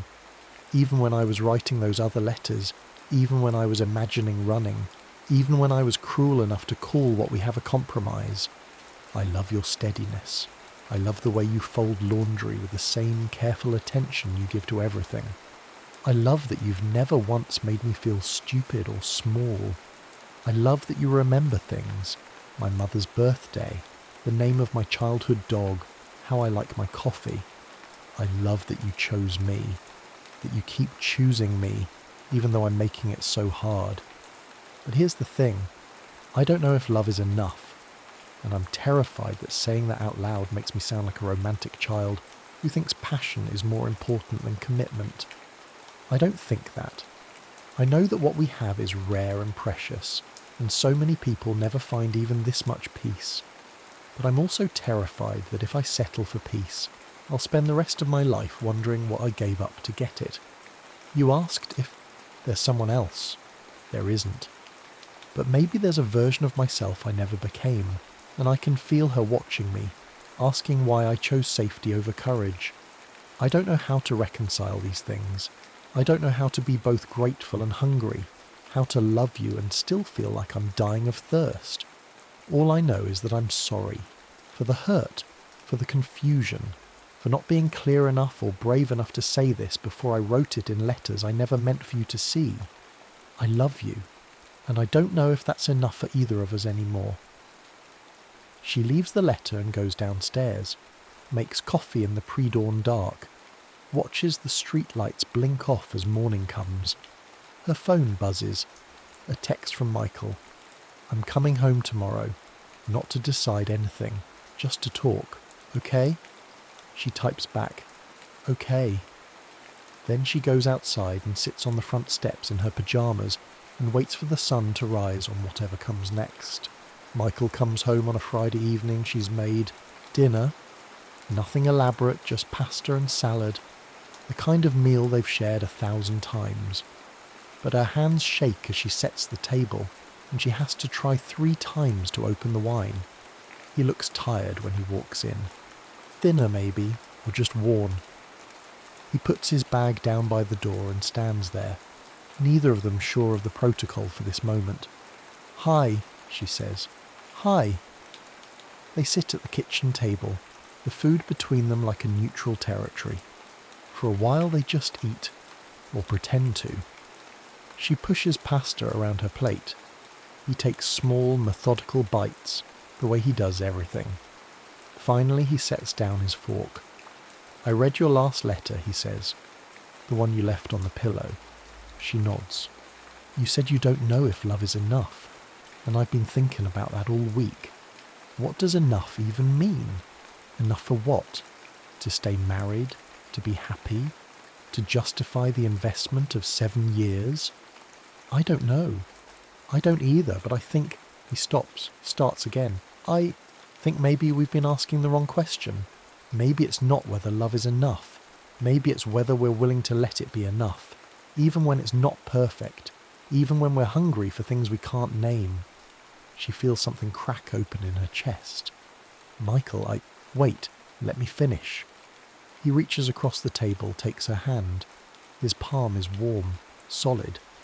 I've spent this week being angry, hurt, feeling betrayed, even though I know that's not entirely fair. But underneath all that, there's this other feeling I keep trying to ignore. What feeling? Relief. She stares at him. Relief that it's finally on the table, that we're not pretending anymore, that we can stop being so fucking careful with each other and just... He makes a helpless gesture. Be honest, even if honesty hurts, especially if it hurts. Are you saying you want to stay married? Her voice is barely audible. I'm saying I want to know who we are when we're not being careful, when we're not trying, to be the people we think we should be. I want to know what happens if we actually risk something. Risk what? He squeezes her hand. Risk this. Risk us. Risk the possibility that if we tell the whole truth, we might not survive it. They don't make love that night, but they talk. They talk until midnight, then until 2, then until the sky starts to lighten. They talk about the thesis advisor she had a crush on in grad school, the one who made her feel visible in a way Michael never has. About the woman from his ethics seminar, the one he mentioned before, and how he still sometimes wonders what his life would have looked like if he'd been brave enough to keep her. They talk about desire, not the safe, comfortable desire of 7 years together, but the dangerous kind.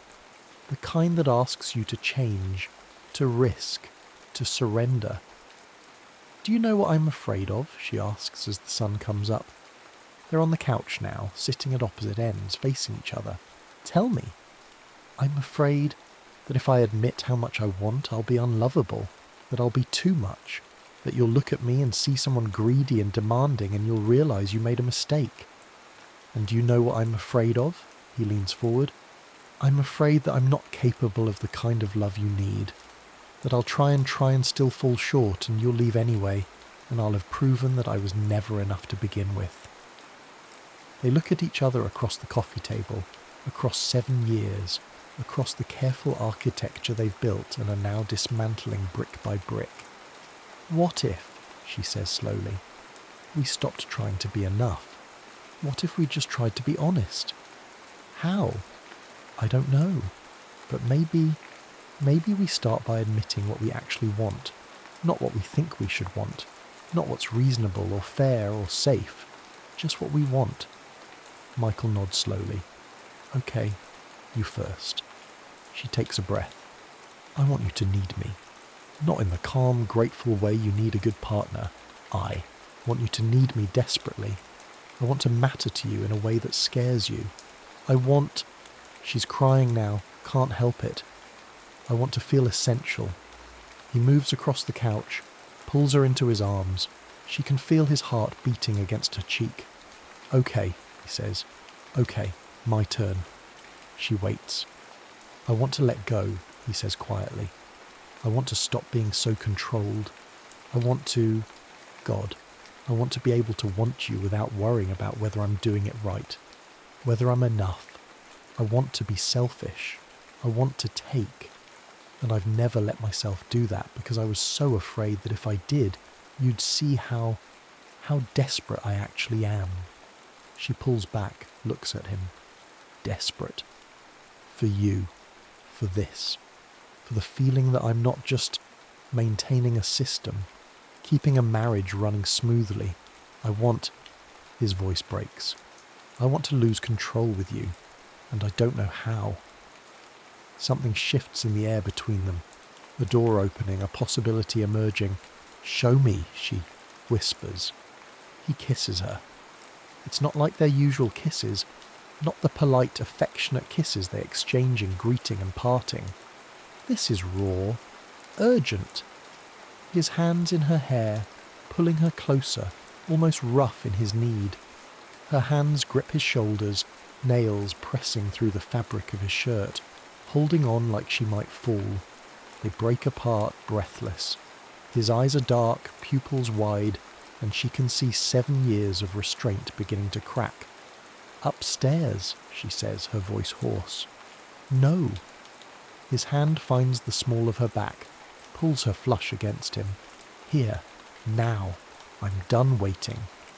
The words send heat flooding through her. She's never heard this tone in his voice, command mixed with desperation, control slipping into pure need.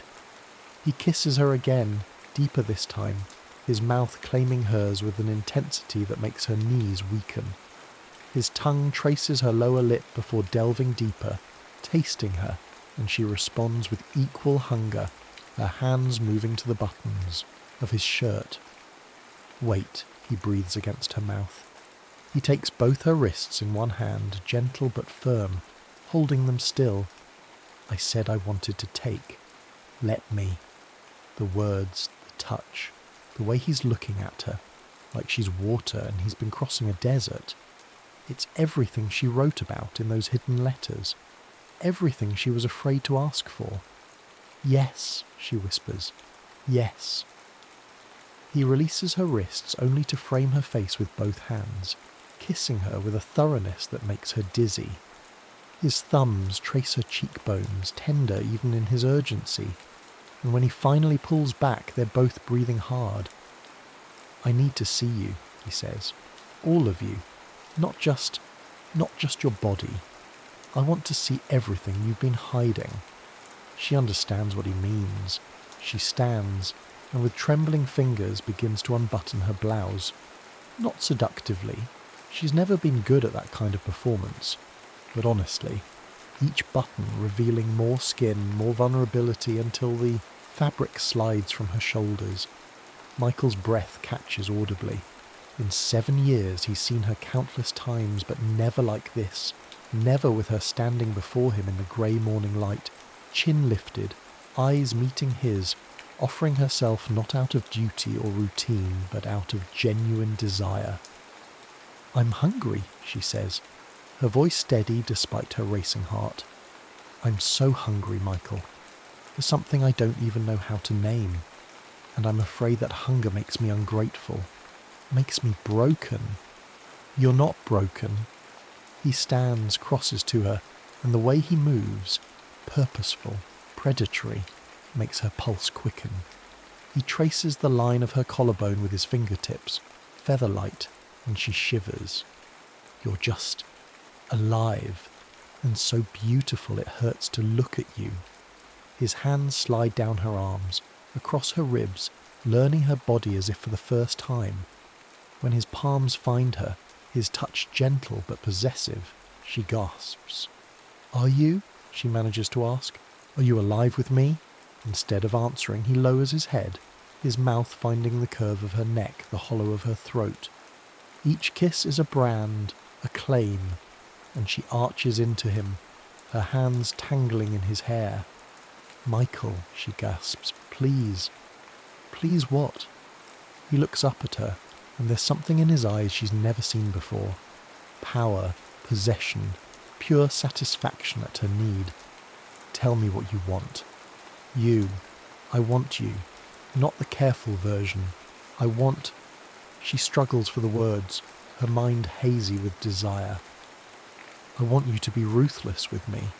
I want you to take. I want to feel necessary." Something breaks in his expression, the last restraint shattering. "You are necessary," he says, his voice rough. "You're so necessary I can't breathe without you." She stands before him, vulnerable in ways that have nothing to do with clothing, everything to do with honesty. The asymmetry should frighten her. It does frighten her, but it's exactly what she needs, to be exposed while he remains in control, to surrender without safety. His hands bracket her hips, thumbs tracing gentle circles. "Is that enough?" he asks. "Is that what you need?" "Yes," she gasps. "Yes, but don't stop. Don't be gentle. I don't want gentle." "Good." He pulls her against him. "Because I don't think I can be gentle right now." He kisses her again, one hand tangling in her hair, tilting her head back to give him access to her throat. He kisses down the column of her neck, and when his teeth graze the sensitive skin where neck meets shoulder, she cries out. "Too much," he murmurs against her skin. "Not enough," she breathes. "More." He lifts her. She weighs nothing to him in this moment, and carries her the 3 steps to the couch. Lays her down on the cushions. The morning light through the windows paints her skin gold, illuminates every curve. "God," he says, 7 years. 7 years, and I never let myself just look at you like this." "Look at me now," she says. "See me now." He does. His gaze travels the length of her body, and she fights the instinct to cover herself, to hide. Instead, she opens to him, arms, heart, everything. An invitation, a claim. His hand traces a path from her ankle to her inner thigh, his touch light but deliberate. "Tell me," he says. "Tell me what you need." "Touch me," she whispers. "Touch me like you own me." "I do own you." His fingers move higher. "Just like you own me. We've always belonged to each other. I've just been too afraid to act like it." His touch is revelation. He explores with patience that's almost cruel, learning every response, every gasp, every shiver. She's beyond words now, lost in sensation, in the building heat, in the way he's claiming her with hands and mouth and breath. "You're so responsive," he murmurs, watching her face. "So beautiful like this. I want to memorize every sound you make." When his mouth follows where his hands have been, she cries out his name. The sensation is overwhelming, heat and pressure and pleasure building like a storm. She's never felt so exposed, so claimed, so thoroughly possessed. "Michael," she gasps, "I can't..." "Yes, you can." He doesn't stop. "Let go. I want to feel you come apart for me." And she does.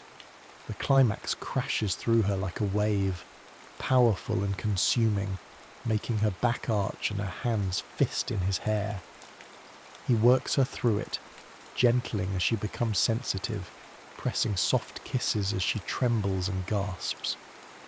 When she finally opens her eyes, he's watching her with an expression of such naked desire that it steals her breath all over again. "Come here," she says, reaching for him. He stands and she watches as he removes his own barriers. She's always known he was beautiful, but she's never allowed herself to really look, to really appreciate the lines of his body, the strength in his frame. When he returns to her, skin to skin, the contact is electric. They fit together perfectly. They always have.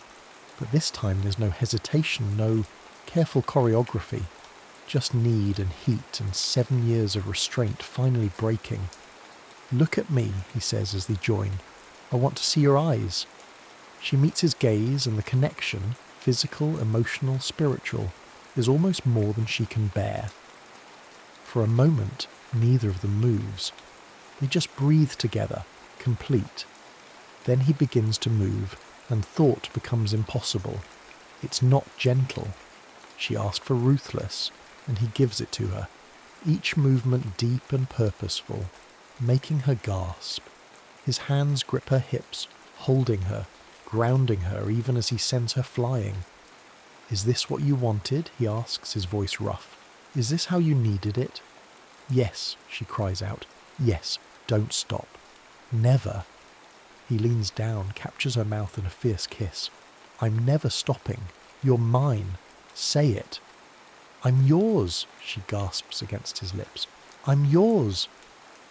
The rhythm builds, urgent and relentless. She wraps her legs around him, takes him deeper, meets him movement for movement. The couch creaks beneath them. The morning light strengthens. Somewhere outside their neighbourhood is waking, but here in this room there's nothing ordinary, nothing careful, nothing held back. "I'm close," she gasps. "Michael, wait for me." His rhythm becomes erratic, control fraying. "Surrender with me." She holds back barely, her whole body tensing. Then he shifts angle and she shatters, crying out as waves of pleasure crash through her. She feels the moment he follows, the way he shudders, the way he groans her name, the way he collapses against her, trembling. They lie tangled together, hearts racing, skin damp with exertion. She can feel the occasional aftershock ripple through both of them. "That was," he starts. "I know. We've never. I know." He lifts his head, looks at her, and his eyes are bright with emotion. "I love you. God, I love you so much. I love you too." She touches his face, traces the line of his jaw. "I didn't know it could be like that. Between us. I didn't know we could. Neither did I." He kisses her softly. "But I want it to be like that. Always. No more holding back. No more being careful. Promise. I promise. I'm going to need you like this every day. I'm going to make you feel essential every time I touch you." She pulls him down for another kiss, deeper this time, already feeling desire stirring again despite her exhaustion. "Upstairs," she murmurs against his mouth. "Take me to bed. We have years of careful to make up for." He lifts her, she wraps around him, and carries her toward the stairs. They leave evidence scattered in the living room, passion finally unleashed, restraint finally abandoned. At the top of the stairs, he presses her against the wall, kisses her breathless, and she can feel his desire building again. "I can't get enough of you," he says. "Good," she replies. "Don't." They make it to the bedroom. They have all day. They have the rest of their lives. And for the first time in 7 years, she doesn't feel like she's dying of thirst. She feels claimed, desired, essential. She feels enough. They burn the letters on a Saturday morning in early December, almost exactly 7 years after they met. They do it in the fireplace, standing together, taking turns feeding the pages to the flames. 8 letters, 9 letters. She's lost count.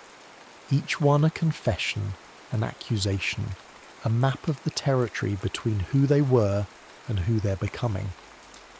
Do you want to read them first? She asks. There are a few you haven't seen. He considers, then shakes his head. No, I know what they say, or enough of what they say. I think maybe they've done their work, so they burn them.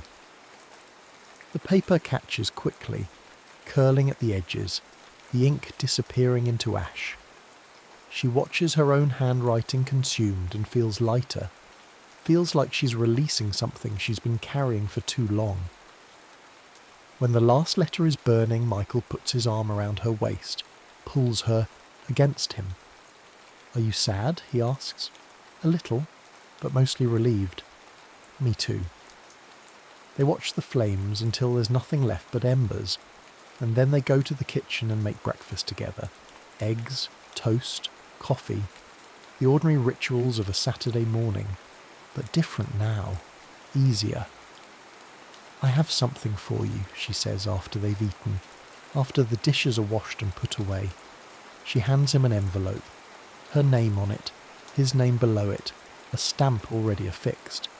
What is this? A letter, the last one I think, or the first new one, I'm not sure which. Should I read it now? If you want. He opens it carefully, unfolds the single page. She watches his face as he reads, sees the moment when his eyes brighten, when his mouth softens. When he's done, he looks at her. I choose you, he reads aloud. Not because you're safe, not because you're stable, not because you're the best option or the most practical choice.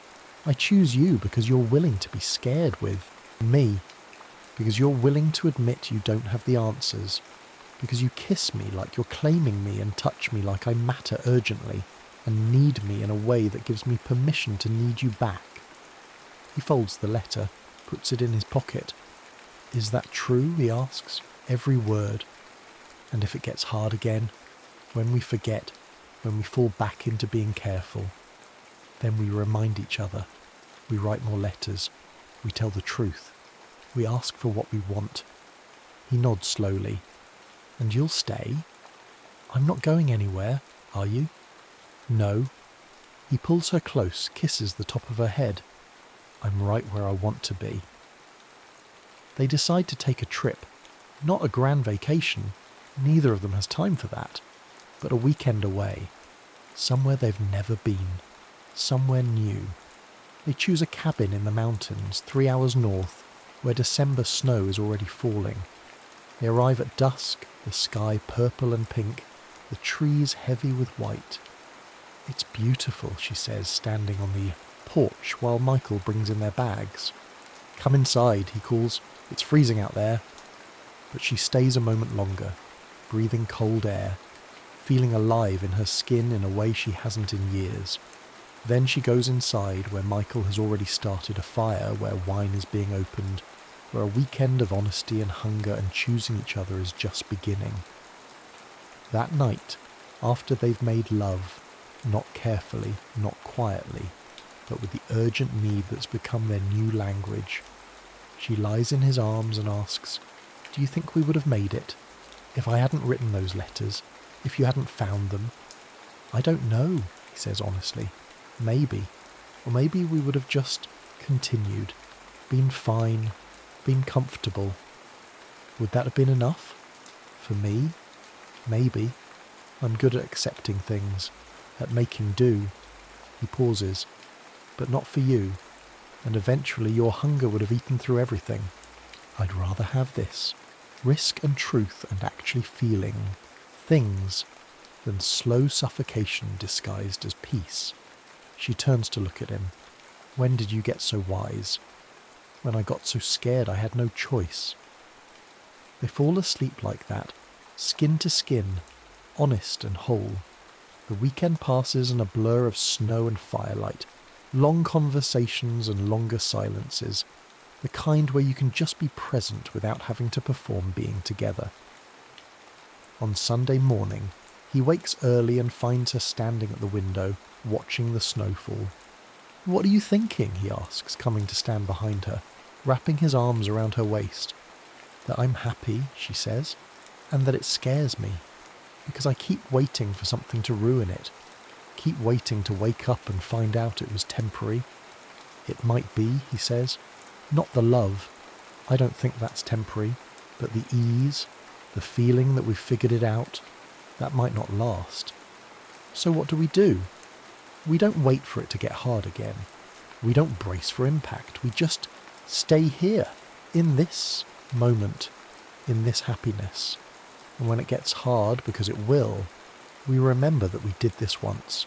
We found our way back. We can do it again. She leans back against him, feels his warmth, his solidity, his presence. I choose you, she says. I want you to know that. I choose you. I know, he says. I can feel it. They drive home through snow that's still falling. The road's slick and slow. Neither of them minds. They're not in a hurry. When they pull into their driveway, their house looks different. Or maybe they're different, and the house just looks like itself. A place they've chosen, a life they're building, a commitment they're honouring not out of obligation but out of desire. Inside, there's a letter waiting for her on the kitchen table, from him. When did you write this? She asks, holding the envelope. Last night, after you fell asleep.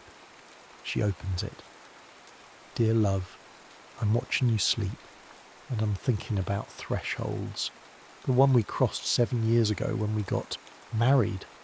The one we crossed when I found your letters. The one we're crossing now into whatever comes next. You asked me once if love is enough. I told you I didn't know, but I think I do now. Love isn't enough if you're asking it to be a shield. If you're asking it to protect you from hunger, from fear, from the terror of wanting something you might not get. But love is enough if you're asking it to be a foundation, if you're asking it to be the place you return to after you've been brave, after you've risked, after you've admitted what you actually want. I want you, not the version of you who's grateful and patient and accommodating. I want the version who's hungry, who admits she's thirsty, who demands to be devoured. And I want to be the man who does the devouring, not carefully, not apologetically, but completely. So here's my promise. I will need you. I will claim you. I will remind you every day that you're essential. And if we forget, when we forget, we'll write more letters. We'll tell the truth. We'll choose each other again. Because that's what love is, I think.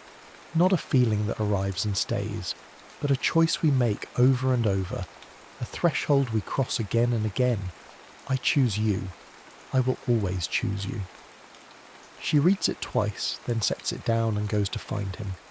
He's in the living room, standing by the window looking out at their snow-covered street. Thank you, she says. He turns. For what? For being willing to be scared with me, he smiles. Thank you for making it worth it. She goes to him, and he wraps his arms around her, and they stand there as evening falls, as their life together continues, as the future they're building moment by moment unfolds, and she thinks, yes, this is enough. This is more than enough. This is everything. The end.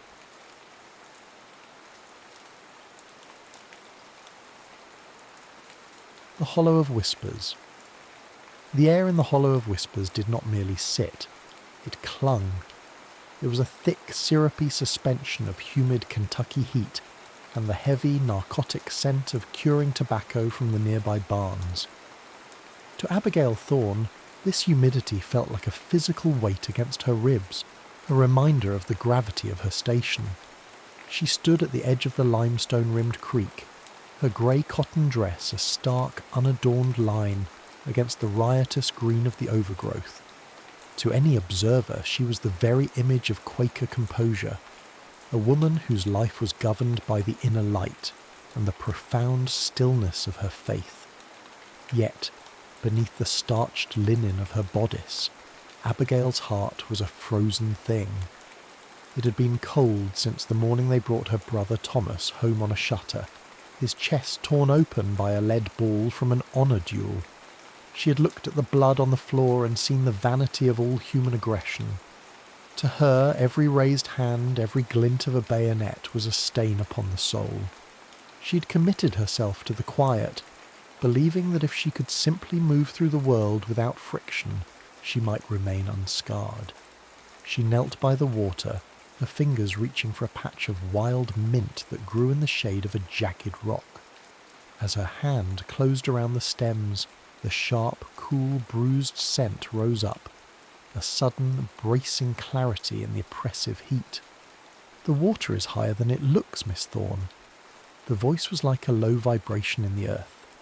Abigail did not start. She was too well schooled for that. But the mint stems snapped in her hand. She stood slowly, turning to find a man in a tunic of new, coarse grey wool. Silas Vance did not belong in the hollow. He was a creature of motion and iron, his frame hardened by a life of tethers he had tried to outrun.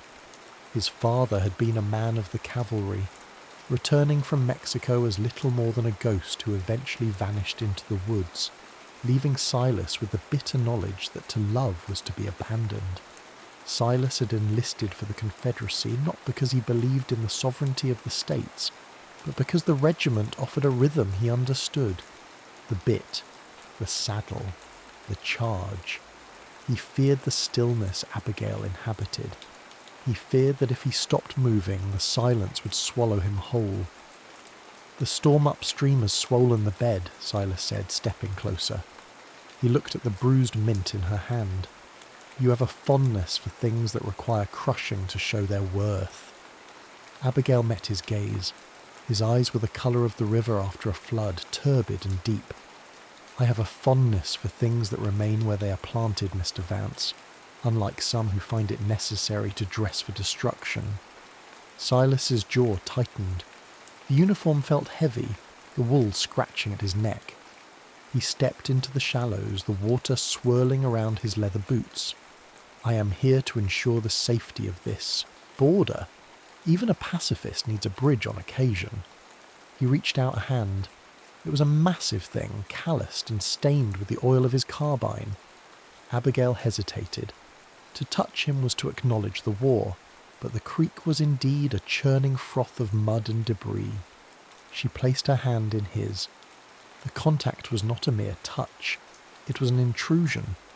Through the thin cotton of her sleeve, the heat of his palm seared her skin. It was a visceral, thrumming electricity that defied every vow of restraint she had ever made. Her breath caught, not in her throat, but in the very centre of her chest. For a moment, the world narrowed to the point of contact, the solid, unyielding weight of him against her own fragile poise. "Steady," he whispered. The word was a ghost of a sound, lost to the rush of the water.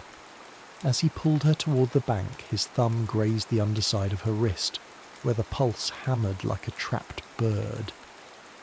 Abigail felt the frost in her heart crack. It was a terrifying sensation, a sudden thaw that promised only the chaos of the flood. When she finally stepped onto the dry silt, she pulled her hand away as if burned. "I am obliged to thee," she said, her voice trembling despite her best efforts to use the formal, plain speech of her people. "Don't be," Silas replied, his gaze lingering on the mint leaves scattered at her feet. "Some things are better left uncrossed." 2 weeks later, the heat had broken into a series of fitful electric drizzles. Abigail found Silas in the shade of the old smokehouse, his large hands moving with unexpected delicacy over a bundle of feathers. "He hit the telegraph wire," Silas said without looking up. In his lap lay a kestrel, its wing hanging at a sickening angle. The bird's eyes were wide, golden orbs of terror. Abigail knelt beside him, the hem of her skirt soaking up the damp earth. "Thou art trying to mend what thy kind usually breaks." "I am not a destroyer by nature, Abigail, only by circumstance." Together they worked to bind the wing. It required a terrible, intimate proximity. Silas held the bird's body against his thigh, his muscular legs framing the small creature. Abigail wound the linen strips. Her knuckles repeatedly brushed against the rough wool of his trousers, and the scent of him, salt, horse, and wood smoke, began to overwhelm the smell of the damp earth. "I fear the silence," Silas confessed suddenly. His voice was raw, stripped of its military bark. Not the dark, but the silence after the cannons stop, when you realize everyone is waiting for a sound that will never come. Abigail looked up. For the first time she did not see a soldier. She saw a man who was profoundly, fundamentally lonely. A laugh bubbled up in her, not of mockery, but of pure, unguarded recognition. It was a rich, melodic sound that seemed to startle even the kestrel. "Then we are two of a kind, Silas Vance," she said, "for I'm terrified of the noise. I thought if I stayed quiet enough I would be safe from the world's clamour." The air between them changed. It became thick, charged with the same tension that precedes a lightning strike. A few days later, the tension found its home in the tobacco dry house. The room was a cathedral of hanging leaf, the air so dense with the musk of curing tobacco that it felt like breathing gold. Abigail was checking the racks when Silas entered. He didn't speak. He simply stood in the doorway, the backlighting of the afternoon sun throwing his broad shoulders into sharp relief. He moved toward her, his footsteps silent on the packed earth floor. The heat in the barn was oppressive, causing beads of moisture to form on Abigail's upper lip. Silas stopped inches from her. He didn't touch her, but the radiant heat of his body was a physical presence. He raised his hand, his thumb tracing the line of her jaw, never quite making contact with her skin, but tracking the frantic pulse in her throat. Abigail felt an ache begin in the pit of her stomach, a hollow, demanding hunger she had no name for. She wanted him to close the distance. She wanted the rough wool of his tunic to rasp against her sensitized skin. She looked at his mouth, and the world seemed to dissolve into the scent of tobacco and the sound of their synchronized shallow breaths. "You are mending my soul, Quaker," he whispered. She reached out, her fingers trembling as she took a needle and thread to a small tear in his tunic, right over the heart. She didn't ask him to remove it. She mended it while he wore it, her knuckles grazing the hard, rhythmic rise and fall of his chest. The proximity was a slow torture. Every time her hand moved, she felt the vibration of his life force. He stood perfectly still, a predator-turned statue, his eyes fixed on her lowered lashes. The air was a liquid fire, and for a moment the war outside, the politics, the blood, the honour seemed like a fiction. Only the weight of his gaze and the scent of the mint she had tucked into her waistband were real. The breaking point came with the dawn. The aching silence was shattered by the rhythmic thud of the hooves and the jangle of the iron. Silas's regiment had been ordered to seize all able-bodied livestock for the spring campaign. Abigail stood in the centre of the paddock, her arms wrapped around the neck of her lead mare, a gentle beast that was the literal lifeblood of the Thorn farm. Silas sat atop his own mount, his face a mask of cold military indifference. "Step aside, Abigail," he said. His voice was a flat, dead thing. "Thou wouldst take the bread from our mouths," she cried, her voice cracking. "Thou wouldst use these animals to carry men to their graves. It is an order. If I do not take them, the next man will be less gentle." He refused to look at her. He looked instead at the horizon, at the grey clouds gathering over the hills. When he signalled his men to move forward, Abigail did not move.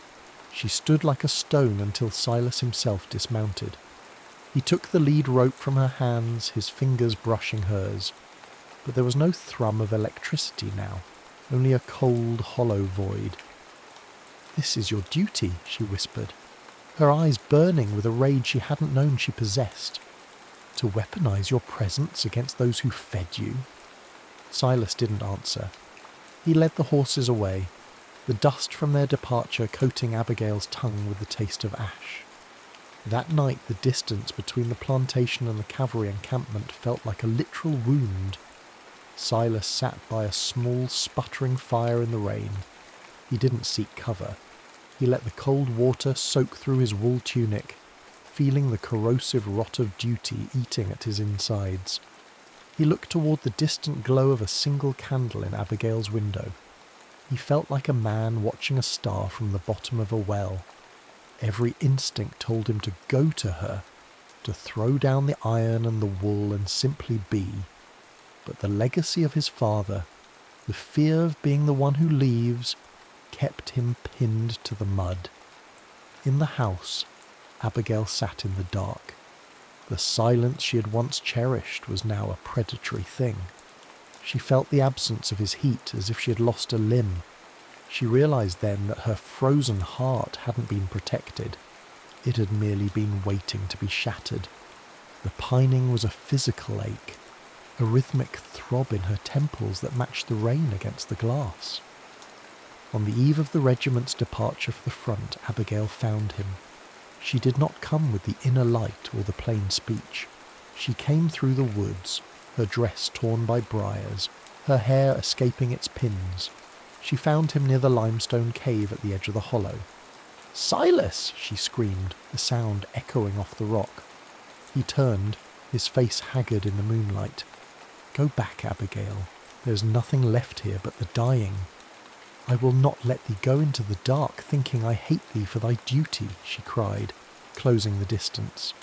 She struck his chest with her fists, not with the strength of a fighter, but with the desperation of a woman trying to wake a sleeper. "It is a waste. Thy life, this war, this pride, it is all a waste if thou dost not understand that I am alive, and thou art alive, and we are here," Silas snapped.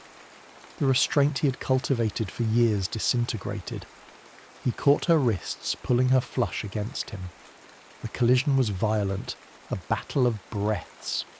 He dragged her into the shadows of the limestone cave, the air inside cool and smelling of ancient earth and damp stone. He pressed her back against the jagged wall, his mouth finding hers with a hunger that was primal and absolute. There was no gentleness in this first encounter. It was an urgent, desperate possession. Silas's hands, rough and impatient, moved over the cotton of her bodice, the sound of tearing fabric loud in the small space. Abigail didn't shrink away. She met his intensity with a fervour that shocked them both. She wanted the weight of him. She wanted the reality of his skin against hers to drown out the memory of the horses and the guns. When his hands found the bare skin of her waist, she let out a low, guttural sound, a surrender that was also a victory. The texture of the cold stone against her back contrasted sharply with the molten heat of his body. Silas's movements were rhythmic and urgent, a defiance of the mortality that awaited him on the battlefield. He buried his face in the crook of her neck, his breath hot and ragged. "You are the only thing that is real," he groaned, his voice breaking against her skin. Their union was an earthy, visceral thing. Every touch was a declaration of sovereignty over their own bodies, a refusal to let the war dictate the terms of their existence. Abigail felt the frost within her entirely consumed by the fire he brought. She realized that fighting for this, for the heat of a living man, for the connection that transcended ideology, was the only righteous war she would ever know. Later, as the moon climbed higher, a second encounter unfolded, this one slower, more rhythmic, and filled with a devastating tenderness. The desperation had been replaced by a deep, resonant awareness. Silas moved with a deliberate grace, his eyes never leaving hers. He traced the lines of her body as if memorizing a map that would lead him home. The molten heat of their connection was no longer a fire that burned, but a tide that carried them both. In the quiet of the cave, the power dynamic shifted. Silas, the soldier, surrendered his strength to her vulnerability, and Abigail, the pacifist, found the courage to claim him as her own. "Come back," she whispered into the silence. "Do not let the silence be the end." "I will find my way to the mint," he promised, his forehead pressed against hers. 1865. The war had ended not with a flourish, but with a long, exhausting exhale. The Kentucky hills were scarred, the tobacco barns empty, and the air held the metallic tang of old blood and new iron. Abigail was in the hollow, kneeling among the herbs. She was older, the lines around her eyes speaking of a woman who had survived the smoke of the past. She was gathering sage and thyme when the sound of a limping footstep on the limestone reached her. She didn't look up immediately. She couldn't. Her heart, once frozen, then melted, was now a fragile thing held together by hope. Then the scent rose. A foot stepped on a patch of wild mint. The aroma wasn't the bruised, sharp scent of their first meeting. It was bright, revitalizing, and incredibly strong. It was the scent of a thing that had been crushed and had returned with twice the vigor. Abigail stood. Silas Vance stood at the edge of the creek. He was thinner, a jagged scar running from his temple to his jaw, and he leaned heavily on a hickory cane. The grey wool tunic was gone, replaced by a threadbare linen shirt that hung loose on his frame.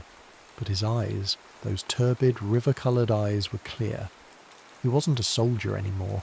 He was a man who had walked through the fire and found his way to the water. "I heard the silence," he said, his voice a ghost of its former self, "and I followed the scent of the mint." Abigail didn't speak. She crossed the creek, her feet splashing in the clear water. She met him in the centre of the bed, the water rushing around their ankles. She didn't offer a formal greeting. She simply reached out and took his hand, her fingers interlacing with his calloused ones. Behind them, the tobacco fields, once the source of their conflict and the scent of their longing, were being cleared. They weren't being replanted with the narcotic leaf of the past. Men were tilling the soil for corn. It was a shift from the smoke of the past to the sustenance of the future. Silas pulled her close, his cane clicking against the limestone. They pressed their foreheads together, the humid Kentucky air finally feeling like a blessing rather than a burden. "The war is over, Abigail," he whispered. "The war is over," she agreed. The final tableau was one of profound, lingering peace. The cinematic focus narrowed to their entwined hands. Silas's cavalry ring was long gone, traded perhaps for bread or passage. In its place was the simple, permanent weight of her touch. They stood in the hollow of whispers, but the whispers were no longer of ghosts or duty. They were the sounds of the water, the wind in the corn, and the steady rhythmic beat of two hearts that had survived the incineration. In the quiet, as the sun began to set, they shared a moment of tender, realistic intimacy, a simple kiss that tasted of salt, mint, and the incredible hard-won promise of tomorrow.